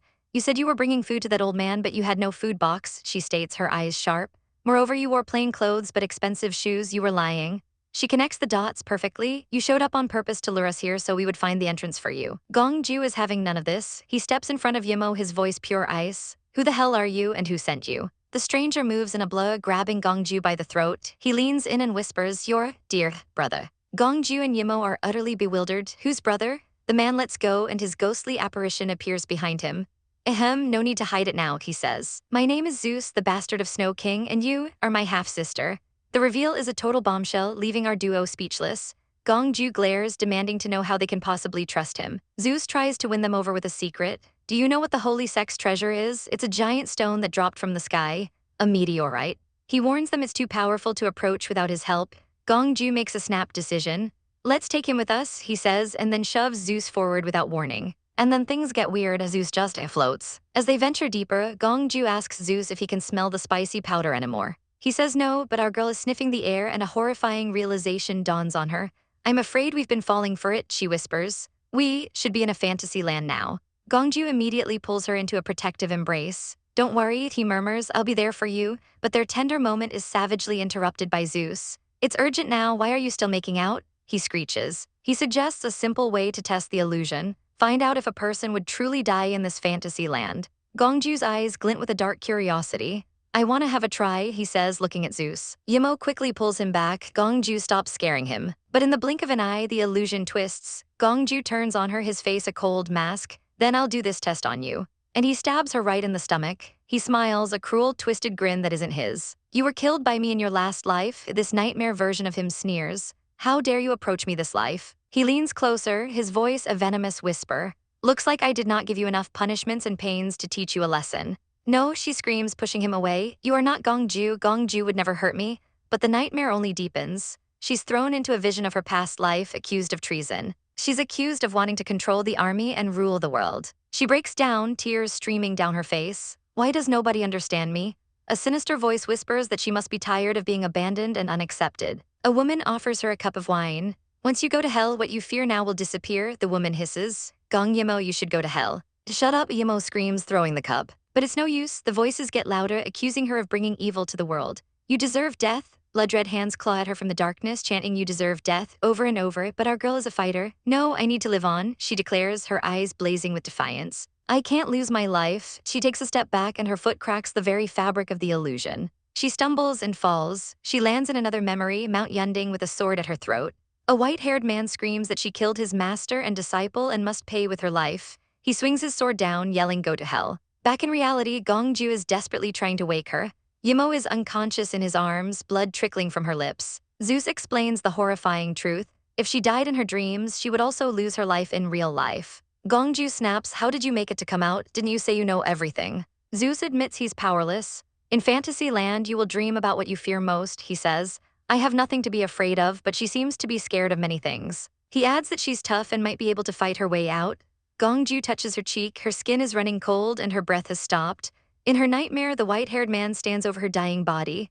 No more struggling, he says. She lies in a pool of her own blood, her last thoughts a desperate plea. I want lives, I want lives. The ground beneath her cracks and splits open, and she plummets into a dark abyss. As she falls, a sword presses against her back. A voice whispers, nobody in this world expects you to be alive, we all hope you to die. She closes her eyes, exhausted and ready to give up. But then she hears a familiar voice. We haven't got married yet and we'll have adorable babies. She's floating in a void. Who is there, she asks. Suddenly, a sword pierces through a chest, not hers but Gongju's. He's standing in front of her taking the fatal blow. Open your eyes, he whispers, don't be afraid. He gently holds her face, his voice soft. Take it easy, it's fake, I'm real. He pulls her into a desperate, soul-shattering kiss. Yi Mo, please don't leave me behind, he pleads into her mouth. She pushes against his chest. Gongju, too tight. He pulls back, his eyes wide with relief. She's awake, Zhu sighs, finally you're awake. He can't resist a little teasing, but Gongju cuts him off, pulling Yi Mo into a fierce hug. What on earth are you frightened of? He asks, his voice trembling. He holds her tight. That is to trust me, I will never hurt you, he vows. She can only whisper sorry. Zeus, ever the party pooper, reminds them this was just the first barrier. Gongju helps Yi Mo up and they turn to face what's next. They find another sealed door. Suddenly, a loud bang echoes behind them. The way they came is now blocked. They're trapped. They decide to search for a lock. Zeus takes a step, and a tile creaks under his foot. A jolt runs through the room, and the floor begins to sink. Yi Mo hears a strange sound, like something dragging on the ground. A giant snake head lunges out of a hole in the wall with a terrifying hiss. Suddenly, the floor is swarming with them. White Viper, Zeus yells, this is a kind of extremely venomous snake. Thinking fast, Yi Mo throws a dagger to him. Zeus, take it, kill the snakes. He catches it smoothly and prepares for battle. The three of them stand back to back, ready to fight for their lives. But it's a losing battle. No, more and more snakes are coming out, Yi Mo cries. Gongju takes charge. Yi Mo, let me protect you and you go to find the lock. She scans the walls and spots two strange monkey heads carved into the stone. They look similar, but one has a small gap in its mouth. She tries to pry it open. Behind her, the boys are getting overwhelmed. Open the door, quick, we can hardly fight against them. She forces herself to calm down. If the mouth can be opened, the gear must be inside. She reaches in and feels a groove. It needs a key of some kind. A memory flashes in her mind, her ancestor telling her the barriers can only be opened by his offspring. The key is blood. Without hesitation, she bites her own finger and presses it into the groove. It works. The door is open, she shouts. They sprint through the opening just as the snake room disappears behind them. Safely on the other side, she wonders why there are so many deadly traps. She turns to Zeus, her expression serious. You said the treasure was a stone that could bewitch people. Zeus clarifies, the stone is one thing, but what the Holy Master found is another. Not only can it bewitch people, but it can stimulate people's potentials. It can triple a person's fighting power in an instant. The pieces click into place for our brilliant heroine. Is it the poisonous insect? You're smart, he replies. She asks why it's a treasure if it just makes people go insane. He explains that the current insects are just semi-finished prototypes. The real treasure is the poisonous insect, an antidote made by the last Holy Master. He lays out the terrifying military application. One soldier could kill 100 enemies, but Yi Mo shakes her head, not buying it for a second. If this was the truth, why did that elder of the Snow clan say the treasure should not be found by anybody? She challenges him. She looks him dead in the eye, her voice sharp and accusatory. Zeus, tell me, why are you up to here? You said you have different goals from us, but why did you know our purposes? The tension skyrockets as she calls him out on his lies, and we'll have to wait until next time to see how this snake wriggles his way out of this one. The man lays out his master plan. A chaotic web of lies involving grandparents, a saint stone, and a treasure map. He even admits the poisonous insects were all part of the scheme to lure our girl here. Our heroine listens, her mind racing, connecting the dots of this elaborate, heart-wrenching betrayal. She realizes it was all a trap. So, she asks, her voice icy, what role are you playing in this game? She points a trembling finger right at him, her eyes flashing with fury. Are you the man who's manipulated all these things? He lets out a chilling laugh, a smirk playing on his lips. Ha ha ha, you're very good, he says, his voice dripping with false praise. No wonder you're the destined person. As he speaks, Gongju immediately moves to protect her. Yi Mo, stand behind me, he commands, his hand already on his sword. But our girl needs answers. What do you mean by the destined person? She asks, her heart pounding in her chest. The villain's smile widens. You are the destined one to ruin the world, he reveals with glee. He spins a tale of a prophecy, a baby born from a holy stone, destined to bring about the end and then a rebirth. If we manage to control you, he whispers, we can control the whole new world. You're out of your mind, she snaps. But there's no time for talk. With a sharp asterisk, clang asterisk, Gongju draws his sword, his face a mask of cold fury. You want to control her? He snarls, step on me first. He lunges forward in a blur of motion, his blade slicing through the air with a asterisk swoosh asterisk aimed right at the man's face. But the blade meets nothing, there is no blood, Gongju realizes in shock, it is a flesh mask. The villain just sighs, almost disappointed. What a pity, I changed this new face the other day and I kind of liked it. Who the hell are you? Yi Mo demands, her voice shaking. You claim to be my brother but you know so many secrets. He just smirks, a sinister glint in his eye. You wanna know it? He reaches for his neck, his fingers digging into the edge of the mask. He pops something into his mouth and swallows. After I kill Gongju, he says, his eyes turning predatory, I will tell you. He lunges not at Gongju but at Yi Mo. The stone heart first. He shouts, unleashing a wave of dark energy. See, this is the strong power of poisonous insects. Gongju shoves her back as the ground explodes. The two men clash in a blur of motion. His speed is becoming much faster. Yi Mo thinks, her eyes wide with worry. Gongju, are you okay? The villain taunts him, can you really say no to this kind of power to control everything? Just then, the entire cave begins to asterisk rumble asterisk. The entrance collapses. It's the blind elder, Gongju realizes. He must have found that you took the map away. The ground shakes violently beneath their feet. Go, it's not safe here. Yi Mo shouts, spotting a door in the back of the cavern. They realize the blind elder is outside, hitting the support pillars, trying to bury them alive. Rocks begin to rain down from the ceiling. Hurry up, the villain yells, otherwise we would all die here. But Yi Mo sees her chance. It's okay to open the door, she says, holding out her hand, but you gotta give me your poisonous insects. I'm afraid that you might eat poisonous insects again to threaten me, she explains, her voice steady despite the chaos. The man, desperate, doesn't hesitate. He tosses her a small pouch. This stone flower was put here, which should be for something. I suppose it's the gear, he says, pointing. Yi Mo approaches the stone lotus and Gongju turns to her confused. Yi Mo, what are you doing? He asks. She holds her hand over the mechanism. No big deal, this gear needs a little blood of mine. A drop of crimson falls from her palm onto the cold stone. Asterisk drip asterisk. Suddenly the flower snaps shut and glowing red patterns spread across the floor. Why is it asking for so much blood this time? She wonders. Gongju panics. No, if it goes on, it can drain your blood. I'm gonna break it. He yells, raising his sword. No, you can't do it. The villain screams, stopping him. Once you ruin the gear, we can't open the door, then we have to die here. I only care about Yi Mo. Gongju roars, his face twisted in anguish. But it's too late. A heavy grinding sound echoes through the cave. Look, the door is opened, the villain shouts, but Yi Mo's hand is still inside. He explains that her hand will be free once the pattern is filled. He then sneers, if you survived, I'd expect you to be my new puppet. Gongju, just go, I'll catch you soon. Yi Mo pleads, her face pale. But he's not leaving her side. No, I need to be with you. The cave gives a final, violent asterisk clash asterisk. Yi Mo's eyes snap upwards in pure terror. A massive boulder detaches from the ceiling, plunging towards them. Yi Mo, Gongju screams, pulling her into a desperate embrace. The world explodes in dust and sound.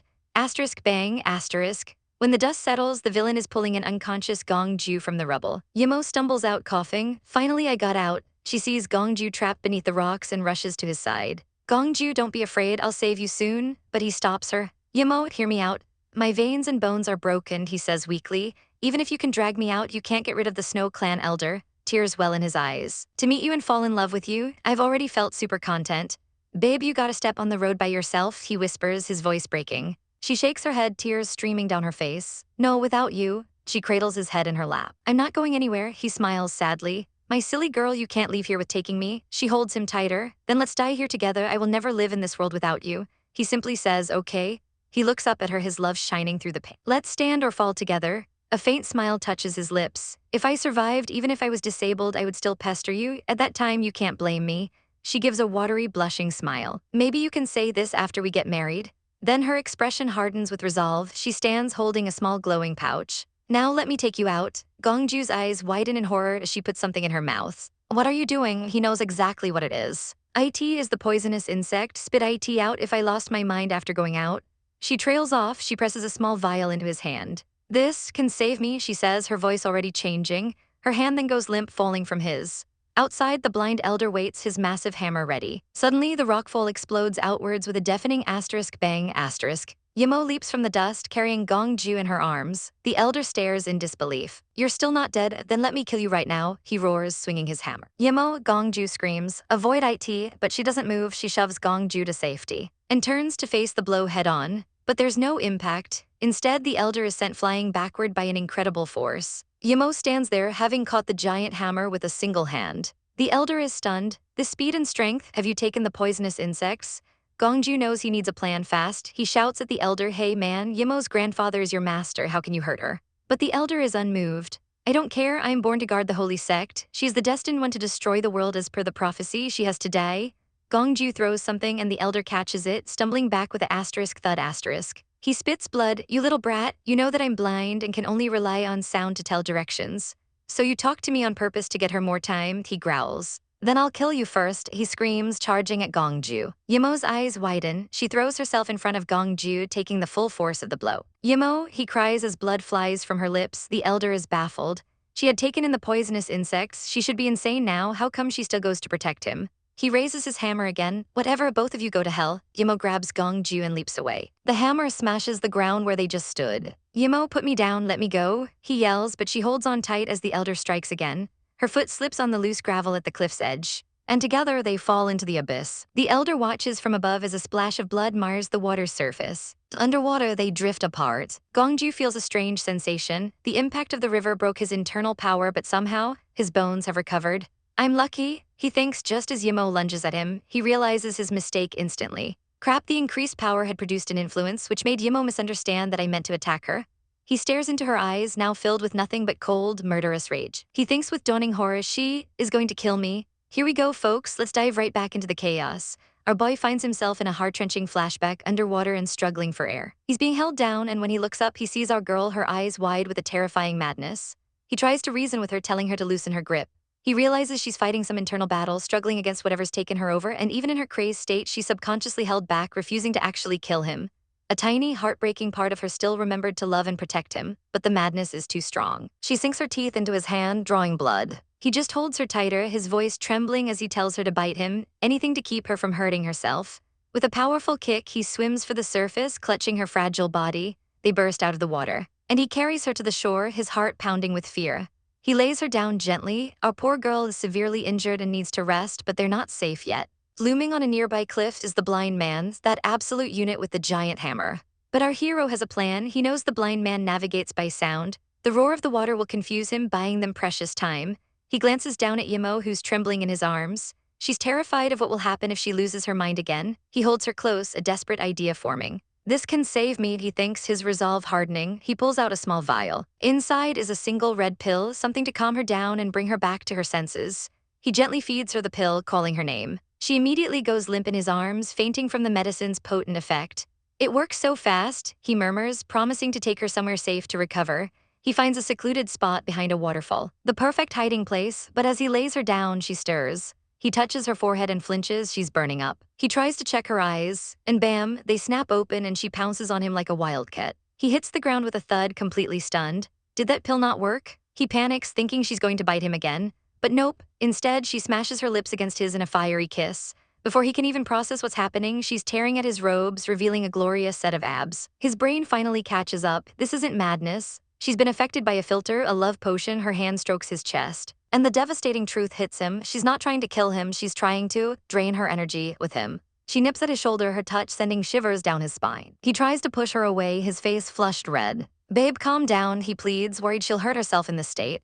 But our girl is on a mission. She easily presses him back down and starts taking off her own clothes. Then she uses her sash to tie his hands above his head. What are you trying to do? He stammers, completely overwhelmed. As if on cue, she summons a blindfold and a whip. She grabs the whip with a determined look. Hold on, where did you get this whip? He asks, his voice barely a whisper. The only answer he gets is a sharp slap across his chest. He begs her to stop, but his body is betraying him. I can't hold it in anymore, he groans. He gives in, pulling her into a desperate, passionate kiss. I'll be gentle, my highness, she whispers against his lips. Later, our girl is lying on the grass, completely spent. The roles have reversed, and he leans over her tenderly. It'll be over momentarily, he whispers, before suggesting they move to the waterfall. They share a steamy, breathtaking kiss under the cascading water. After their chaotic night, she's fast asleep. He watches over her, thinking he must have really tired her out. He gently takes her clean clothes and lifts the robe covering her. He pauses, kissing her arm with reverence. You finally become my woman in soul and spirit, he thinks, his heart full.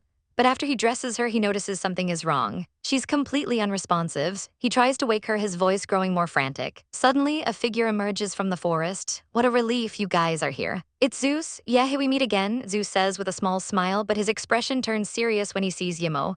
What happened to her? Our hero explains that she took the poisonous insects and has been asleep ever since. Zeus examines her, his face grim. He explains that the Saint Stone's essence from the insects is too powerful. She's trapped in a world of dreams and may never wake up. Gongju is crushed by guilt. I ought to have restrained myself. He cries, begging to know if there's a way to save her. A glimmer of hope appears. Zeus reveals he's found the hidden antidote formula. As long as they can make it, she'll be able to wake up. Without a second's hesitation, Gongju grabs Zeus's wrist. What are you doing? Zeus yelps. Gongju's voice is pure ice. Lead the way, he commands, adding a chilling threat, and once Yimo is safe, I will kill you myself. Zeus leads them to a secret entrance behind the waterfall, into an ancient hidden chamber. He points to a mechanism, explaining they need a drop of Yimo's blood to open the way. Gongju looks at her sleeping form and apologizes, but then bites his OWN finger, offering his blood instead. As his blood fills the bowl, the massive stone door rumbles to life. But just as the door opens, Zeus makes his move, lunging with a hidden dagger. Gongju dodges, spinning around with Yimo in his arms. Anxious to kill me, are we? He sneers. Zeus's face twists into a snarl. I've let you live long enough. He attacks again, screaming, Die, once you're dead, the stone heart and Gong Yi Mo will be mine. Gongju shields Yi Mo with his own body. But then Zeus freezes the door, it's closing. The massive stone slab begins to descend. Thinking fast, Gongju shoves Zeus and dives through the gap just in the nick of time. He lands on the other side, holding Yi Mo tight. That was a close call, he breathes. He surveys the room, a strange place for refining dark arts, and spots another door.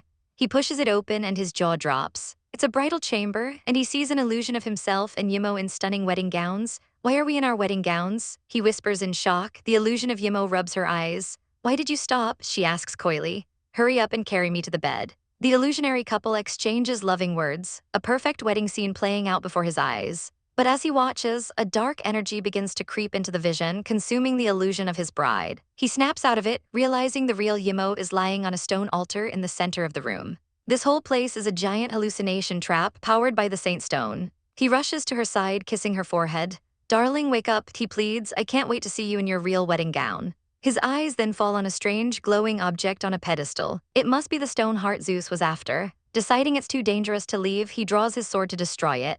But his blade just pings off the surface, it's like jelly. The bizarre object sticks to his sword, then his hand, and he can't get it off. Frustrated, he gives up. Forget it, healing Yimo is more important, he declares, leaving to find the antidote formula. But as he leaves, the stone heart detaches and rolls right towards Yimo. It sinks into her chest and her eyes fly open. She sits up confused and pulls the strange red gem from her chest just as she hears a noise. It's Gongju, who heard her move and came rushing back. He sweeps her into a crushing hug, relief washing over him. Don't you dare scare me like that.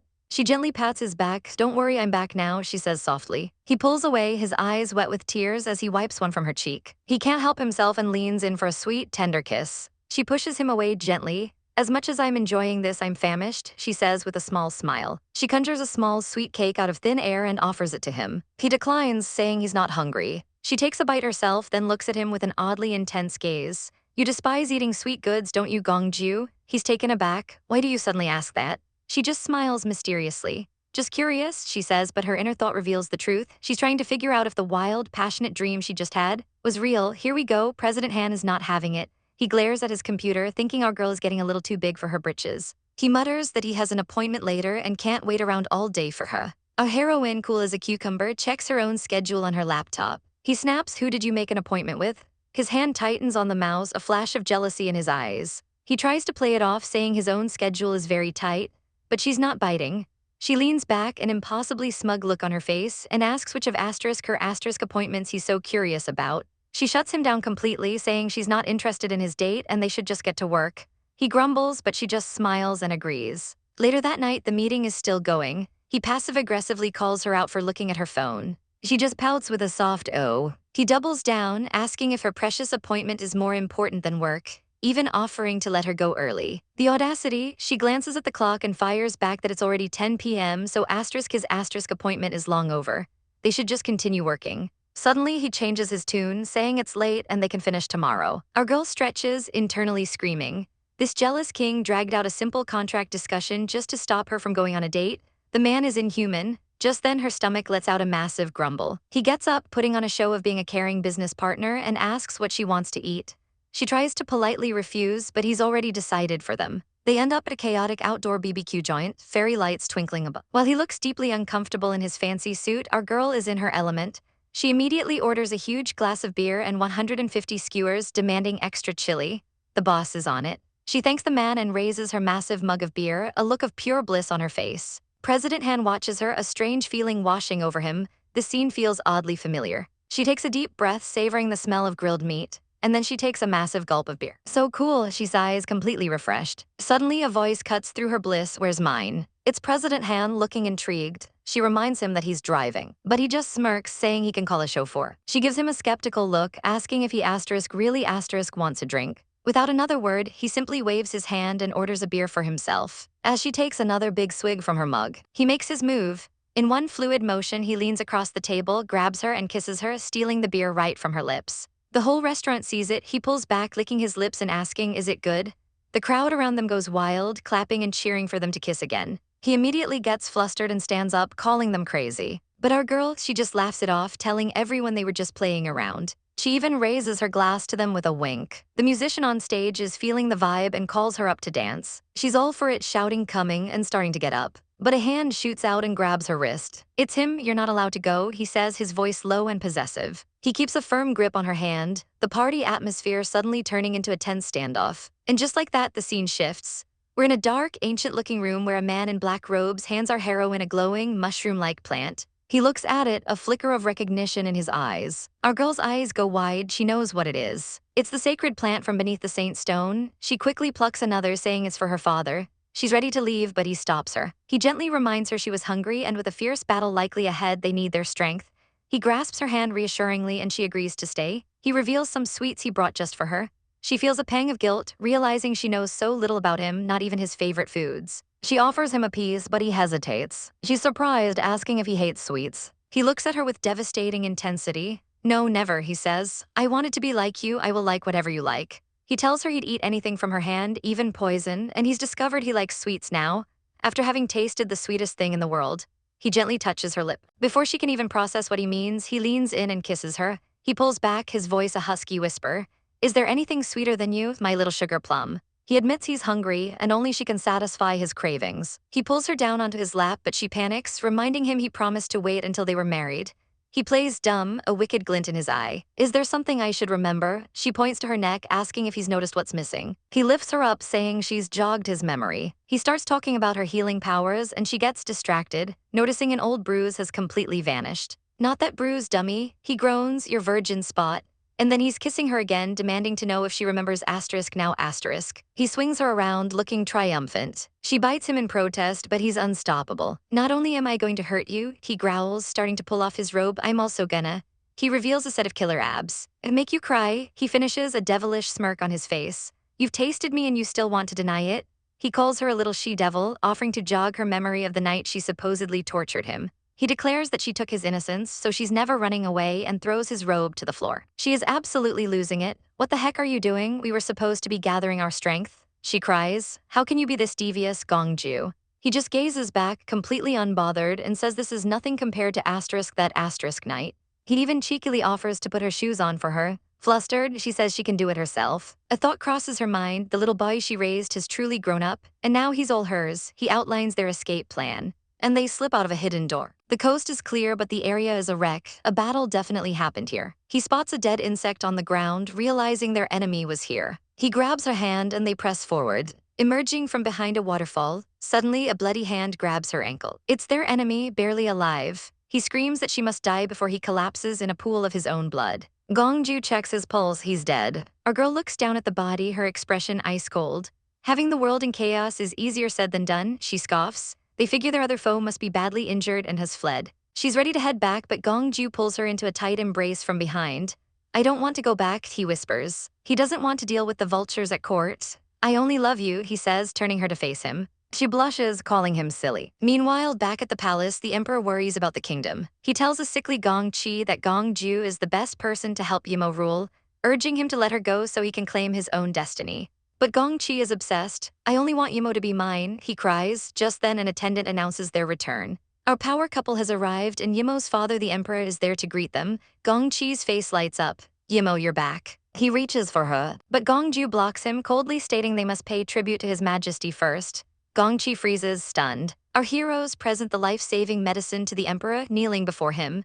The emperor is overjoyed, asking if Yi Mo was hurt on her journey. She assures him she's fine. She hands the medicine off to be prepared. But as she turns, Gong Chi sees it, her virgin spot. It's gone. Rage consumes him. How dare he? He seethes internally. I must rid of your treacherous act. The emperor, completely oblivious, beams at his daughter. Yimo, you did great. What shall I reward you with? Gong Ju seizes the moment. How about rewarding you with the dowry and a husband you've been longing for? Yimo's jaw drops. Her father looks between them and nods his approval. They are ecstatic, thanking him profusely. He grasps her hands, and they lean in, eyes sparkling. We can finally be together. But in the background, a shattered Gong Chi watches them, his world crumbling to dust. All right, buckle up because this chapter is a whole chaotic mess. We open with the crown prince Gong Chi absolutely losing his mind. He's seething. Why must father allow Gong Ju to marry Yimo? He pictures them together, his heart twisting in his chest. Why must everyone keep being apart? Why can't she be mine? He roars, slamming his fist down on the table. His eyes narrow with a dangerous, icy resolve. In that case, I must take it with force. Meanwhile, at the Supreme Hall, our boy Gong Ju is trying to convince Yimo to move in with him. We'll be safer there, he pleads gently. But our girl is stubborn. I'm not a little kid, I can take care of myself. She retorts while he just sends her off to find a doctor for the poison. Before he leaves, he leans in close, his voice a low whisper.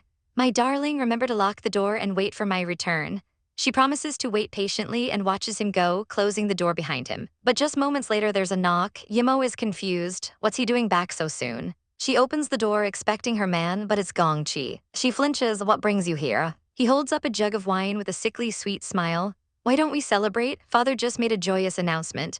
He says he's come to congratulate her on getting what she wanted. She just stares at him, completely silent. Seeing her hesitation, he pushes. Are you still mad about the drug I slipped you last time? How could I come in? She reluctantly lets him in, thinking she should be fine as long as she's careful. Inside, he pours them both a drink. Yimo, my sincere apologies for the recklessness I caused last time. He takes a big swig from his cup, but she just watches him, suspicious. He smirks. Why are you not drinking? Do you not intend to forgive me? She thinks to herself, well, he already drank it, so it should be fine. She lifts the cup to her lips. But this absolute creep drops a bombshell. So Yimo, if you're willing, I don't mind sharing you with Gong Ju. Our girl is absolutely floored. What did you say? He repeats himself, grabbing her hand.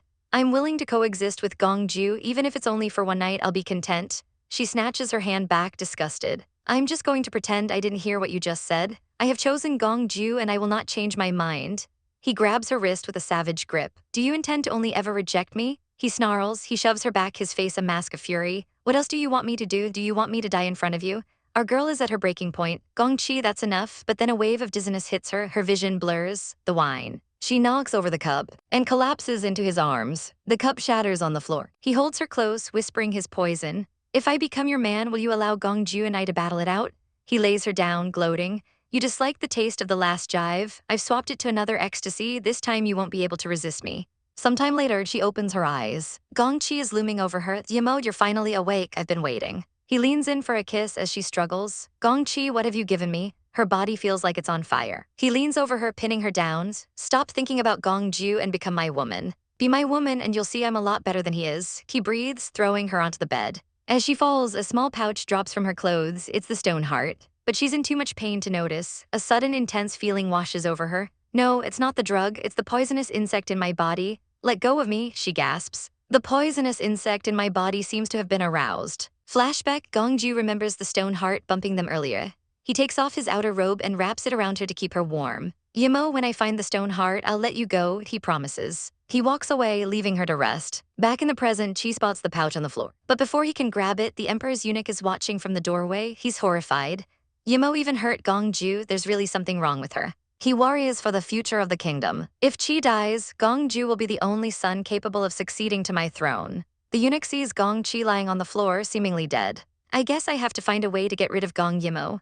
Meanwhile, Gong Chi is still trying to force himself on our girl. You want me to let you go so you can go to Gong Ju? No way. She begs him to let her go, her voice filled with desperation. But the poison is taking over and she lets out a pain scream. She grabs him by the throat, her eyes glowing red, but she's fighting it. No, I can't do it. I have to get a grip on myself. I can't kill him. She feels herself losing control. And with a final surge of willpower, she throws him off of her, sending him crashing into a shelf. She scrambles to put her clothes back on and rushes out the door. But as she runs, a hand grabs her ankle. Guards surround her. Your Highness. Let go of Crown Prince Chi, Princess Yimo. At the same time, the emperor is receiving some medicine. His attendant advises him to rest and not get angry. But just then, a guard rushes in with terrible news. Your Majesty, Crown Prince Chi was wounded, and now his guards are shooting arrows at Princess Yimo. The emperor's rage boils over and he smashes the medicine bowl to the ground. Send for Gong Ju. I'm going to the Supreme Hall. The emperor arrives on a palanquin to a scene of chaos. Yi Mo, covered in blood and clutching a sword, is surrounded. He bellows, "Stop it, all of you." One of the guards pleads, "Your Majesty, Princess Yi Mo has gone mad. She almost killed someone." Suddenly, Gong Ju flies in and kicks the guard away. "How dare you? You want to kill her? Then I'll kill you first." He swoops in and catches Yi Mo as she collapses. "Don't worry, I'm here," he says softly. He holds her shaking form. "Are you all right, Yi Mo?" But she's lost in the poison's haze and shoves him away. Yi Mo, wake up, he pleads, but she doesn't recognize him. He sees the arrow sticking out of her leg. The emperor's voice is like ice. "Chang Zai put her in prison." Gong Ju immediately kneels, holding Yi Mo tight. "Father, what happened today was an accident. She was poisoned." He explains about the snow Ganoderma and begs for forgiveness. But the emperor is unmoved. There is obviously no cure for this poison. She would not have gone mad otherwise. The emperor is furious. "She's probably going to go crazy and kill people. Gongchi may never wake up. My health is poor and you are the only one who is fit to succeed me as king." He declares, "For the sake of this country, I will not allow you to have such a dangerous woman by your side." Later, the emperor is in his chambers when Yi Mo arrives. He's lying in bed looking weak. "Do you hate me?" he asks. She helps him sit up, tears in her eyes. "I don't hate you. Stop crying and help me up." He tells her she's done so much for the country, but fate is cruel. "But as emperor of this country," he says, his voice heavy, "I must get rid of you. You can't marry Gong Ju, Yi Mo." He explains that with Chi in a coma, Gong Ju must be the new crown prince and she would put him in danger.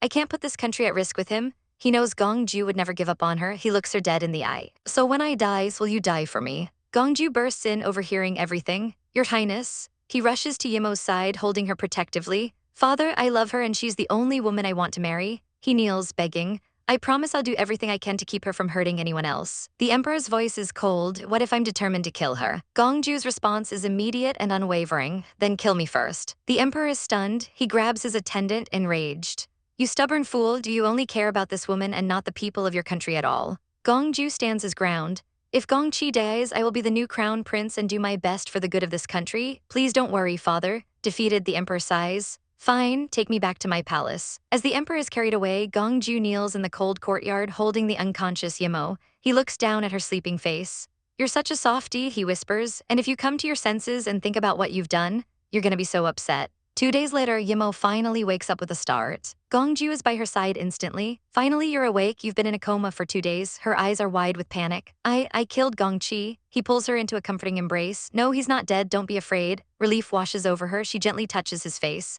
"You look so haggard. You didn't get much rest while I was unconscious, did you?" He catches her hand, a faint blush on his cheeks. "Because I wanted to wait for you, my darling, to wake up." Guilt crashes down on her. "I think I'm a troublemaker who always makes you have to work hard." He just pulls her closer. "Silly girl, what are you thinking about? Every minute with you I feel happy without feeling tired. As long as you're with me, nothing else matters." He kisses her forehead. "Otherwise, I will go crazy." He looks into her eyes, his voice full of emotion. "I only have you." They share a tender kiss. "You've always been the only one by my side, before, now, and ever." He pulls her down to rest beside him. "Just sleep." He blushes furiously as she gets a little too close. "Hey, stop your lascivious thoughts," she snaps back playfully. "Just close your eyes and go to sleep. If you don't do as I say, I'll dump you." He smiles, defeated. "Okay, let's sleep together." They lay together, holding hands as he falls asleep. She watches him, her heart aching with love and guilt. He fell asleep so soon, looks like he's really worn out. She gives him a gentle kiss. "Gong Ju, I have to face my mistakes." She goes to the emperor's chambers. He's deathly ill, the doctor admitting there is no cure. His attendant informs him that Princess Yi Mo is kneeling outside, asking for forgiveness. The emperor weakly waves a hand. "Let her in." She enters the room, her heart heavy. "Father," she calls out softly. "All right, buckle up because this chapter is a heart-wrenching, jaw-dropping, emotional roller coaster. Let's dive in." Our girl is spiraling, thinking that if she stays with Gong Ju, she's going to snap and become a homicidal maniac. Just as she's considering taking an offer to get away, a guard bursts onto the scene, shouting that Crown Prince Chi is awake. Yi Mo's head whips around in shock. Gong Chi is awake. We cut to the Crown Prince's palace where guards are desperately trying to stop her. "Your Highness, you can't go in there." But our girl is determined, struggling against their hold. Suddenly, Gong Chi appears at the doorway looking pale and weak. "Help me in," he pleads as his attendant questions why he's even there. Meanwhile, inside another part of the palace, an old doctor is speaking to the emperor. "I swear I'm not mistaken," he insists, referring to Princess Yi Mo's condition. The emperor, looking frail in his bed, cuts him short. "You don't have to repeat yourself, I get it." He gives a solemn order. "Get me a brush and ink. I'll write an imperial edict." Back at Gong Chi's palace, Yi Mo tries to reason with the guards. "I just want to visit him, not do anything else," she explains, adding that she's definitely not there to kill anyone. The doors creak open and an attendant announces that His Highness wants her to come in. Before she can enter, an imperial doctor steps forward. "Let me feel her pulse and examine her," he says, turning to face her. Yi Mo politely thanks him and stretches out her arm. The doctor gently places his fingers on her wrist to check her pulse. He pauses, a look of deep concentration on his face as he senses something off. Our girl gets nervous. Is there something wrong? She asks. He explains that something powerful inside her is holding back another force, causing it to move slowly. The doctor quickly brushes it off, saying it should be fine. He makes a hasty exit to report to the crown prince, leaving Yi Mo to wonder why he seemed to be in such a hurry. She shrugs it off and finally turns to enter the room. Gong Yi is lying in bed looking utterly defeated. I brought this on myself, he murmurs. I didn't expect you to want to see me again, but Yi Mo is on a mission. I'm here to tell you a story, she says, her gaze intense. We've been torturing each other for so long and it's time to put an end to this for all. She tells him everything about her previous life, hoping he'll finally understand and stop making enemies with Gong Ju after her death. We flash back to that very afternoon where she looks heartbroken after leaving the palace. And who should appear but the man himself, Gong Ju. Why are you here? He demands, stepping in her path. He gives her a light bop on the head, ouch. Then he pulls her into a hug, whining about how worried he was. She flashes a totally fake, cheesy smile, apologizing and telling him not to be angry. He holds her tight, making her promise not to leave without telling him again. But her inner thought is absolutely shattering. I'm sorry, I can't promise you because I'm leaving you forever. He feels her tears and asks if she's crying. She lies straight to his face, claiming they're tears of joy because her father just gave them permission to marry. He completely buys it, stroking her face and calling her his silly girl. She then makes a bizarre request, that he put a bracelet and anklets on her for their wedding. She claims she'll hide them under a thick dress, explaining she's afraid of going crazy and hurting him. He immediately blames himself, saying he didn't protect her well enough. Don't say that, she says, trying to soothe him. You've done and suffered so much for me and I feel really blessed. But her strange behavior is setting off alarm bells for Gong Ju. He holds her face, his eyes narrowed in suspicion. Why is she acting so strange today? He wonders. The flashback ends and we're back with Yi Mo and Gong Yi. That's the end of the story, she concludes, as we see the image of Gong Ju walking away from her. She delivers the final, savage blow. I woke up from a dream with you and faced you with a broken heart. I gave you all my love, but you trampled me.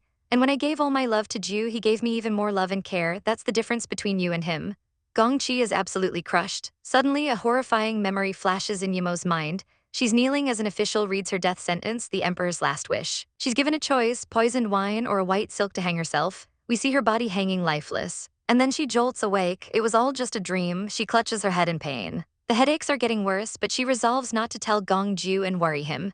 She looks around the empty room, wondering where he is. Elsewhere, officials are complaining about how difficult things are. That's because Gong Ju is in a full-blown rage, throwing scrolls and screaming, "Rubbish, you're all rubbish." Just then, Yi Mo quietly enters the room. She rushes to his side, hugging him from behind.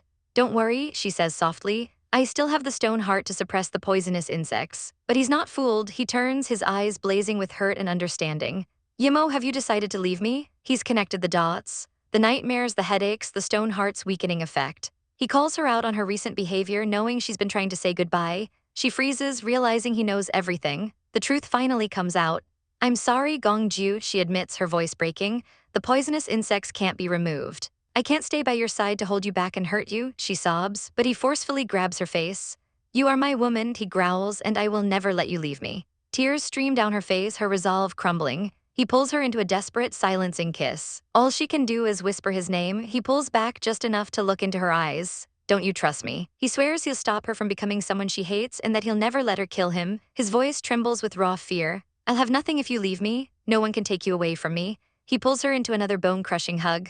I will remove all obstacles that stop you from staying by my side. Utterly defeated, she whispers, okay, I won't leave you. Just then, a guard announces a visitor from the palace. The messenger kneels before them. His Majesty is unwell and has summoned Princess Yi Mo.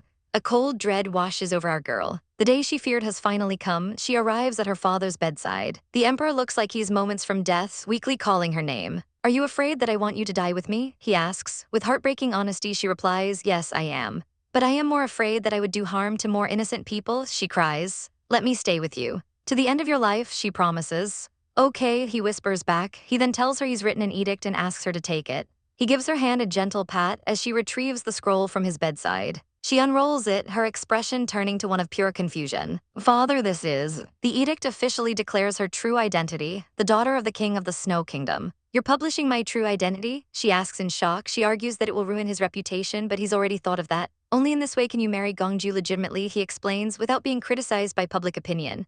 This final act of fatherly love shatters her. Thank you, father, she weeps, vowing to keep her promise to die with him, but he stops her. Remember your vow and live. He gently strokes her hair. Forget about dying with me, he rasps. I can't bear it. Blood trickles from his lips. I've always been proud of you. It's a pity I can't attend your wedding. And with that, his hand falls limp. She screams his name. Doctor, doctor, she shrieks in panic. The emperor's last thoughts are of the grandchild he'll never meet. The first edict falls from his lifeless hand and rolls across the floor. Yi Mo spots it, confused. Her eyes widen as she realizes what it is. Father, she cries out in agony. The room is now filled with mourning officials. An attendant announces the emperor left one final edict before his death. He reads it aloud. Gong Qi is to be the new king. And Gong Ju and Gong Yi Mo are to be married. He doesn't want to ruin their happiness, so he commands that his death only be announced after their wedding. That's all. Yi Mo is speechless. Even in death, he protected her. The official presents the edict to the new king, Gong Qi. Gong Qi solemnly accepts the scroll. Greetings, our new king, the officials declare. The entire court bows to their new ruler. Gong Qi tells them to rise, his eyes finding Yi Mo in the crowd.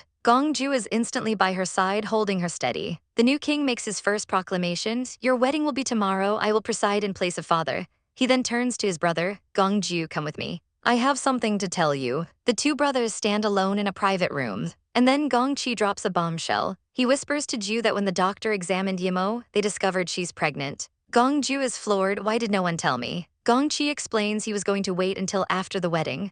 He says with everything going on, it wasn't the right time to tell her. He tells his brother to go back to her, leaving Ju to process the world-altering news. Ju returns to Yi Mo and wordlessly scoops her up into his arms. He carries her through the palace corridors. As he holds her, he tries to comfort her. Father lived in constant pain. Maybe this is for the best, he says gently. Don't cry or you'll be an ugly bride tomorrow. She playfully pouts. Why do you think I'm ugly even before the wedding? He immediately melts, calling her the treasure he traveled so far to get.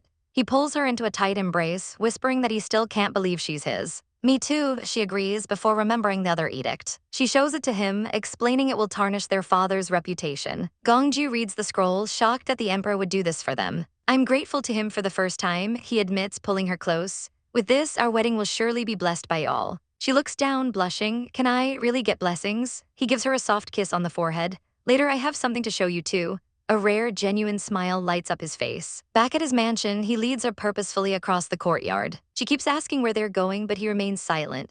Her elegant shoes land on the stone path. They stop before a grand, ornate door. Here we are, he says, pushing it open. Yi Mo's hands fly to her mouth, her eyes widening in absolute breathtaking shock. What in the world is he showing her? Here is your GOAT Manhwa recap.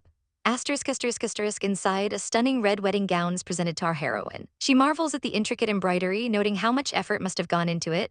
Gongju slides up behind her, his voice a low whisper. He tells her it was made by the famous master Lai Ziu.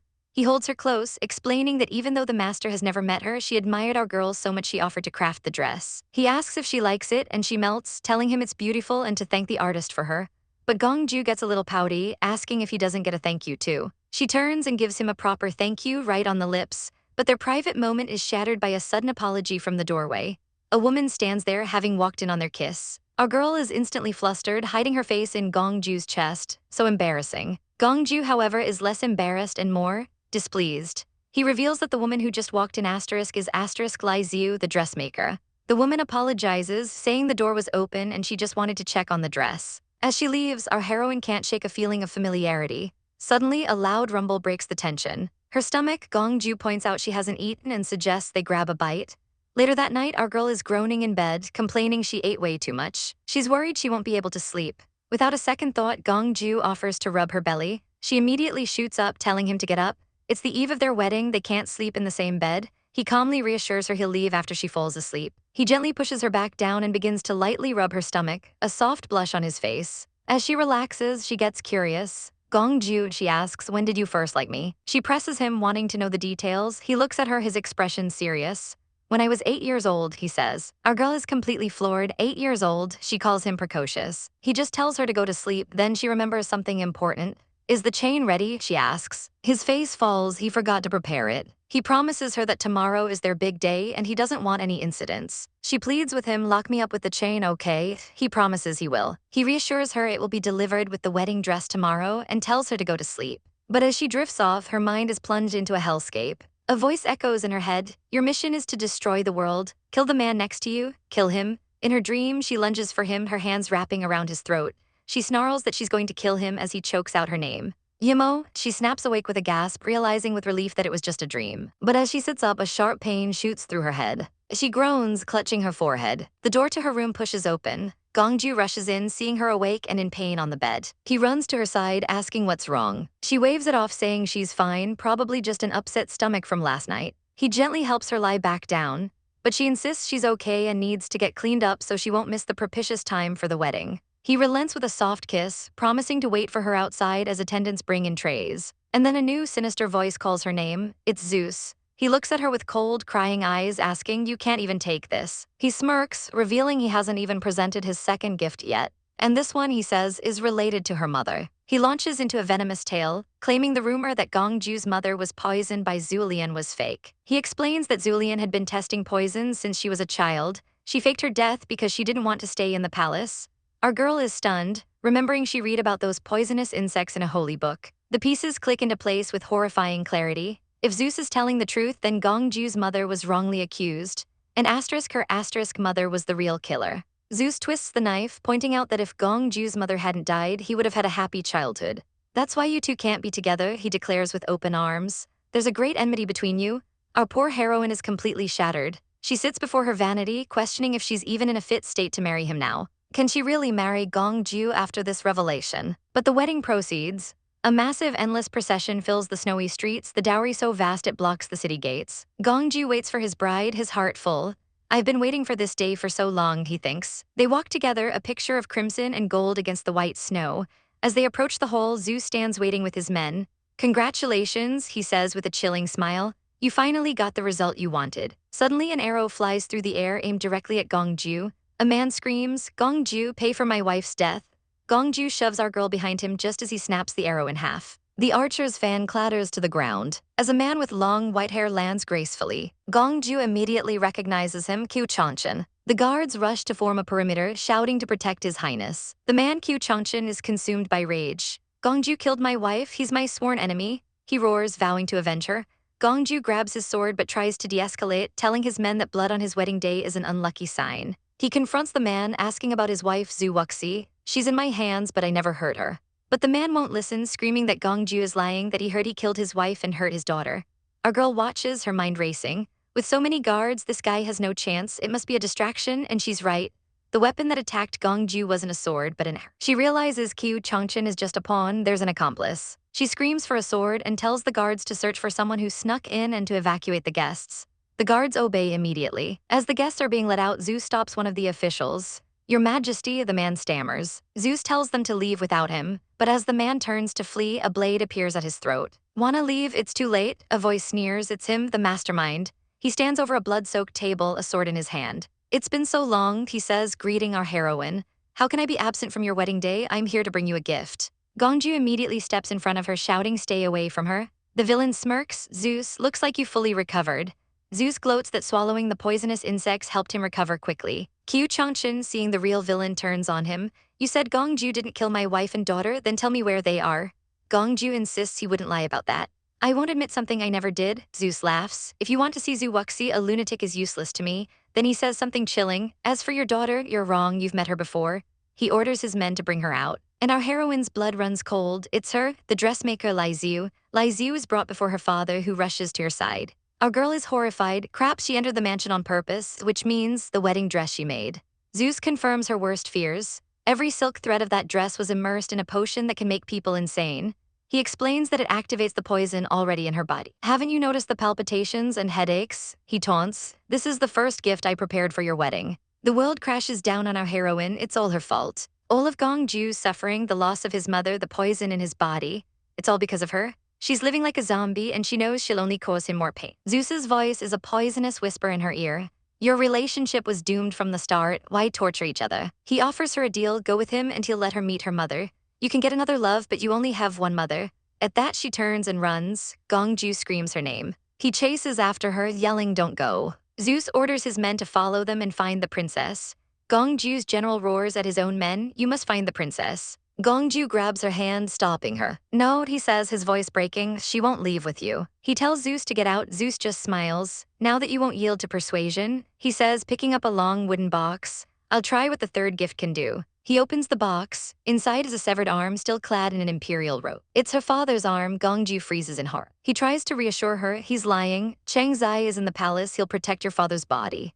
Zeus just laughs. You mean this old eunuch? He asks, kicking over another box that reveals a severed head. Our heroine stands there completely broken. Zeus gives her an ultimatum. Go with him and he'll return their body parts. Refuse and he'll scatter their corpses to the wind. She trembles, thinking of how well her father treated her. How he even let them hold the wedding before his funeral so as not to ruin it. Now, he can't even rest in peace. Gong Ju snaps, lunging at Zeus with his sword. Shut up, I'll kill you. But before his blade can land, our heroine intercepts him, her own sword blocking his path. Don't you dare, she screams. Zeus smirks, noticing the restraining bracelets on her wrists. They're still on their guard against you. He taunts, trying to poison her mind. They suspect and fear you. No one truly cares for you. But I'm your ally. Stop it. She screams, clutching her head as the poison surges. A wave of dark energy explodes from her body. Gong Ju yells for her to stop, warning her that using her internal force will disrupt the energy in her body, and she won't be able to suppress the poison. Zeus cackles with glee as she strikes him down, sending him flying. He falls but looks up with a triumphant, bloody smile. In the depths of despair, I'm the only one who's there for you. Join me and destroy the world. Gong Ju cries out her name, but when he reaches for her, she shoves him away. Get away, she screams. He pleads with her, Yi Mo, look at me, I'm Gong Ju, calm down. She glares at him with burning red eyes. I remember you, she spits. To achieve your goals, you isolated me, forced me, and tortured me to death. Gong Ju is horrified. Yi Mo, what are you talking about? How could I kill you? She isn't listening, lost in a memory from another life. Shut up, you guard against me because of what others say. You destroyed the world and wished for everyone to suffer like you, how ridiculous. Gong Ju continues to plead, Yi Mo, wake up, okay? You're my bride, today is our wedding day. But she just looks at him with pure hatred. You're not my husband, she declares, ice in her voice. I'm not going to marry you, my life's such a failure. With a final agonizing cry, she turns and leaps from the roof, her red dress flying in the snow. My husband betrayed me. Gong Ju and her brother can only scream her name as she disappears into the storm. Here's your GOAT YouTube Manhwa recap. ***** On a snowy, desolate cliff, a man screams our girl's name. Gong Yi Mo, come back now. But our heroine is lost in a storm of despair, her heart shattering. I don't know why things have turned out this way, she thinks, tears streaming down her face. She gave everything to help others, only to be branded a mistake by the world. She clutches her head in agony, a scream building in her throat. No. But suddenly, a gentle voice cuts through her pain. Something is wrong. It's Gong Ju holding her close, realizing she's fighting against a poison. He whispers that she hasn't lost her senses, that he's still by her side. Just then another man appears, shouting, Gong Ju, watch out. In a flash, Yi Mo, her eyes glazed over, shoves a golden hairpin straight toward Gong Ju's head. But the man chasing her earlier, Gong Chi, steps in between them. He orders his men that no one is to hurt her. Our poor girl, still under the poison's influence, weakly says she's fine. Gong Chi, blood dripping from his lip, tells her not to worry, that this isn't her fault. The tragic scene repeats. Our girl stands at the edge of the abyss, ready to fall. Gong Ju reaches for her, begging her to come home with him. He promises to give up everything, his fate, his identity, if she'll just leave with him. But as he speaks, the angry shouts of a crowd echo from below, calling her a witch that must be killed.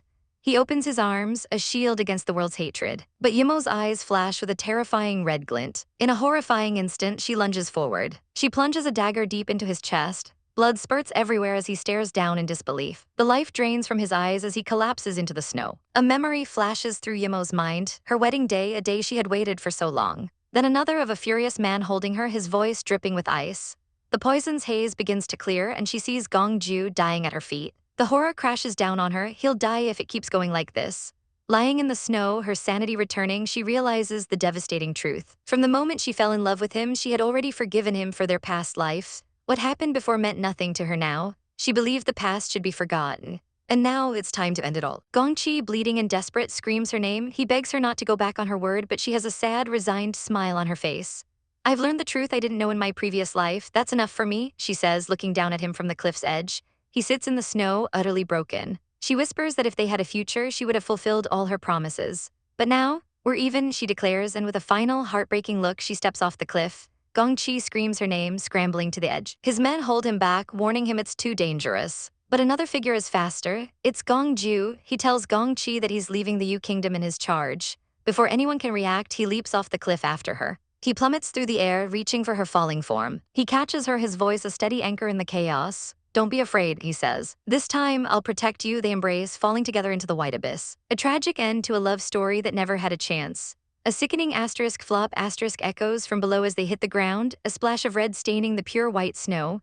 Back on the cliff, Gong Chi is frozen in shock. Suddenly, he coughs up a mouthful of blood, his body shaking. His attendant rushes to his side, warning him about his internal injuries. But Gong Yi slams his fist into the snow, his eyes wild with grief. "You must find my wife by any means," he roars. His attendant is stunned. "Wife, oh right, their marriage was official." Gong Yi grabs him, his voice cracking. "Hold me, by whatever means you have to take me with you." He refuses to believe Yi Mo is dead, but a haunting voice echoes in his mind. "Gong Yi, you can never repay what you owe us." He sees an image of them falling and a final, chilling command: "Both of you must stay alive." In the darkness of his mind, a sinister voice whispers, "This was all a conspiracy, a revenge plan." The Snow Kingdom heard his men, plotted against his mother, and caused his wife to die. His eyes glow with a demonic red light. "How are you going to pay for this?" he seethes. "Just wait and see." He's consumed by regret. If he had just killed everyone who posed a threat to her, would things be different? If he had just listened to his instincts, she wouldn't have been poisoned, and they could have had a happy life. His men try to calm him down, reminding him that he's the only hope for the kingdom now. They beg him not to let anger control him. They remind him that the future of the entire kingdom depends on him. He collapses in the snow, laughing a broken, hollow laugh. "I don't care," he spits out. "What does the future of the Yu kingdom have to do with me? The princess of their kingdom fell off a cliff. He lost his wife and his child. Is that the price we must pay for the interest of the Yu kingdom?" He snarls. His attendants try to reason with him, explaining the kingdom will collapse without him. He slowly gets to his feet, a terrifying aura surrounding him. "My wife fell off the cliff, and now you're talking about the collapse of the kingdom?" He covers his face, a chilling smile playing on his lips. "Killing is something I'm best at," he whispers. He had promised Yi Mo he would restrain himself, but now, there's no one left to stop him. He glares at his men. "All of you should have been killed long ago." One of his loyal attendants sees the madness in his eyes. He knows this is his only chance to bring him back to his senses. He rushes forward, preparing to knock him out, but Gong Yi is too fast. He grabs the man by the throat, his eyes glowing red. "You're overreaching yourself. Since you're so eager to die, I'll do you a favor." The attendant gasps, trying to reason with him. "Your Highness, Her Highness won't die." But Gong Yi's grip tightens, his rage absolute. "Go to hell," he screams, a sinister red energy swirling around them. The attendant chokes out one last plea: "If Her Highness sees you like this." Our heartbroken prince stands alone in the desolate snow, his thoughts solely on her. "She'll feel sad seeing me like this," he whispers, and with that twisted logic, he gently lays her body in the snow. As he tries to call out her name, his strength fails him and he collapses. His men watch in horror as their prince falls. He lies unconscious in the vast, unforgiving winter landscape. The mysterious masked man approaches, his men in tow. "The emperor should be dead," he says, ordering them to take Gong Yi Mo with them. He then commands someone to send the emperor's corpse back. With that, his figure disappears into the snowy forest. A cart is seen being pulled away. Back in a warm room, the masked man watches over the still unconscious princess. He notes that the poison is not simple to suppress and that she's held out for a surprisingly long time. He unfolds a scroll, and without a second thought slices his finger. He lets his blood drip onto the paper, creating a dark, ominous stain. "As I expected," he murmurs, looking at her sleeping face. "You're the one I've been looking for." He reveals his chilling plan. With a soul from another world, he's afraid she can never go back. Back at Prince Kai's mansion, the news is grim. Within days, the former emperor, the new emperor, and the princess have all met with tragedy. People wonder if the Yu Kingdom has angered the gods. Anxious officials crowd outside the prince's room. "How is His Highness?" they demand. The physician gives a grave prognosis. "We'll see if he can survive after tonight."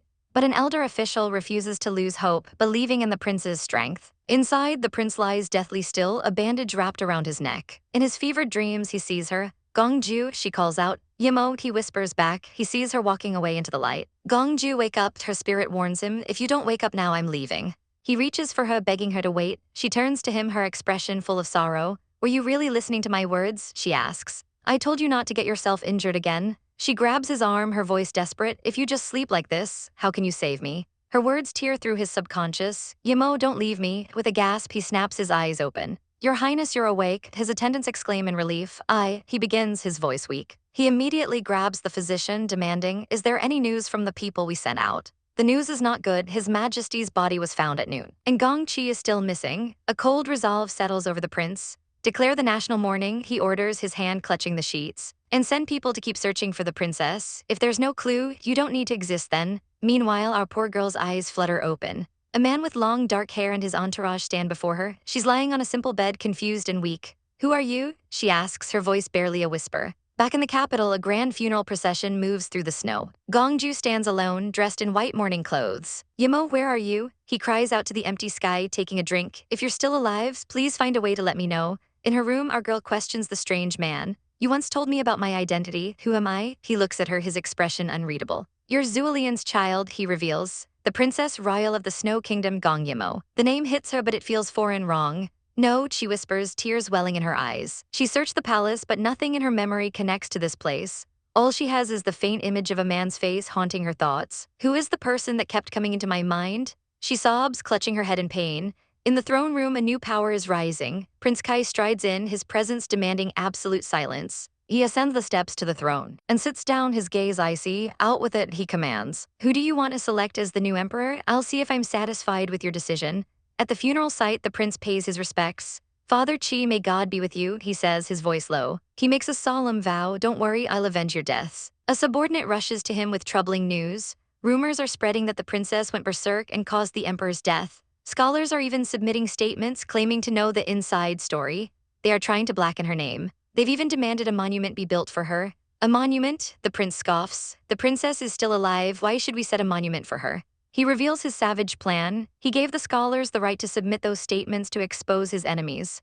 He glares at the sky, a chilling look in his eyes. "Liu Kai, do you think my father and brother still need some servants in another world?" The court officials are in an uproar. An emperor is the core of the kingdom, but Prince Kai hasn't shown up for days, obsessed with finding the princess. They can't wait any longer. Just then an attendant arrives. "Your Highness, we've gathered the people you wanted here." A vicious smile plays on the prince's lips. "Kill all the people from the Snow clan who haven't been naturalized by the Yu Kingdom," he orders. He wants the surname Zhu to disappear entirely. They can either choose to assimilate or die. "Back with our girl, she's drinking her medicine." "How much longer do I have to take this before I can restore my memory?" she asks. The man tells her she needs a long period of recuperation and asks for her hand to check her pulse. He holds her wrist gently. "You're on the mend," he says with a smile. He asks if she's been sleeping well. She admits she's sleeping better, but feels like she's forgotten something important. He reassures her it's normal and tells her not to stress. She turns away, asking for some rest. The political games continue. An official asks Prince Kai if he has a candidate for the throne. "Yes, the 19th Prince Gong Yuan," he declares. The officials are shocked. "But His Highness is only 6, one stammers. 8, the prince corrects him coldly, a thoughtful look on his face. He remembers how Gong Yi Mo once cared for the young prince, bringing him a good luck cake in the cold palace. One of his brothers explodes with rage. "What right have you to sit on the emperor's chair?" he screams. "It was Gong Yi Mo that caused their death. I can't believe you had the cheek to sit here after all those things." Prince Kai rises from the throne, his eyes burning with fury. "Gong Yi Mo," he repeats, his voice dangerously low. "How dare you call her by her name?" In a flash, he strikes the man down. "I'm not qualified," he snarls, looming over his brother. "I can make the Yu Kingdom collapse right now." He draws his sword, his dominance absolute. "I'll be the Prince Regent, any objections?" The terrified officials immediately agree, bowing in submission. A new era of bloody consolidation begins. 2 months later, a man dares to speak ill of the princess, calling her a jinx who caused her own death. He spits blood as Gongju's power flares. "If I ever hear such words again," Gongju warns, his hand glowing with red energy, "I'll exterminate all his family." Elsewhere, our amnesiac princess stands amongst blooming flowers, her past a complete blank. She has no memory of the man who now consumes her thoughts. Her new master watches from a distance with another man. "Did she really lose all her memories?" the white-haired man asks.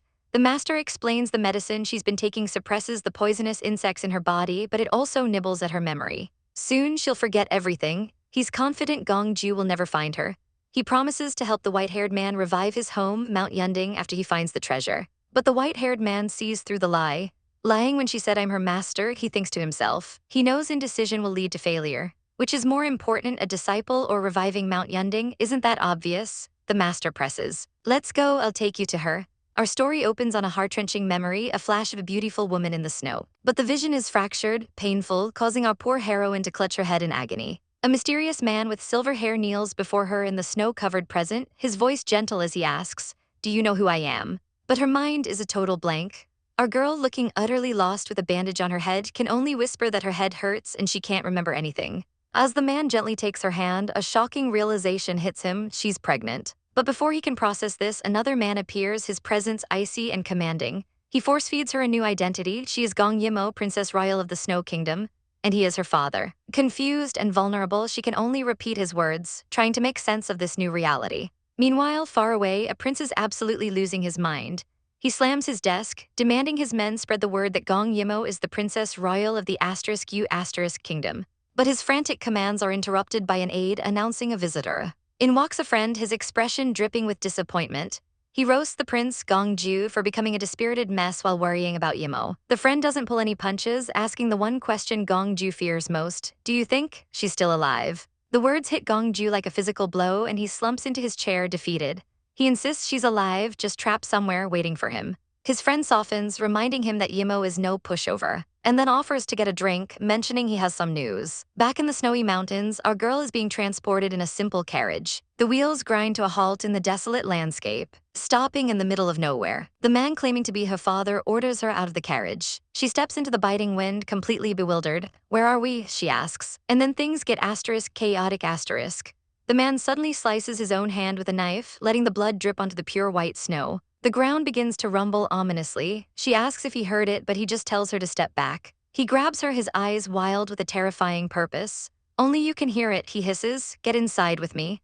He starts dragging her towards a dark cave, ignoring her pleas about the danger to her baby. He stands before the ominous entrance, a chilling promise on his lips. Gong Yi Mo, he sneers, the day is about to arrive. Your dear husband and you will reunite soon. The stress sends another spike of pain through her head. He reveals their horrifying destination: the mass grave of the Snow Kingdom, the very place tied to a legend that she will destroy the world. She stands frozen at the entrance to what looks like the gate to hell itself. As he shoves her forward, she slips. But just in the nick of time, the silver-haired man from her memories swoops in, catching her and yelling at her father for endangering a pregnant woman. But the dark-haired man is obsessed. He needs the treasure map that only she can reveal. The revival of his kingdom depends on her, the one destined to ruin the world. He can't stop now. The silver-haired man desperately tries to snap her out of her daze, and a single name escapes her lips: Gong Ju. The two men face off, a tense standoff in the swirling snow. The silver-haired man drops a bombshell revelation and a warning. The father of this child is your grandson. If you keep being stubborn, you'll die a tragic death. Back at the palace, Gong Ju clutches his chest, a sharp sting of pain radiating from his heart. His friend snarks, since when did you get heart failure? But Gong Ju just looks away, the emotional toll clear on his face. He takes a sharp drink, his eyes filled with cold fury. I'll annihilate the Snow Kingdom, he vows. But his friend stops him, warning that the time isn't right. Then the friend delivers the news he came with. His agents report that the Snow Kingdom's leader, Zeus, has suddenly acquired a princess royal and is obsessed with a treasure map. The pieces click into place with horrifying clarity. The Snow Kingdom never had a princess, but Gong Yi Mo has the royal bloodline, and the legend of destruction follows her. The friend realizes aloud that Princess Royal might be Yi Mo. He then lays into Gong Ju, calling his men useless for not figuring this out sooner. Gong Ju snaps, shut up. His friend points out the logistical nightmare of invading the freezing Snow Kingdom, but then offers a dark solution: a special poisonous insect that grants resistance to cold. The mere mention of it sends Gong Ju into a blind rage, and he slams his friend against a pillar. His friend reasons with him, explaining they have no choice and that the insects are the reason Yimo's life is in danger. A grim plan is formed. They will move in 3 days to save her. Back in her gilded cage, Yimo's father pays her a visit. She doesn't even look at him. I don't want to see you, she says, her voice like ice. He tries to act nonchalant, asking if she's still mad. But something has shifted. She looks at him, her eyes blazing, and demands, when will you let my husband come back? He keeps up the facade, telling her the husband will return after the baby is born, even sitting down for tea and playing the concerned father. But she's not falling for it anymore. Where on earth did you send Gong Ju to? She presses. The question shatters his composure. He smashes his cup and grabs her, his face contorted with rage, realizing his brainwashing is failing. She stands her ground, her memory still hazy but her heart certain. I now remember he's my husband. The man knows his time is running out. The medicine's effects won't last. Miles away, Gong Ju receives a critical report in the dead of night. His agent confirms that 2 months ago, a carriage passed through the palace gates without being searched. An unprecedented breach of security. Gong Ju's expression turns grim. The news is verified. He knows what this means. Someone gave the order. Someone powerful took her. He whispers her name to the cold night air, his heart aching with worry. Yi Mo is also out in the cold when a sudden pain stabs her stomach. Her attendant panics, but Yi Mo calmly tells her not to make a scene and just help her inside. As they walk back to her room, her father appears once more. She tries to brush past him, but he stops her with a chilling smile. Don't rush, look who's here. A woman with an ethereal, sorrowful beauty steps out from the shadows. And with 4 final words, Yi Mo's entire world is about to be shattered once again. This is your mother, he says. Your birth mother, Zulian. In the falling snow, a man appears before our girl, his voice soft. Do you still remember me? But Yi Mo flinches back, her voice icy. Step back. His question is met with a blunt no, but he just smiles sadly, saying it doesn't matter. A fleeting memory flashes by, 2 small children holding hands in the snow. We haven't seen each other for ages, he says. It doesn't matter. She asks who this man is, but a voice from her past echoes in her mind, your husband. The man is none other than Gong Ju, the fearsome prince regent of the Yu Kingdom. And speaking of Gong Ju, we see him miles away at the Shanyu Pass, ready to depart. A subordinate tells him everything is ready. A dark look crosses his face. I've been waiting for this day for so long. He smirks, a chilling glint in his eye. I can't wait to see the result. His companion tells him she's waiting for you to take her back. That's all the motivation he needs. Let's go, he roars, spurring his horse onward. Riding through the snow, his friend asks how he plans to approach Si Wuyan. Gongju's plan is savage. Tell him Gong Yi Mo was poisoned and is still unaccounted for. His friend is confused. Why should I tell him? Gongju's voice is laced with venom. If Si Wuyan wasn't the only one with the antidote, he'd never want to see that man again. The friend just laughs it off, saying they're both ready for this chaotic reunion. He gallops ahead, shouting back, hey, I'm talking to you, but Gongju is lost in his dark thoughts. This world, I really should have turned it upside down long ago. Back with our girl, the man from the beginning, Zulian, holds her hand, reminding her that she's pregnant and needs rest in the Yu Kingdom. But a sharp voice cuts in, it's her mother, and she is not happy. The mother warns Zulian not to say things he shouldn't, and he quickly backs down, bowing his head. Yi Mo looks lost, wondering what the Yu Kingdom even is. Her mother turns to her with a gentle smile, just glad to see her daughter as well. She takes Yi Mo's hands, her voice thick with emotion. I finally got the chance to see you again. Mother, how have you been these years? But our girl immediately retracts her hand. Oof, the rejection is real. The mother tries to hide her pain, saying she's fine. She fusses over Yi Mo, asking about morning sickness and offering to make tonics. But Yi Mo shuts her down cold. Don't bother, mother, I'm good.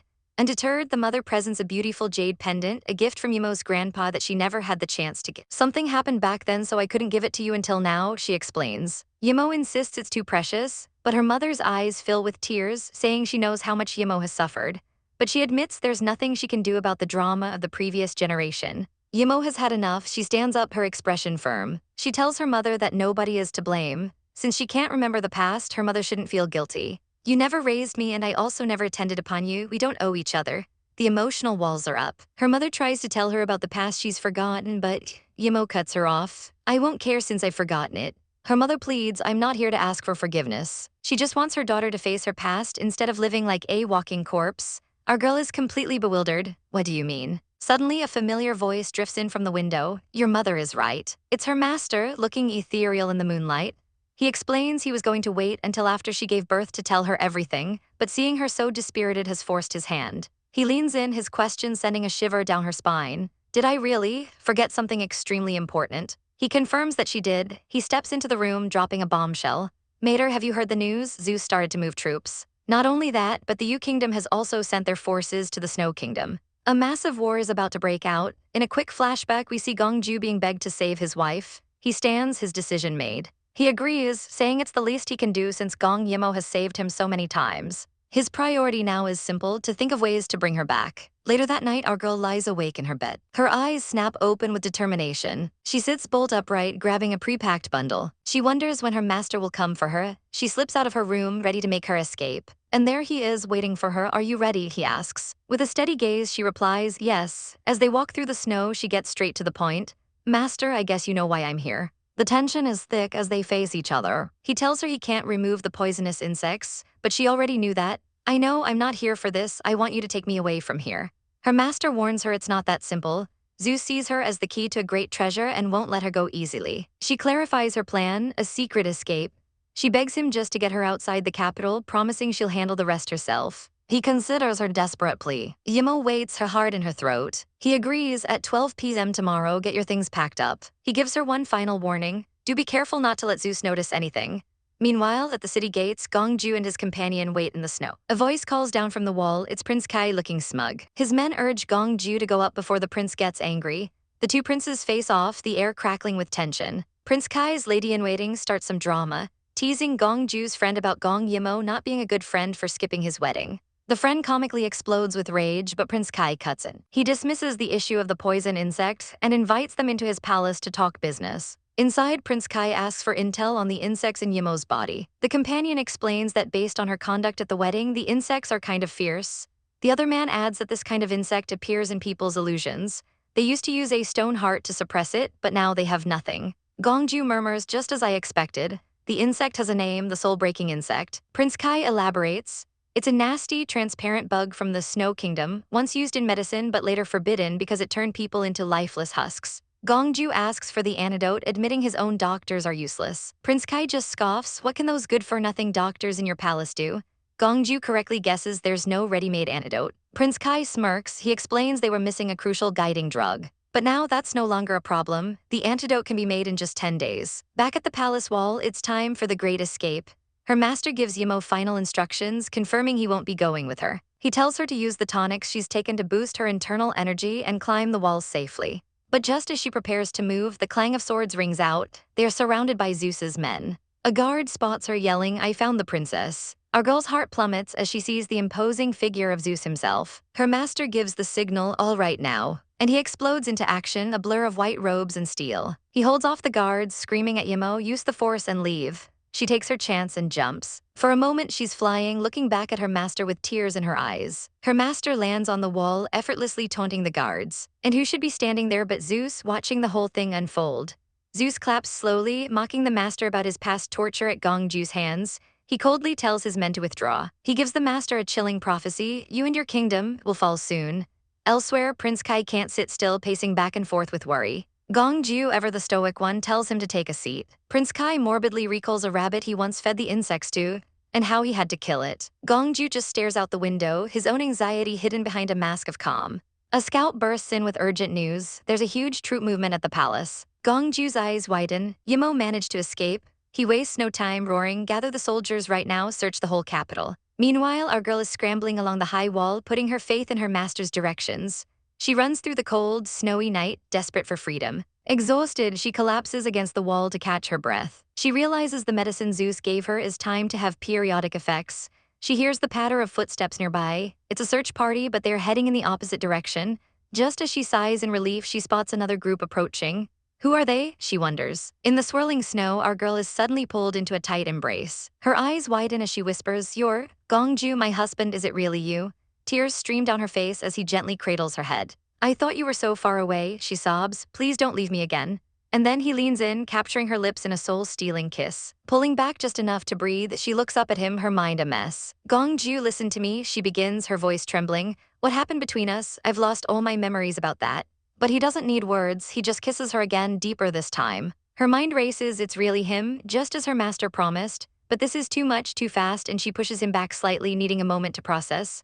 Wait a minute, stop it, let me take a breath first. He ignores her plea, pulling her back against him with an iron grip. Gong Yi Mo, if I didn't come today, how much longer were you going to hide? His voice is low, intense. She flinches, gasping, the baby. He sweeps her into his arms, his eyes blazing. The baby is also mine, he declares. The whole of you belongs to me, your body, your baby, even your future, they all belong to me. Her heart aches, but I can't remember anything now. He looks down at her, his expression softening.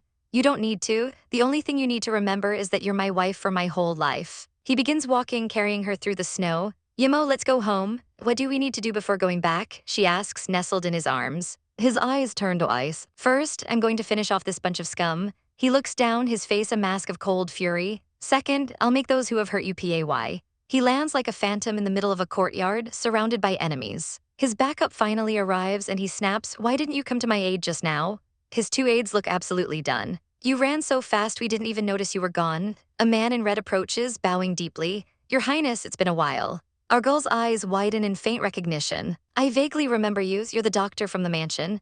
The man smirks, you could say that, before turning his back, a hint of old drama in the air. Gongju gives him an order, send men to check on his master who's still trapped in the Snow Kingdom Palace. The doctor agrees and leaps away. Yi Mo whispers her consent, but just as she does, the world goes black, she collapses in his arms. The doctor rushes back, his face grim. Her condition is worse than I thought. Meanwhile, in the icy palace of the Snow Kingdom, a report is thrown to the floor in a rage. A messenger grovels, delivering devastating news. 3 kingdoms have broken through their defenses. The emperor roars, this is your so-called countermeasure. He looms over the terrified man. The official explains that their main forces are away, hunting for a mythical treasure. But the emperor is unmoved. The forces in the mountain have other uses, they can't be moved. The official pleads for him to see reason, warning that the kingdom itself is on the verge of collapse. The emperor just snaps, calling him an idiot. Tell the front line to hold out for 1 month, defend the border to the last. Back in a safe house, the doctor tends to our unconscious hero. He reveals the cure for her poison has terrible side effects, which he'd hoped to avoid. She needs a long time to recuperate, he admits. I didn't tell you because I didn't expect the poison to have invaded her so deeply. He looks down, defeated. Judging from her condition, it's impossible for her to recover her memories in a short time. But Gong Ju is resolute. I just want her and the baby to be safe. The doctor nods and leaves to prepare the medicine. Gong Ju sits by her side, his heart aching. Yi Mo, he whispers, stroking her sleeping face, God has been good to me. He sent you back to me. Later, his men report that they've captured the ones who kidnapped her. Gong Ju stands before the prisoners, his aura radiating pure menace in the falling snow. But Yi Mo steps forward, pleading for mercy. They were just following orders, she says softly. He turns to her, his gaze sharp. Yi Mo, don't you hate them? She physically blocks his path, her eyes full of a wisdom that transcends her lost memories. The outrage left a scar, she admits, looking up at him, but Gong Ju, you're still by my side. He pulls her into his arms, his resolve melting. Right, I'm still with you. He sighs, I don't want to let anyone who poses a threat to you and the baby go. But she looks at him with such hope. He relents, I won't kill them, but they still need to face penalties. He turns and gives the order, his voice cold as steel. Luo Kai, flog each of them 30 times and throw them out. Days later, she's feeling better. Are you feeling anxious? He asks her gently. She nods, yes, I want to go back. He pulls her into a sweet kiss. Don't worry, we'll go back to our home. Back in the Snow Kingdom, the Emperor is still obsessed with his treasure hunt, even as his kingdom burns. The princess, Zeus, confronts him. My father searched that mountain his whole life and found nothing. What makes you so stubborn? The Emperor just smiles coldly. He didn't have the right person. Yi Mo is the key. She'll be back. Zeus is horrified. She's just a sacrifice, a legend. Are you really going to ignore your people? She screams at him. Yi Mo is your daughter. The Emperor's face contorts in a terrifying snarl. I don't even care if the kingdom collapses. Do you think I'll care about my daughter? But as Zeus walks away defeated, the Emperor's thoughts betray a flicker of something. Yi Mo, if you've escaped, just go as far as you can. In a quiet room, Gong Ju watches his wife, lost in thought. He wonders why he loves her so much, only to conclude that with every question, he just loves her more. He asks what she's thinking. She looks down, ashamed. Sorry, I didn't mean to forget you. He smiles, a real, warm smile. It's okay, then please keep me in your mind from now on. You must have had a hard time looking for me, she says, her voice thick with emotion. I didn't mean to hide. He cuts her off by stroking her hair. It's okay, it's all over. A fleeting memory of his past anguish flashes by. She holds up a simple ring on her finger. Is this ring one of a matching pair with yours? He grins, his eyes sparkling. Yes, my honey is so smart. Later that night, lying beside him, she whispers, I said I love you. Then she looks at him, her gaze direct and vulnerable. Do you love me? He answers not with words, but with a kiss that promises a lifetime. A tense moment is interrupted by a messenger. The Queen of the Snow Kingdom, our girl's mother, wishes to see her. But Gong Ju is having none of it. He gently tells her she doesn't have to go if she doesn't want to. He softly adds, I don't care anything, it all depends on you. But our heroine sits up, her resolve hardening. This is her birth mother and she's going to see her. Gong Ju helps her to her feet, his arm a steady presence around her. They walk towards the door, ready to face whatever comes next. But of course, it's never that simple. Prince Kai and his cronies are waiting for them, an arrogant smirk plastered on his face. Gong Ju and Yi Mo stand their ground, their expressions grim. Prince Kai has the audacity to demand Yi Mo go back with him. Gong Ju immediately steps in front of her, his voice dripping with ice. You're courting death, but before a fight can break out, a new voice cuts through the tension. It's the Queen, Yi Mo's mother. She apologizes for the wait and says she's just here for a friendly visit. She also brings a little gift, information about Zeus's latest moves. The Queen gets straight to the point, revealing she's about to drop a 20-year-old truth bomb. She married into the imperial family to investigate the apocalypse legend. It turns out, the legend didn't come from the Snow Kingdom at all. It started in the Yu Mausoleum. For 100 years, the so-called destined one was a no-show. But on the day Yi Mo was born, the sky went dark and snow fell in the middle of August. Her grandfather knew Yi Mo wasn't his own blood, but kept her because of the astronomical phenomena. An official astronomer met with the emperor, and his proclamation was shocking. The destined one wasn't meant to destroy the world, but to unify and control it. Yi Mo is absolutely stunned, so I'm really the legendary destined one. Her mother continues, explaining that Zeus has been searching for a hidden treasure for years, but has no idea where it is. Gong Ju connects the dots, that's why Zeus tried so desperately to stop their wedding. The memory of that day flashes through Yi Mo's mind, a chaotic and painful blur. She looks her mother in the eye and confronts her with a terrible accusation. Zeus told us you plotted against Gong Ju's mother and caused her death. The queen's face crumples in pain. That's not true, she whispers, explaining she was forcibly taken from the palace by Zeus. Gong Ju's mother died from poisonous insects in her body. Gong Ju looks exhausted by all these revelations, rubbing his temple. But the worst is yet to come. The queen reveals a horrifying prophecy from ancient books. The destined one will either return to their original place or die. She begs Gong Ju to protect Yi Mo. He doesn't hesitate. Yi Mo is my wife, of course I'll protect her. Suddenly, the queen falls to her knees. She has one last favor to ask. She begs Gong Ju to spare the people of the Snow Kingdom when his forces conquer it. He gently helps her up, his expression softening. He asks how many people there are, less than 100,000. With a solemn look, he gives his word to spare them. Just then, Yi Mo spots a flicker of flames outside. They're not alone. A guard bursts in, confirming their fears. It's Zeus's men, and they are here to take Yi Mo and the queen. Gong Ju's eyes narrow into dangerous slits. A savage smile plays on his lips as he says, "I'd like to see what they've got." The doors fly open. Standing there is Zeus himself, radiating pure chaotic energy. He taunts them about the poison, mocking any attempt to create an antidote. He lunges, grabbing Gong Ju by the chin with a vicious grip. "If you don't have the antidote, then there's no need for me to keep you alive." Then he drops the most twisted bombshell yet. If he dies, Yi Mo dies too, and their baby could be lost. He shoves Gong Ju to the floor. Lying there, Gong Ju is forced to listen as Zeus taunts him about killing Yi Mo in his past life. The queen demands to know what he wants. For a moment, Zeus looks almost pitiful. He simply says he's here to take his wife and daughter back. He tells Yi Mo that with the kingdoms at war, it's time for her mother to go with him. Then he leans in, his voice a venomous whisper, asking if she remembers her dear brother, the crown prince. The name hits her like a physical blow. "Isn't he?" Zeus cuts her off with a cruel smile. "He's dead to save you." He tells her the crown prince jumped off a cliff. He twists the knife deeper, reminding her that no matter what, the crown prince loved her. Zeus isn't done tormenting her. He blames her for her brother's fate and for the dismemberment of the man she called father. "Because you're a jinx," he spits, stabbing his own hand for dramatic effect. "Everyone around you dies a tragic death." That's the last straw for Gong Ju. He draws his sword, his face a mask of pure fury. "What the hell did you come here for?" But Zeus just calmly brings a small whistle to his lips. Gong Ju panics, yelling for Yi Mo to block her senses. He rushes to hold her, his eyes glowing a dangerous red. "Zeus, you're courting death." But it's too late. Yi Mo snaps. A torrent of red energy explodes from her body as she screams all her pain and rage at Zeus. For her clansmen, her kingdom, her mother, and her child. "I'll kill you." Zeus is stunned that she can still move. A new ally appears, revealing that Zeus's psychological torture actually helped. The stimulation purged most of the poison from her system. Gong Ju holds her hand, assuring her that her father and brother are finally at peace. Yi Mo turns to face her tormentor, her eyes blazing. "It's time for me to get even with you for all this," she lunges. But he blocks her strike, yelling, "I'm your father." She shoves him back. "You're not my father." She declares he's only her biological father and has never once acted like a parent. She kicks him to the ground, her voice trembling with rage and sorrow.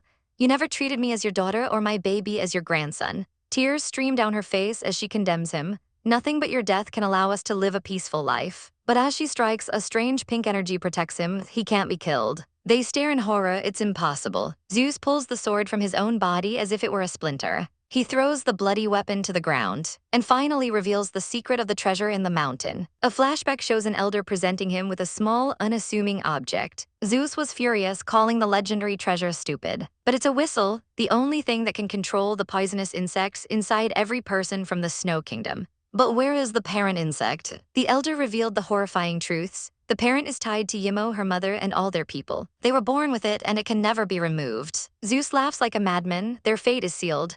Even if they kill him, Yi Mo's child will be born with the same curse. He raises the whistle, gloating that the Snow Kingdom will soon conquer the world. As the snow falls, Yi Mo collapses into Gong Ju's arms, clutching her head and screaming his name in agony. "I feel awful," she cries. Zeus watches, a triumphant sneer on his face. With a final desperate scream, Yi Mo unleashes another massive blast of power. "It worked," Zeus smirks. Just then, a guard rushes in, shouting that they're surrounded by the people of the Snow Kingdom.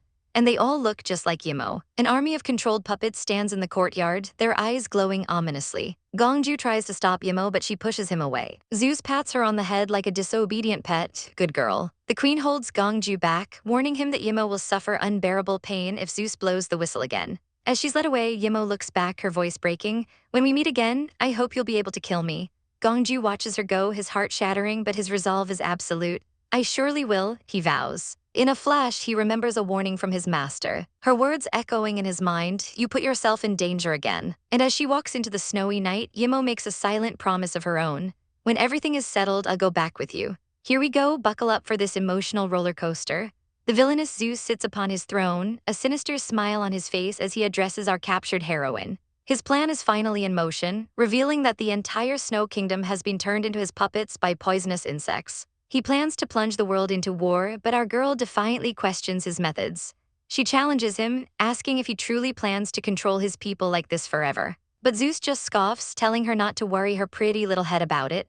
He's more concerned with breaking her spirit, promising she'll be completely subservient to him soon. But our girl had a desperate plan all along. She knew the insects would reach their saturation point, and she told Gong Ju they had to take the risk. Back in the present, Gong Ju gives the order to his men, we're off. His commanders worry that their army isn't enough to take on the entire Snow Kingdom. Gong Ju, ever the stoic badass, simply says no. He knows that Zeus's forces are powered by the very insects they plan to defeat. His friend can't believe how calm he is, asking if this was all part of the plan. Gong Ju reveals Yi Mo's dangerous gambit. She wanted to see if she could use the insect's power to break through to the 9th level of her internal force. A letter from our heroine confirms it. She planned to absorb the insect's power and destroy them from within. Gong Ju's face is grim. He knows she's risking her life for this. But it's their only chance. It's sink or swim. They arrive at the snowy fortress gates. Gong Ju looks up, his expression like ice. He gives a chilling order, get some people and kill the leader of the troops.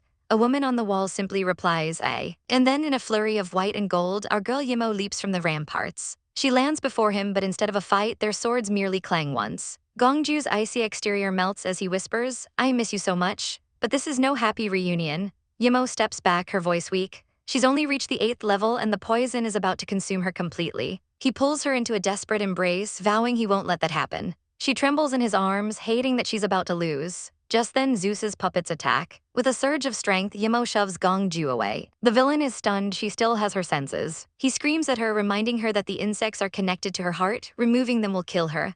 But our girl doesn't hesitate. With a defiant cry, she expels the poison, blood erupting from her chest. Yi Mo, Gong Ju screams in pure agony. He catches her as she falls, her blood staining the snow. She can only whisper his name before her eyes close. He holds her limp body, his world shattering. As Yi Mo falls, the soldiers under Zeus's control snap out of their trance, confused and disoriented. Gong Ju's forces immediately move in to capture the now powerless Zeus. The villain is dragged away, utterly defeated. He spits at Yi Mo, sneering that she sacrificed herself for nothing. Our dang heroine whispers that she had to fight to protect the people. Zeus just laughs, telling Gong Ju he can only watch helplessly as she dies. But Yi Mo looks at her beloved, telling Zeus that a self-centered man like him could never understand their sacrifice. Gong Ju's tears fall as he begs her, stop it. With her last breaths, she makes a heart-wrenching confession. If she had another chance, she would give up saving the world just to be with him.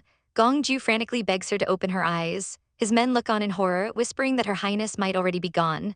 Suddenly, a surge of energy surrounds them. They realize Gong Ju is transferring his OWN life force into her. It's a suicidal move, they'll both die. Gong Ju doesn't care. I swear I'll never let anyone hurt you as long as I'm still alive, he declares. Yi Mo weakly pleads for him to stop, knowing it will kill him. His men try to intervene, but he shoves them away, his focus entirely on her. He whispers her name one last time, and gives her a final, desperate kiss. He tells her he's glad he could be her shelter and asks if she'll forget him. Through her tears, she promises she never will. Just forget me, he says softly, because I love you. He pushes her away, her body floating as his own begins to fade. Yi Mo, stay alive, he begs. For my sake, please live a good life. He gently covers her eyes with his hand. I don't want you to see the way I look now. She insists she loves him no matter what. But he pulls away. As he walks into a blinding light, he whispers, I don't deserve you anymore, and vanishes. When Yi Mo finally awakens, she's in a warm room. She can feel the overwhelming power of the 9th level coursing through her veins. But none of that matters. Where's Gong Ju? She demands, grabbing her attendant. The horrible truth dawns on her. It wasn't a dream. He sacrificed his life and his power for her. Her attendant insists he never dumped her. But Yi Mo weeps, asking why he left. The heartbreaking reason is revealed. He didn't have much time left and didn't want her to watch him die. Cruel, Yi Mo snaps, her grief turning to rage. You're not me, I must see him. Using her newfound power, she disappears and searches frantically through the endless snow, calling his name. Time passes. The war ends, but our girl continues her lonely search. She wanders through a blizzard, feeling his presence but finding nothing. Suddenly she stops, that scent, it's his. She falls to her knees, clutching his discarded robes. A gut-wrenching sob tears from her throat as she collapses in the snow, screaming at him for leaving her. She begs him to come out, telling him about their baby, her voice cracking with despair. Come out and see me, she pleads. Let's die together, okay? She whispers his name one last time. And finally, let's go, her body going limp in the snow. But then two figures appear. An old man instructs a younger, white-haired man to go to her. The man cradles her gently. It's Gong Ju, but he's changed. The old man scolds him for using his power incorrectly. All Gong Ju can think about is the pain of watching her suffer, helpless to do anything. The old man reveals he's depleting her unstable power to save her from going mad. Gong Ju, now blindfolded and gaunt, wonders if he's even worthy of her anymore. The old man tells him this is a trial and that they must leave before she wakes. But she stirs, weakly murmuring, don't leave me. Her eyes flutter open, and though she can't see his face, she knows. It's really you. You're my dear Gongju, she whispers, touching his masked face before fainting again. The old man whisks him away, asking if he really wants her to see him as a disfigured man on the brink of death. She's left alone once more. She wakes up believing it was all a dream, but then she feels something in her hand. It's a note, two simple words, wait for me. A new fire ignites in her soul, he's alive. I'll wait for you, she vows, until you come back to me. With the emperor and prince regent gone, the kingdom is in chaos. The ministers argue about choosing a new emperor, but their squabbling is cut short. Yi Mo enters the court, dressed in imperial robes, every inch a queen. When a minister objects to a woman's presence, she coldly reminds them of her official title, equal in status to the crown prince. She declares that she holds the highest position. Another tries to dismiss her due to her pregnancy. Women should stay at home and rest, she scoffs. Says who? She looks down on them with utter contempt. In terms of tactics and contributions, who can match me? Now that no one here is better than me, just shut up. She ascends to the throne, announcing she will rule in the prince regent's absence and dares anyone to object. One foolish minister pipes up, worried about the kingdom being ruled by a woman. Yi Mo's response is an icy challenge. Surpass her in any skill and the throne is yours. Then one minister crosses the line, gesturing to her pregnant belly and questioning the baby's parentage. A dangerous calm settles over Yi Mo. My baby's father is the prince regent, she states, just as the throne room doors creak open. Her eyes begin to glow with a terrifying golden light. With absolute menace, she delivers a final, chilling threat. Whoever dares to say that again, I'll eliminate his whole family. All right, team, settle in, grab your snacks because it is going down. Our queen has been holding down the fort and she's not playing games. With her man gone, our girl steps up, her voice like ice. I have absolute rights to deploy the Prince Regent's troops. She warns the sniveling court, I'm fiercer than him. I'm just ruling temporarily, so don't even think about trying anything. Facing the entire court with the little emperor at her side, she drops the final threat. If anyone has objections, I don't mind a little massacre. The poor kid next to her just burst into tears, and just like that, the entire court hits the floor. Long live your highness. But later, alone in the snow, her strength falters. She whispers his name, Gongju, I'll pull myself together. I'll wait for you to come back. The palace feels so empty and cold without him. She sits at her desk, missing him terribly. When will you come back? I miss your embrace so much. The weight of it all crashes down on her and she falls asleep right there at her desk. Just then, a figure appears in the room. It's Gongju. He watches her sleep, his heart aching. Yi Mo, thank you for doing all this for me. He gently strokes her hair, wondering why she's sleeping so deeply. An old man with him explains it's just a harmless, soothing incense. But the old man is here on business, reminding Gongju of a promise and threatening, if you break your promise, I won't save you. Gongju looks at his sleeping love, thinking that this old jerk is his only hope for recovery. Wait for me, I also miss you so much. He leans down, pulling her into a gentle hug. I'll always be with you, Yi Mo, please believe me. She frowns in her sleep and he's filled with a fierce resolve. He lifts her into his arms, carrying her to bed. You're still mine, he whispers, the whole of you belongs to me. In a secret, tender moment, he carefully slips a ring off her finger, replacing it with another. The old man is getting impatient. Let's go, you don't want her to see your wrinkled face, do you? But Gongju can't bring himself to leave. The old man has to literally drag him away. The next morning, our girl wakes up feeling refreshed. But then she sees her hand. My ring, the place has changed. Her mind races. Only a few reclusive masters could get near her undetected. She pieces it together. They're not hurting Gongju, they're saving him. A wave of relief and determination washes over her. If Gongju is still alive, I can wait. She stands filled with renewed hope. It wasn't an illusion. I don't care what happened to you. I just want you to be alive. Back to business, she reviews a report from the Wo Kingdom. They want to visit, interesting. She stamps it, granted. But her thoughts drift back to Gongju. I wish you'd come back soon. She even playfully thinks about taking him on a trip to see the beauties of the South once he's back. The delegation from the Wo Kingdom arrives, stunned by the wealth of her empire. They greet her highness, whispering amongst themselves, shocked that the ruler is a woman. One of them quickly shushes the others, as her guard gives them a chilling stare. Our queen smiles slyly. Isn't there a man who knows our accent? A young man named Liu steps forward, keeping his head bowed. With a voice dripping in authority, she commands, raise your head. From her throne, she cuts to the chase. What brought you here? Liu claims their poor kingdom wants to learn from her prosperous one, and that they deserve help simply because their kingdom is poor. He promises to return the favor once they're strong. Our girl is completely unimpressed. Your reason doesn't check out. She drops a savage truth bomb. The Yu kingdom doesn't need allies. Our kingdom only needs subordinates. She sees right through their little trick. She dismisses them for now, telling them to tour the capital before giving her an answer. At the shipyard, the delegation's jaws hit the floor. They see the massive, magnificent ships Her Highness commissioned. There are 7 of them. They were built to sail across any sea. The delegates look at each other in horror. So this princess has long seen through our plan. They realize they'll have to try another approach. That night, our girl stands in the rain, looking lost. Her handmaiden covers her with a cloak as she asks mournfully, do you think Gongju will come back? From the shadows, Gong Ju watches, his heart breaking. He can't go to her. The old man is clear, Gong Ju is too weak. He's a wreck, and if he wants to live, he must break through the 9th level of his power. The old man tells him he lacks the sensitivity that our girl possesses in spades. The only way for Gong Ju to survive is to comprehend the quintessence of wind and nature. He asks why he can't just meet her, and the old man gives him a brutal choice: stay away and heal, or go to her and let her watch him die. Gong Ju's resolve hardens. He must break through. The next day, the delegation tries a new tactic. Liu says they want cooperation, not dependency. Our girl is so over it, she literally yawns in his face and tells him to pack his bags. But then Liu crosses a line. We heard your husband has probably died. Her guard explodes with rage, but she calmly stops him. What are you trying to say? He proposes a political marriage, even having the audacity to mention her unborn child. The cup in her hand cracks from the pressure. Her smile is terrifying. You're really something. Bang, she smashes the cup, her fury unleashed. She lays out their pathetic little scheme: marry her off to some puppet prince, use her to gain power, and install their pawn on her throne. Who gave you the courage to be so shameless? Liu the fool doubles down. Your husband died because of you, he'll never come back. The words hit her like a physical blow. She stumbles, clutching her stomach in pain. My babies, will my baby get hurt? In that instant, a black-clad figure flashes through the room, catching her as she falls. It's Gong Yi Mo. He holds her, roaring for doctors, his eyes burning with rage as he glares at the envoy. How dare you? I'll get even with you.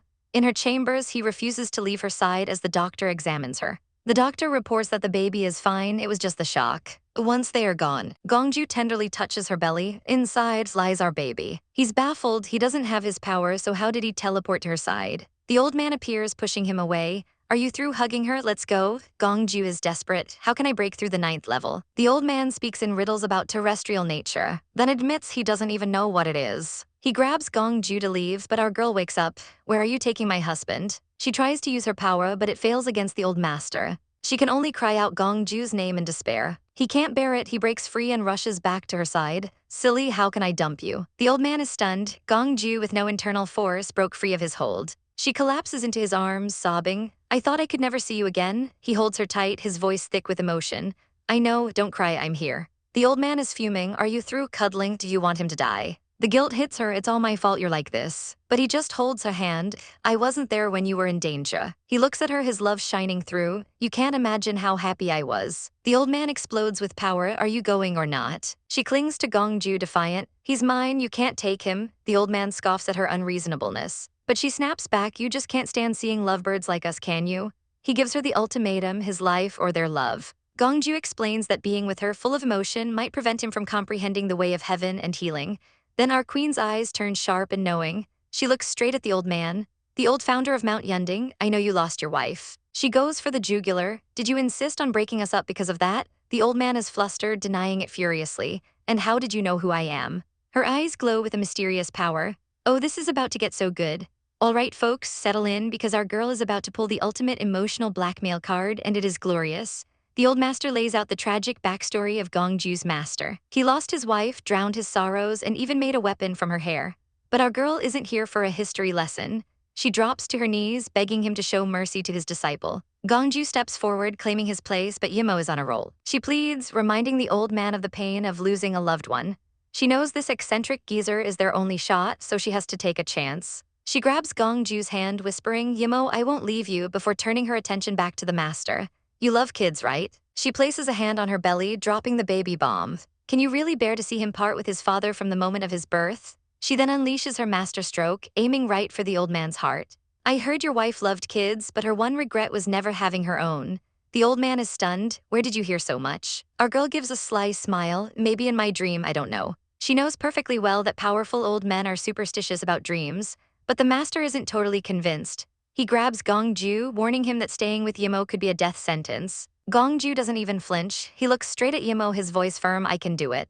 He begs her to trust him, and through her tears, she whispers, Gong Ju, I trust you. The old man sighs, seeing he's fighting a losing battle. Gong Ju makes his choice crystal clear. He'll stay by her side and master the 9th level no matter what. And just like that, the old man caves. All right then, he grumbles, but warns that the treatment will cause some disorder. Before they can even react, he changes the subject. I love the wine made in Yuki. Our clever girl immediately seizes the opening, a brilliant smile lighting up her face. You can have as much as you want. The deal is struck and the old man makes a swift exit. The second they are alone, Yi Mo gets down to business. Gongju, I want to see your face. He recoils, begging her not to. I look ugly, but she's not having it. The marks represent the things you did for me, she declares, refusing to let him hide. She plants a kiss right on his mask. This breaks something in him. He grabs her, his voice cracking. You don't love me at all. He's completely spiraling. If you loved me, why would you put yourself in danger? But Yi Mo snaps right back, her own hurt boiling over.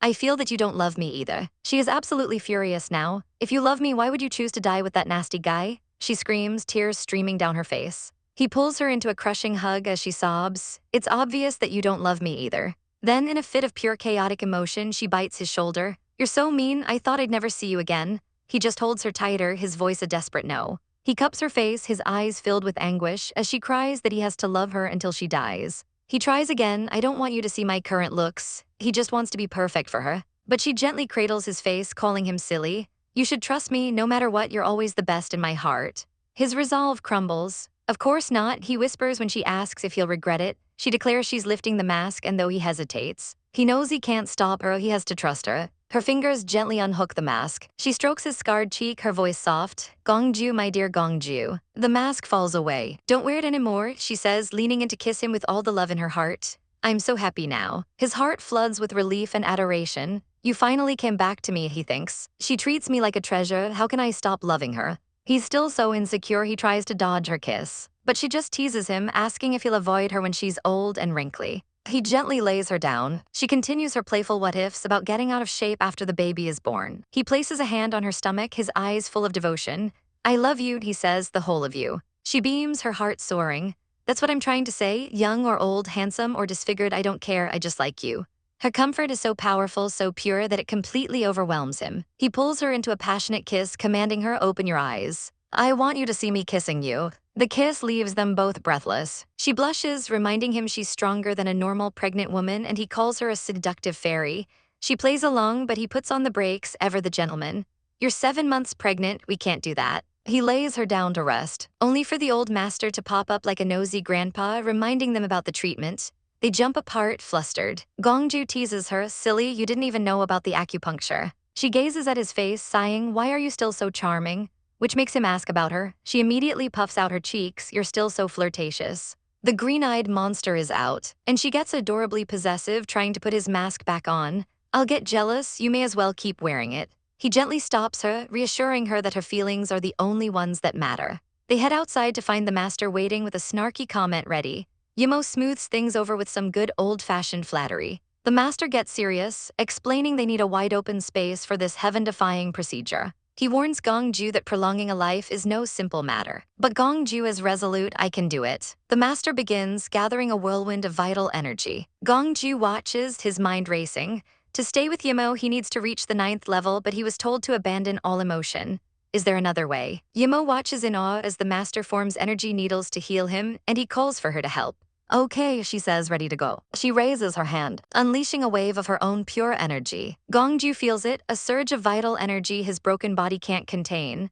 But it sparks an idea. The key to his recovery is within himself. He just needs to find the 9th level and reignite it. The old master is floored by Yi Mo's power. You almost outperformed me, he says, admitting her talent is immense. As she lands, he tells her she's more sensitive than Gongju. She asks what he means by go further, but he just says that's a secret. The treatment ends and Gongju stands looking renewed. Yi Mo rushes to him. Are you feeling better? He smiles, pulling her close. With you around, I'm feeling much better. Looking healthier than ever, he cheekily suggests they shower together. And they walk off into the night. Later, over dinner, she notes he looks younger and he flirts right back. The conversation turns to their enemies, the men from the Wo Kingdom. They're rotting in jail just where they belong. Gongju says they deserve to suffer, and she agrees, but then has a change of heart. With their baby on the way, she wants to stop with the cruel punishments. He smiles, wrapping his arms around her. Anything you say. Our soon-to-be parents are taking a stroll, with our girl noting the lingering chill in the spring air. Gongju just smiles, saying the sunshine is good for her and the baby.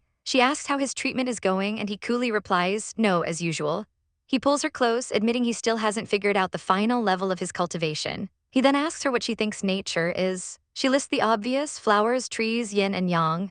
He gazes at her, saying she's right, but she's missed one crucial thing. He points to a tiny sprout on the ground, asking what she sees, what she feels. He starts to explain that beyond the balance of nature, there's one more important thing. But before he can finish, she cries out his name, clutching her belly in agony. Panic explodes, she screams that her belly hurts. He's completely stunned, realizing her due date is still days away. Why is she going into labor now? He thinks, his mind racing.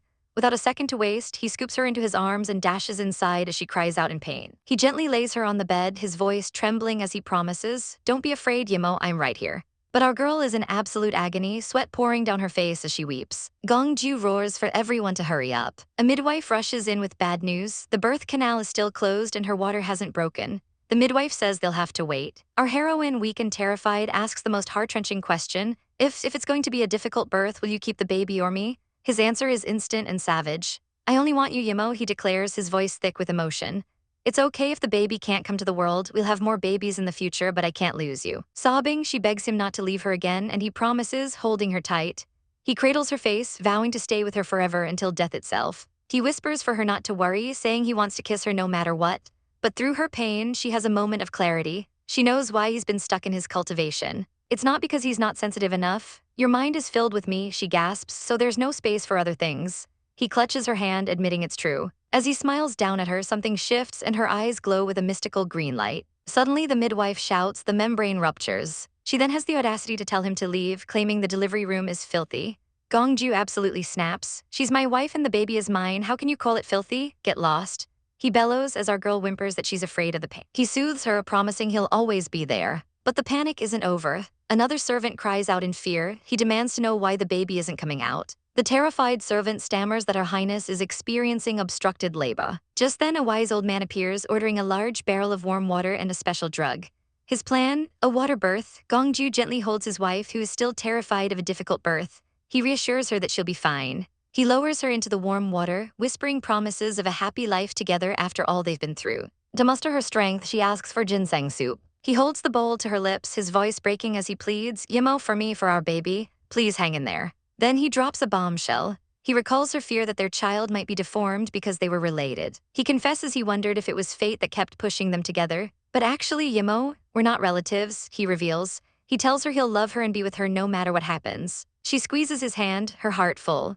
He gets emotional, telling her he wants to spend their golden years telling their children their chaotic love story. Through her tears, she agrees. And in that perfect emotional moment, the sound of a baby crying fills the air. Gong Ju holds his newborn child and everything clicks into place. He finally understands, the most important part of nature isn't balance, it's life. In that instant, a massive wave of power surrounds him. The old master is stunned.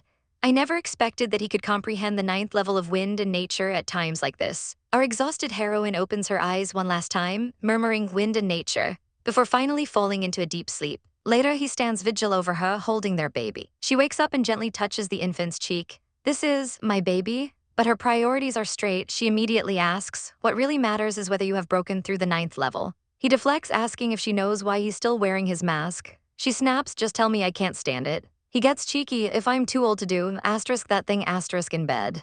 "Do you still want me?" he whispers, leaning in close. She blushes furiously, patting his chest. "I'll stay with you even if you're old," she insists. Then she reaches up, telling him to take off the mask for good. He obliges, revealing a devastatingly handsome, unscarred face. "How do I look?" he asks with a soft smile. Her eyes go wide in shock. Our girl is not having it. She flips him onto his back, playfully yelling, "You're so bad, how can you lie to me?" He laughs, admitting he was just teasing her to see her cute expressions. She declares it's time for his punishment and pounces. She playfully scratches at his chest, pouting that he won't cooperate. "You must be scum," she teases, still scratching. He just smiles, pulling her into an embrace. He asks if they can be together forever, for ages and centuries. She pauses, thinking that's a very long time.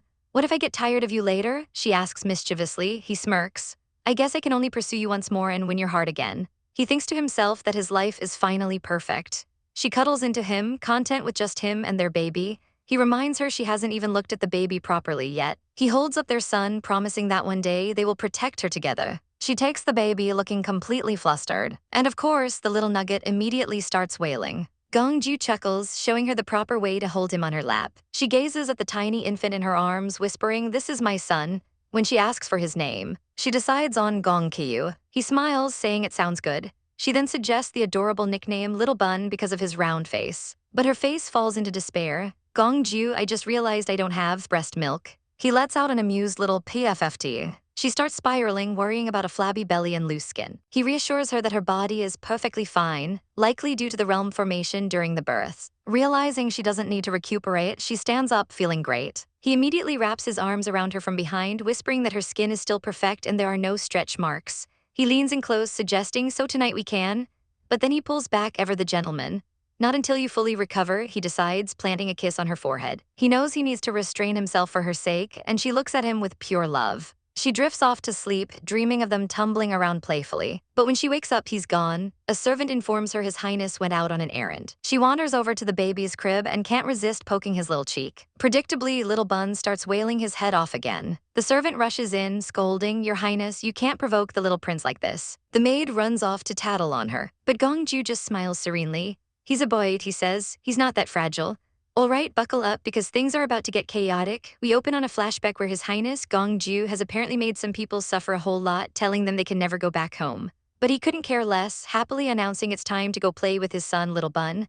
An attendant nervously reminds him, "Your Highness, you've made the little prince cry so many times." Our girl Yi Mo just gives him a knowing look, asking if he was trying to get some fresh air. But Gong Ju thinks playing with his son is way more interesting than dealing with, well, anything else. Just then, a guard interrupts. They've got visitors from the Tianju kingdom.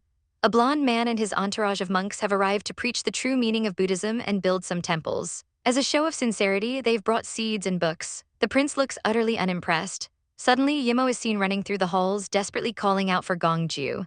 She's in such a rush that she stumbles. But of course, he's right there to catch her, whispering, "Be careful." He pulls her close, asking why she came running. She explains that he often disappears without a word, so she had to come find him. He gently scolds her, telling her not to rush, afraid she might fall. She just smiles, telling him that would never happen. She could even fly to him if she had to. But the tender moment is shattered by the blonde monk, who snaps, "Your Highness, we're still at a conference. It's not appropriate to let a woman appear in the main hall." Oh, this dude has no idea who he's talking to. Gong Ju pulls Yi Mo closer, his voice dropping to an icy tone. "She's my wife," he states, adding, "and she's smarter than most people." The monk is absolutely floored. "Women can get access to education in your kingdom?" He gasps. Gong Ju gives him a deadpan look. "Why not?" The monk starts spouting the most backwards, misogynistic garbage you've ever heard, claiming women should just manage household affairs. He declares that a decent woman wouldn't show herself in public. Yi Mo's eyes flash with fire. "Are you insulting me?" she challenges. The monk has the audacity to say he's just being objective, advising the prince to stop women from getting schooled because it'll make them oversensitive. Our queen is having none of it. She fires back, "So you mean women are to blame for conflicts in your kingdom? How can you prove that your thoughts are rational and what we do is wrong?" The monk smugly claims he's visited 13 other kingdoms where women know their place. Yi Mo delivers a savage blow. "That's why their kingdoms are poor." She leans in, her voice dripping with scorn. "Have you ever seen a kingdom more prosperous than ours? If you have, I'll admit that what I said is wrong." An older monk quickly steps in to apologize for the young hothead. Yi Mo turns to the master, who humbly asks her to just call him Chukshuan. She accepts his apology with a cool, "It's okay, just keep it in your mind." But the blonde monk isn't done, interrupting to say he has another important thing to report. He demands that anyone unrelated to the matter leave the room. Yi Mo decides this is the perfect time for a stroll, offering to walk with the old master. The master graciously accepts, saying it would be his pleasure. Back on the throne, Gong Ju looks bored out of his mind. The blonde monk finally makes his big pitch. "We hope that you can convert to Buddhism." Meanwhile, outside, Yi Mo asks the master why he brought them to this secluded spot. She shrewdly guesses his aim isn't just to build a few temples. The master compliments her intelligence, admitting he brought her out to avoid embarrassment. Yi Mo cuts straight to the point, bringing up a sutra that claims women are born with 5 mental obstacles. She calls the teaching unfair to women. The master explains the obstacles, being secular, demanding, a coward, jealous, and troubled. He then has the nerve to suggest she's a prime example. He looks her dead in the eye and asks, "Don't you think your demands are too high?" Internally, the master panics.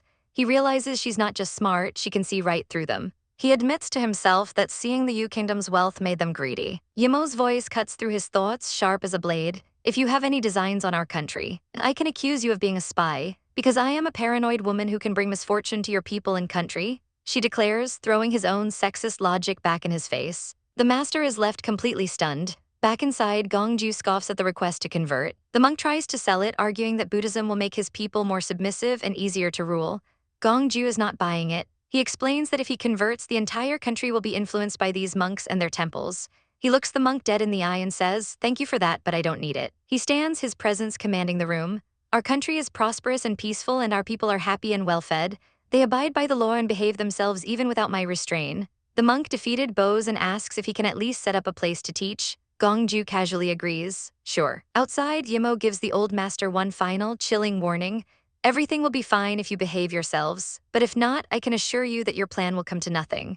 She then spots her man and runs to him, all smiles. She leaps into his arms, demanding, let's go play. He teases her, asking why she wants to play with him instead of her two sons. She pouts, complaining that little Bun won't stop crying because she accidentally upset him again. Gongju smirks, so you came to me to stay out of trouble? No, she insists, I just miss you so much. She whines that he's lost interest in her since she gave birth. He quiets her, reminding her they're still outside. Hold me tighter if you do, she demands. He pulls her in close and she immediately says, kiss me then. He just looks down at her, a mixture of exasperation and affection on his face. She wiggles in his arms, chanting, do it, I want you to kiss me. He sighs, a pained look on his face. If I do, will you let me go? She gives him the most adorable, hopeful nod. He gives in and they share a passionate kiss. But when he pulls away, she declares, not enough. And he swoops her up into his arms, carrying her away. What about little Bun? She asks. The nanny will take care of him, he replies, his mind clearly on other things. Later in their chambers, she asks if he's busy. Even so, he growls, I will get you. She's confused. Get me? He reveals he's entered the realm formation, making him hard to please. Our girl smirks. What a coincidence, same here. The tension skyrockets. You need to do your best today, he whispers. She snaps back, stop talking, we will see who is better in bed. He submits with a soft, okay, my princess. And then in a very steamy and confusing moment, he asks why she's never given birth. She wonders if it's because she's reached the realm formation. I was worried about this before, she confesses. He asks if she's still worried. Yeah, she admits. She's worried she's too powerful. He leans in, whispering, don't worry, you'll know that's not true. The next day, ministers are waiting so long their legs go numb, while the women of the kingdom are green with envy over Yi Mo. But Gong Ju is keeping a secret surprise for her. He whispers to her in bed, tomorrow is our wedding. But a guard bursts in, reporting trouble in the streets, ruining the moment. Yi Mo sits up, intrigued. Making trouble? She says with a mischievous grin. Well, I'm going to take a look. Gong Ju pouts from the bed. Yi Mo, do you just easily leave me here? How ruthless. She teases him, saying 2 days was too much for her and promises to play again later, sealing it with a kiss. Be careful, he murmurs as she leaves. She steps out, thinking about her crazy, wonderful life. Meanwhile, Gong Ju lies in bed, feeling completely fulfilled with his smart wife and lovely kid. Outside, Yi Mo reflects that for the past 2 days, Gong Ju has been a complete slacker king. But she can't even be mad because it's all because he cares about her so much. She decides she's done pretending to be a virtuous queen and spots the monks pulling a stunt in the town square. Her attendant confirms that more and more people are gathering for the holy water, which they claim is super effective. From a rooftop, Yi Mo watches, thinking this monk is quite interesting. The master is preaching to the crowd, offering his holy water to save them from suffering. Even though the city guards are suspicious, they don't interfere because the monks have the king's permission. But our girl knows something is off. I'm afraid there's something wrong with this holy water, she thinks. Looks like I have to make a scene. She makes a grand entrance, and the crowd goes wild for their beautiful, forever young highness. The monk is stunned by her influence over the people. Yi Mo approaches him coolly. Master, you haven't shown me your good stuff yet. The monk, underestimating her, hands over a vial, thinking she's just a woman. She takes a sniff. Smells like herbs, she notes, wondering what's been added. The monk smirks, thinking she'll cause trouble later, but lets her drink it. Yi Mo downs the whole thing, her eyes wide. Is this a dope in ancient times? Gulp. She slams the empty vial to the ground with a bang. The monk freaks out. Why did you drink it all? He shrieks. She puts on a spectacular show, looking weak and dizzy. Everyone look at me, she cries. This water makes you feel good at first, but then it will probably cause terrible after effects. I am immune to all poisons, but still became like this because of you. The monk frantically denies it, claiming they came with friendly intentions. He insists the holy water is sacred and she's blaspheming Buddha. Yi Mo sees his end game. He wants to build a massive temple and make a name for himself. She smirks internally. So what if I insist that this holy water is poisonous? She puts on her most adorable, spoiled face, knowing her people will believe her. The monk can only rage internally, thinking she's an arrogant brat, and just as she predicted, the crowd erupts. Yes, we all listen to her highness. She turns to the monk, a triumphant smile on her face. Master, do you figure it out now? He's completely lost. Figure out what? She looks out at the loyal crowd, her voice ringing with power. As I told you, no matter what purpose you have, you won't get it done in the U Kingdom, because people here are all. Her eyes practically glow as she finishes, my people. The crowd erupts, their voices thundering with loyalty. Yes, we are all her highness's people. They cry, we swear to serve her highness to the death. The visiting monk can only stare, completely stunned. He's never seen a woman command this much love and respect, and in that moment he realizes this girl is their absolute nightmare. The people turn on the monks, throwing whatever they can get their hands on. Get out of here, you bad people. They scream accusations, their plans to convert the masses utterly shattered. How dare you bully her highness? We know you cheated us. The head monk trembles with rage, his face turning a delightful shade of purple. But the foreign princess isn't done. She sneers at our girl. What makes you say that? She launches into a savage tirade, calling our heroine shameless and an adulteress. Oh, bad move. Our girl simply raises a golden scroll with an icy calm. A dizzying announcement is read aloud for all to hear. The late emperor's own words reveal the truth. Gong Yi Mo is not his biological child. He took her in and raised her as his own out of compassion. The crowd gasps. This isn't a scandal, it's an act of incredible kindness from their late ruler. They drop to their knees in reverence, shouting, "Long live your majesty." Our girl turns to the stunned foreigners with a smirk. "You heard it now," she says, her voice dripping with satisfaction. "I'm not Gong Ju's biological sister." The princess's jaw hits the floor. How could this be happening? Suddenly, a dark and furious presence descends upon the square. It's Gong Ju, who dares to forge the late emperor's last edict. He roars, his eyes blazing with protective fire. He turns on the foreign minister, his voice dangerously low. "Aren't you afraid of going to hell for slandering our country's affairs?" Our girl backs him up, pointing out how the monks were drugging the people with their so-called holy water. Gong Ju immediately pulls her into his arms, his fury melting into concern. "My silly girl, you can't just drink anything." He gives her cheek an adorable little pinch, his heart in his eyes. "You're too precious to me, I can't even yell at you." She just giggles, making a cute face. "It's all right, I'm fine, see." With a wink, she pats his arm. "Wait a minute, my dear sister, I'll deal with them, then I'll take you back." Then she turns back to him, her expression turning dead serious. "I am no longer your sister." She holds up the scroll, her gaze unwavering. Gong Ju freezes, a single bead of sweat tracing a path down his perfect face. His voice trembles, filled with a sudden heart-wrenching fear. "Yi Mo, what are you doing?" And then, in front of the entire kingdom, our girl does the unthinkable. She drops to one knee before him. Looking up at the man she loves with tears shining in her eyes, she asks the question that changes everything. "Marry me, I want to be your wife." The crowd absolutely loses its mind. What did she say? Gong Ju is completely thunderstruck, his mind racing. He thinks she must not be sober and that he needs to get her out of there before she's embarrassed. He can't stand the thought of anyone shaming her. He whispers her name, his voice thick with emotion, as she gazes up at him, looking more beautiful than ever. "Gong Ju, I'm sober now," she says softly, taking his hand. "I want to tell you that I love you, I can't live without you." He can't take it anymore, he pulls her into a desperate hug. "Do you love me?" she whispers. He crushes her against him. "How could I not love you? I love you so much, Yi Mo." He holds her face in his hands, his own confession tumbling out. "God knows I wanted to give you a surprise, but you gave me one first." The crowd starts chanting, "Get married, get married." She looks up at him, waiting. "Gong Ju, you haven't answered me or not." He cuts her off with a kiss, a mischievous glint in his eye. "Tomorrow is our wedding, did you deliberately say it before me?" She's floored. "What?" He just teases her. "How about you propose to me and I'll pretend to be very surprised." But before she can answer, he captures her lips in a soul-stealing kiss. "I should have just kissed you," he murmurs, "lest you say anything else to shock me." The world fades away, and they're lost in their own perfect moment, wrapped in an embrace in front of everyone. He pulls back just enough to look her in the eyes. "I'll marry you," he breathes, his voice full of love. "And I love you, whether it's this life or the next, I will be by your side."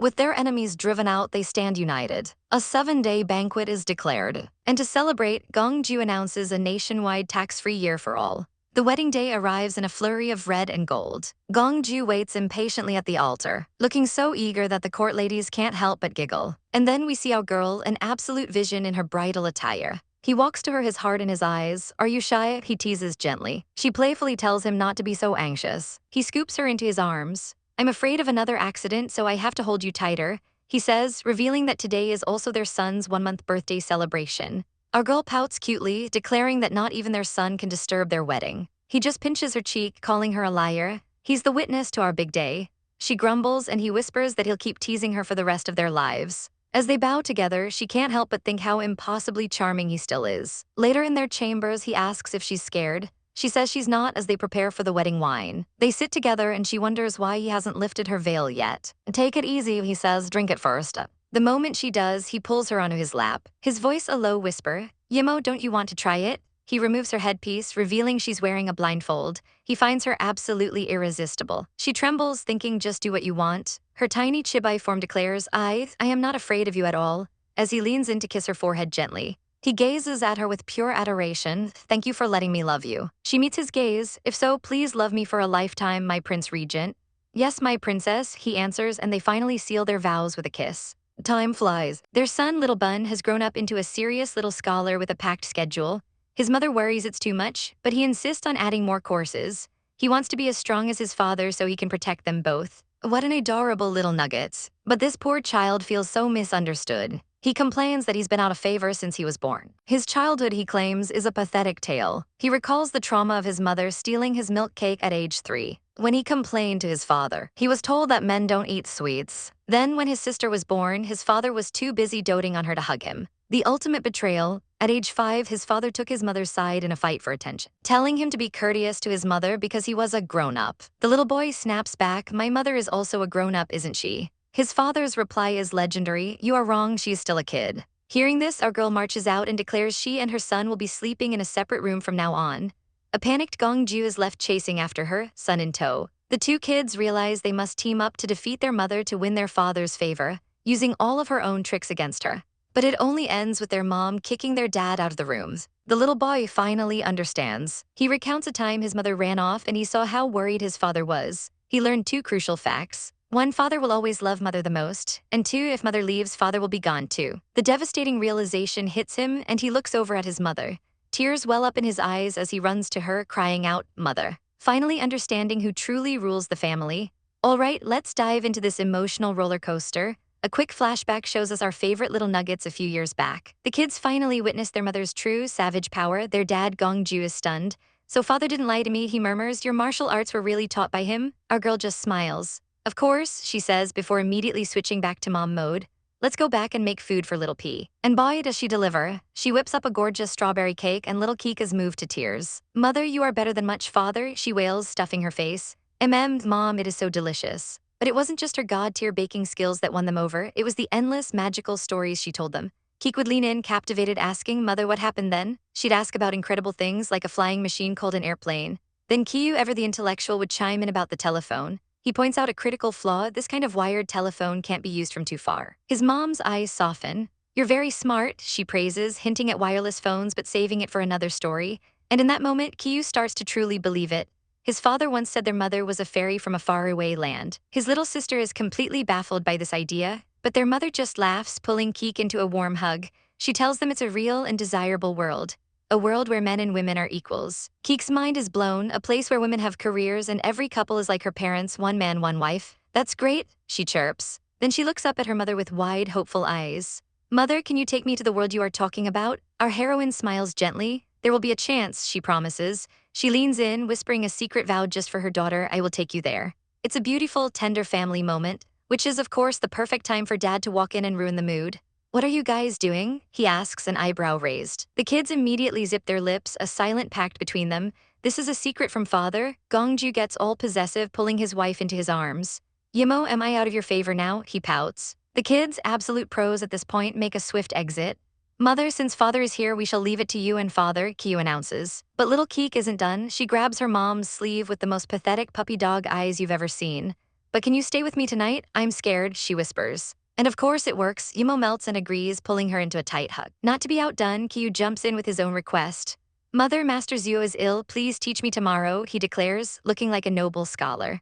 Gong Ju has seen enough. He swoops in and covers his wife's mouth. "Have you forgotten what day tomorrow is?" he hisses. Yimo and the kids are totally clueless. His face darkens with rage. "Don't tell me you really forgot it." She panics. "I remember it. How can I forget?" She tries to guess, her voice wavering. "It is Keek's birthday," she offers. "I will prepare a big cake for her." Wrong. He looks like he's about to explode. She keeps digging the hole deeper, "and then we're going to invite some people who are truly close to us." "That's it," he snaps. "You do forget it," he roars, leaning in and literally biting her in frustration. "Tomorrow is our 10th wedding anniversary." He pulls her into a crushing, desperate hug, a whirlwind of hurt and passion. Time marches on, the family's circumstances change, and things get a little less glamorous. When Kiyu turns 12, a massive decision is made. The emperor is deposed and our boy is named the new crown prince. He stands alone, a solemn figure in his new heavy robes. Meanwhile, his parents decide it's the perfect time to take an incognito trip to observe the people. A honeymoon, more like. The new crown prince Kiyu sits with his mother, his heart heavy. "Mother, does father dislike me?" he asks, looking so vulnerable. Yimo's eyes flash with protective fire. "He dare not do that," she snaps. She pulls him close, her voice fierce. "I will beat him for you if he does." The poor kid just wants his mom. "Mother, can you not leave?" he pleads. Suddenly, a shadow falls over them. It's Dad, and he is not happy. He clamps a hand over Kiyu's mouth.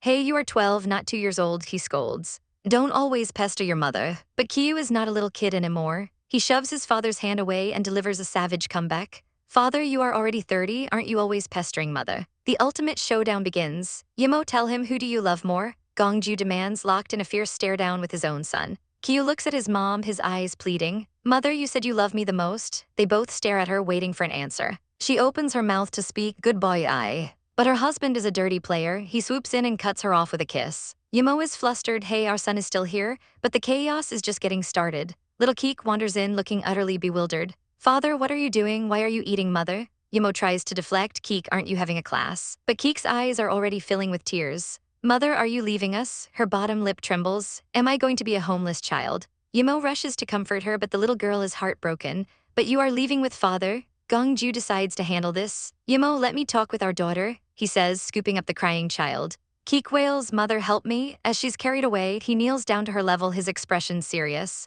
I want to make a deal with you. Keek's tears stop instantly. What deal? She asks, completely hooked. He lays out his master plan. If she lets them go, someone will take her out to see the world. He playfully pinches her cheek. Have I ever lied to you? And just like that, she's sold. She plants a kiss on his cheek. I know you are the best, father. Then with the most innocent smile, she adds, just go on your honeymoon, go for it, and have a little brother for me. Gongju freezes, another kid. His mind races with horrifying possibilities, less time with his wife, losing his #1 spot in her heart. No way, I can't stand such grievance, he thinks frantically. He immediately makes a counteroffer to his daughter. That's it, it's a deal, he says, shaking on it, no more kids. With the children successfully bribed, the parents make their escape. They head for their room for some long overdue alone time. The door slams shut behind them. Yimo is confused. Why do you close the door? It's in broad daylight. He corners her, his voice a low growl. Yimo, for how long have you not slept with me? He complains that the kids are always there day and night. He sweeps her off her feet and into his arms. She protests, but he's not listening. He lays her down on the bed.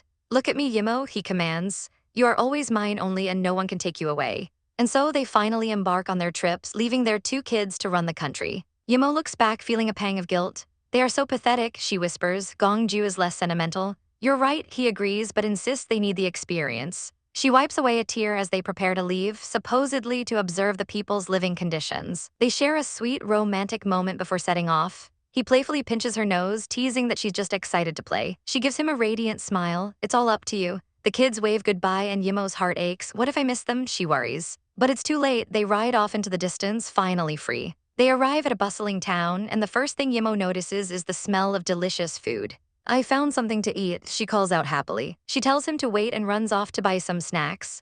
Gongju sits at a table looking incredibly smug. He sips his tea thinking, sure enough, I am more attractive than those 2 little kids. His moment of triumph is shattered by a loud bang. A man is thrown violently to the ground. A thug stands over him, snarling about a debt. A terrified girl cries out for her father. The thug kicks the man. Old fool, you either pay back the money or sell your daughter to me. The poor girl, desperate, drops to her knees before Gongju. Sir, please help my father, she begs. But our man just continues to sip his tea, completely unbothered by the drama. Here we go again. A sleazy debt collector is trying to cause trouble, but our man is having none of it. He calmly offers the scumbag the girl's debt note. But this slimeball isn't interested in simple repayment. He throws the note back, demanding a whopping 300 taels of silver. He tries to act tough, warning our guy that everyone in Yang City respects him. Big mistake. With a flick of his wrist, our ML sends the goon flying without even getting up. He turns to the trembling girl on the floor and with an icy voice tells her she can leave. But our poor heroine is overcome with gratitude. She kneels, thanking him for paying her father's debt and declaring she is now his to command. She even offers to be his concubine, and just as the drama peaks, a new voice cuts in, why do you come back so late? Oh, the timing is perfect. Our girl, the actual female lead, has arrived looking for her husband. He explains that he was delayed getting fresh duck slices. Her eyes land on the kneeling pair and she asks, honey, who are they? The kneeling girl, seeing her, asks if she's his wife. She then explains that he saved her and she's willing to serve them both. His attendant is not having it, grumbling about another woman near her husband. But our FL, she's a queen of chaos. Her eyes well up with crocodile tears as she cries, honey, you are so heartless. She points dramatically at the other woman, wailing, she is crying so hard. He tries to pull away, completely done with her antics, but she presses on, don't you get feelings for her? He just walks away with his wife, leaving the other girl in the dust. He then stops, pulling her into a warm embrace. How could I? He says softly, you have occupied my heart and soul. And just like that, our girl is all smiles again. Later they're out shopping and she spots a beautiful dress. The shopkeeper launches into her sales pitch, but our ML cuts her short, telling his wife if she likes it, she should just buy it.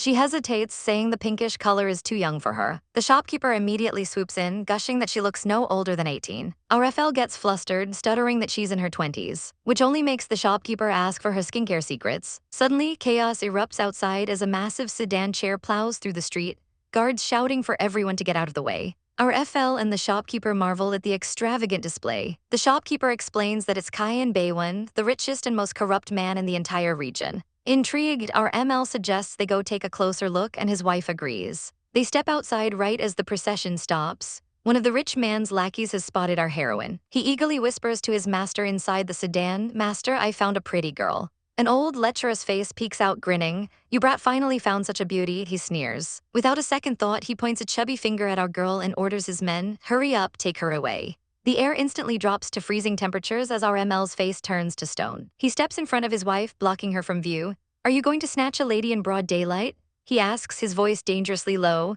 The rich man just scoffs, saying he doesn't need to snatch when he can just *by* her. He actually wants to buy a person. Our girl, never one to be intimidated, retorts, "You have to ask my husband whether he agrees or not." The rich fool turns to our MLs. "Hey buddy, name your price, I want to buy her." An attendant brings out a tray overflowing with gold, offering it in exchange for his woman. The rich man boasts that it's more money than he's ever seen in his life. When our ML remains silent, the man explodes with rage. "You brat, don't be unappreciative." He screams that it's enough money to buy his mother too, and that's the last straw.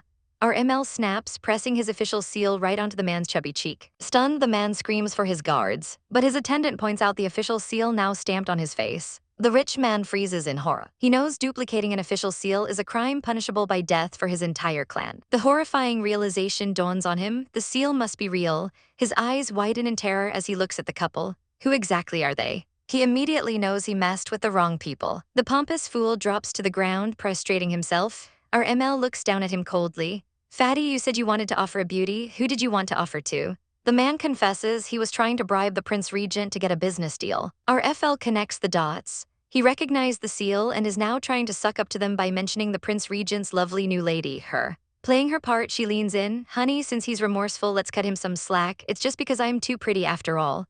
He melts, agreeing to whatever she says. She gives him a triumphant little kiss on the cheek. His face then hardens as he turns back to the groveling man.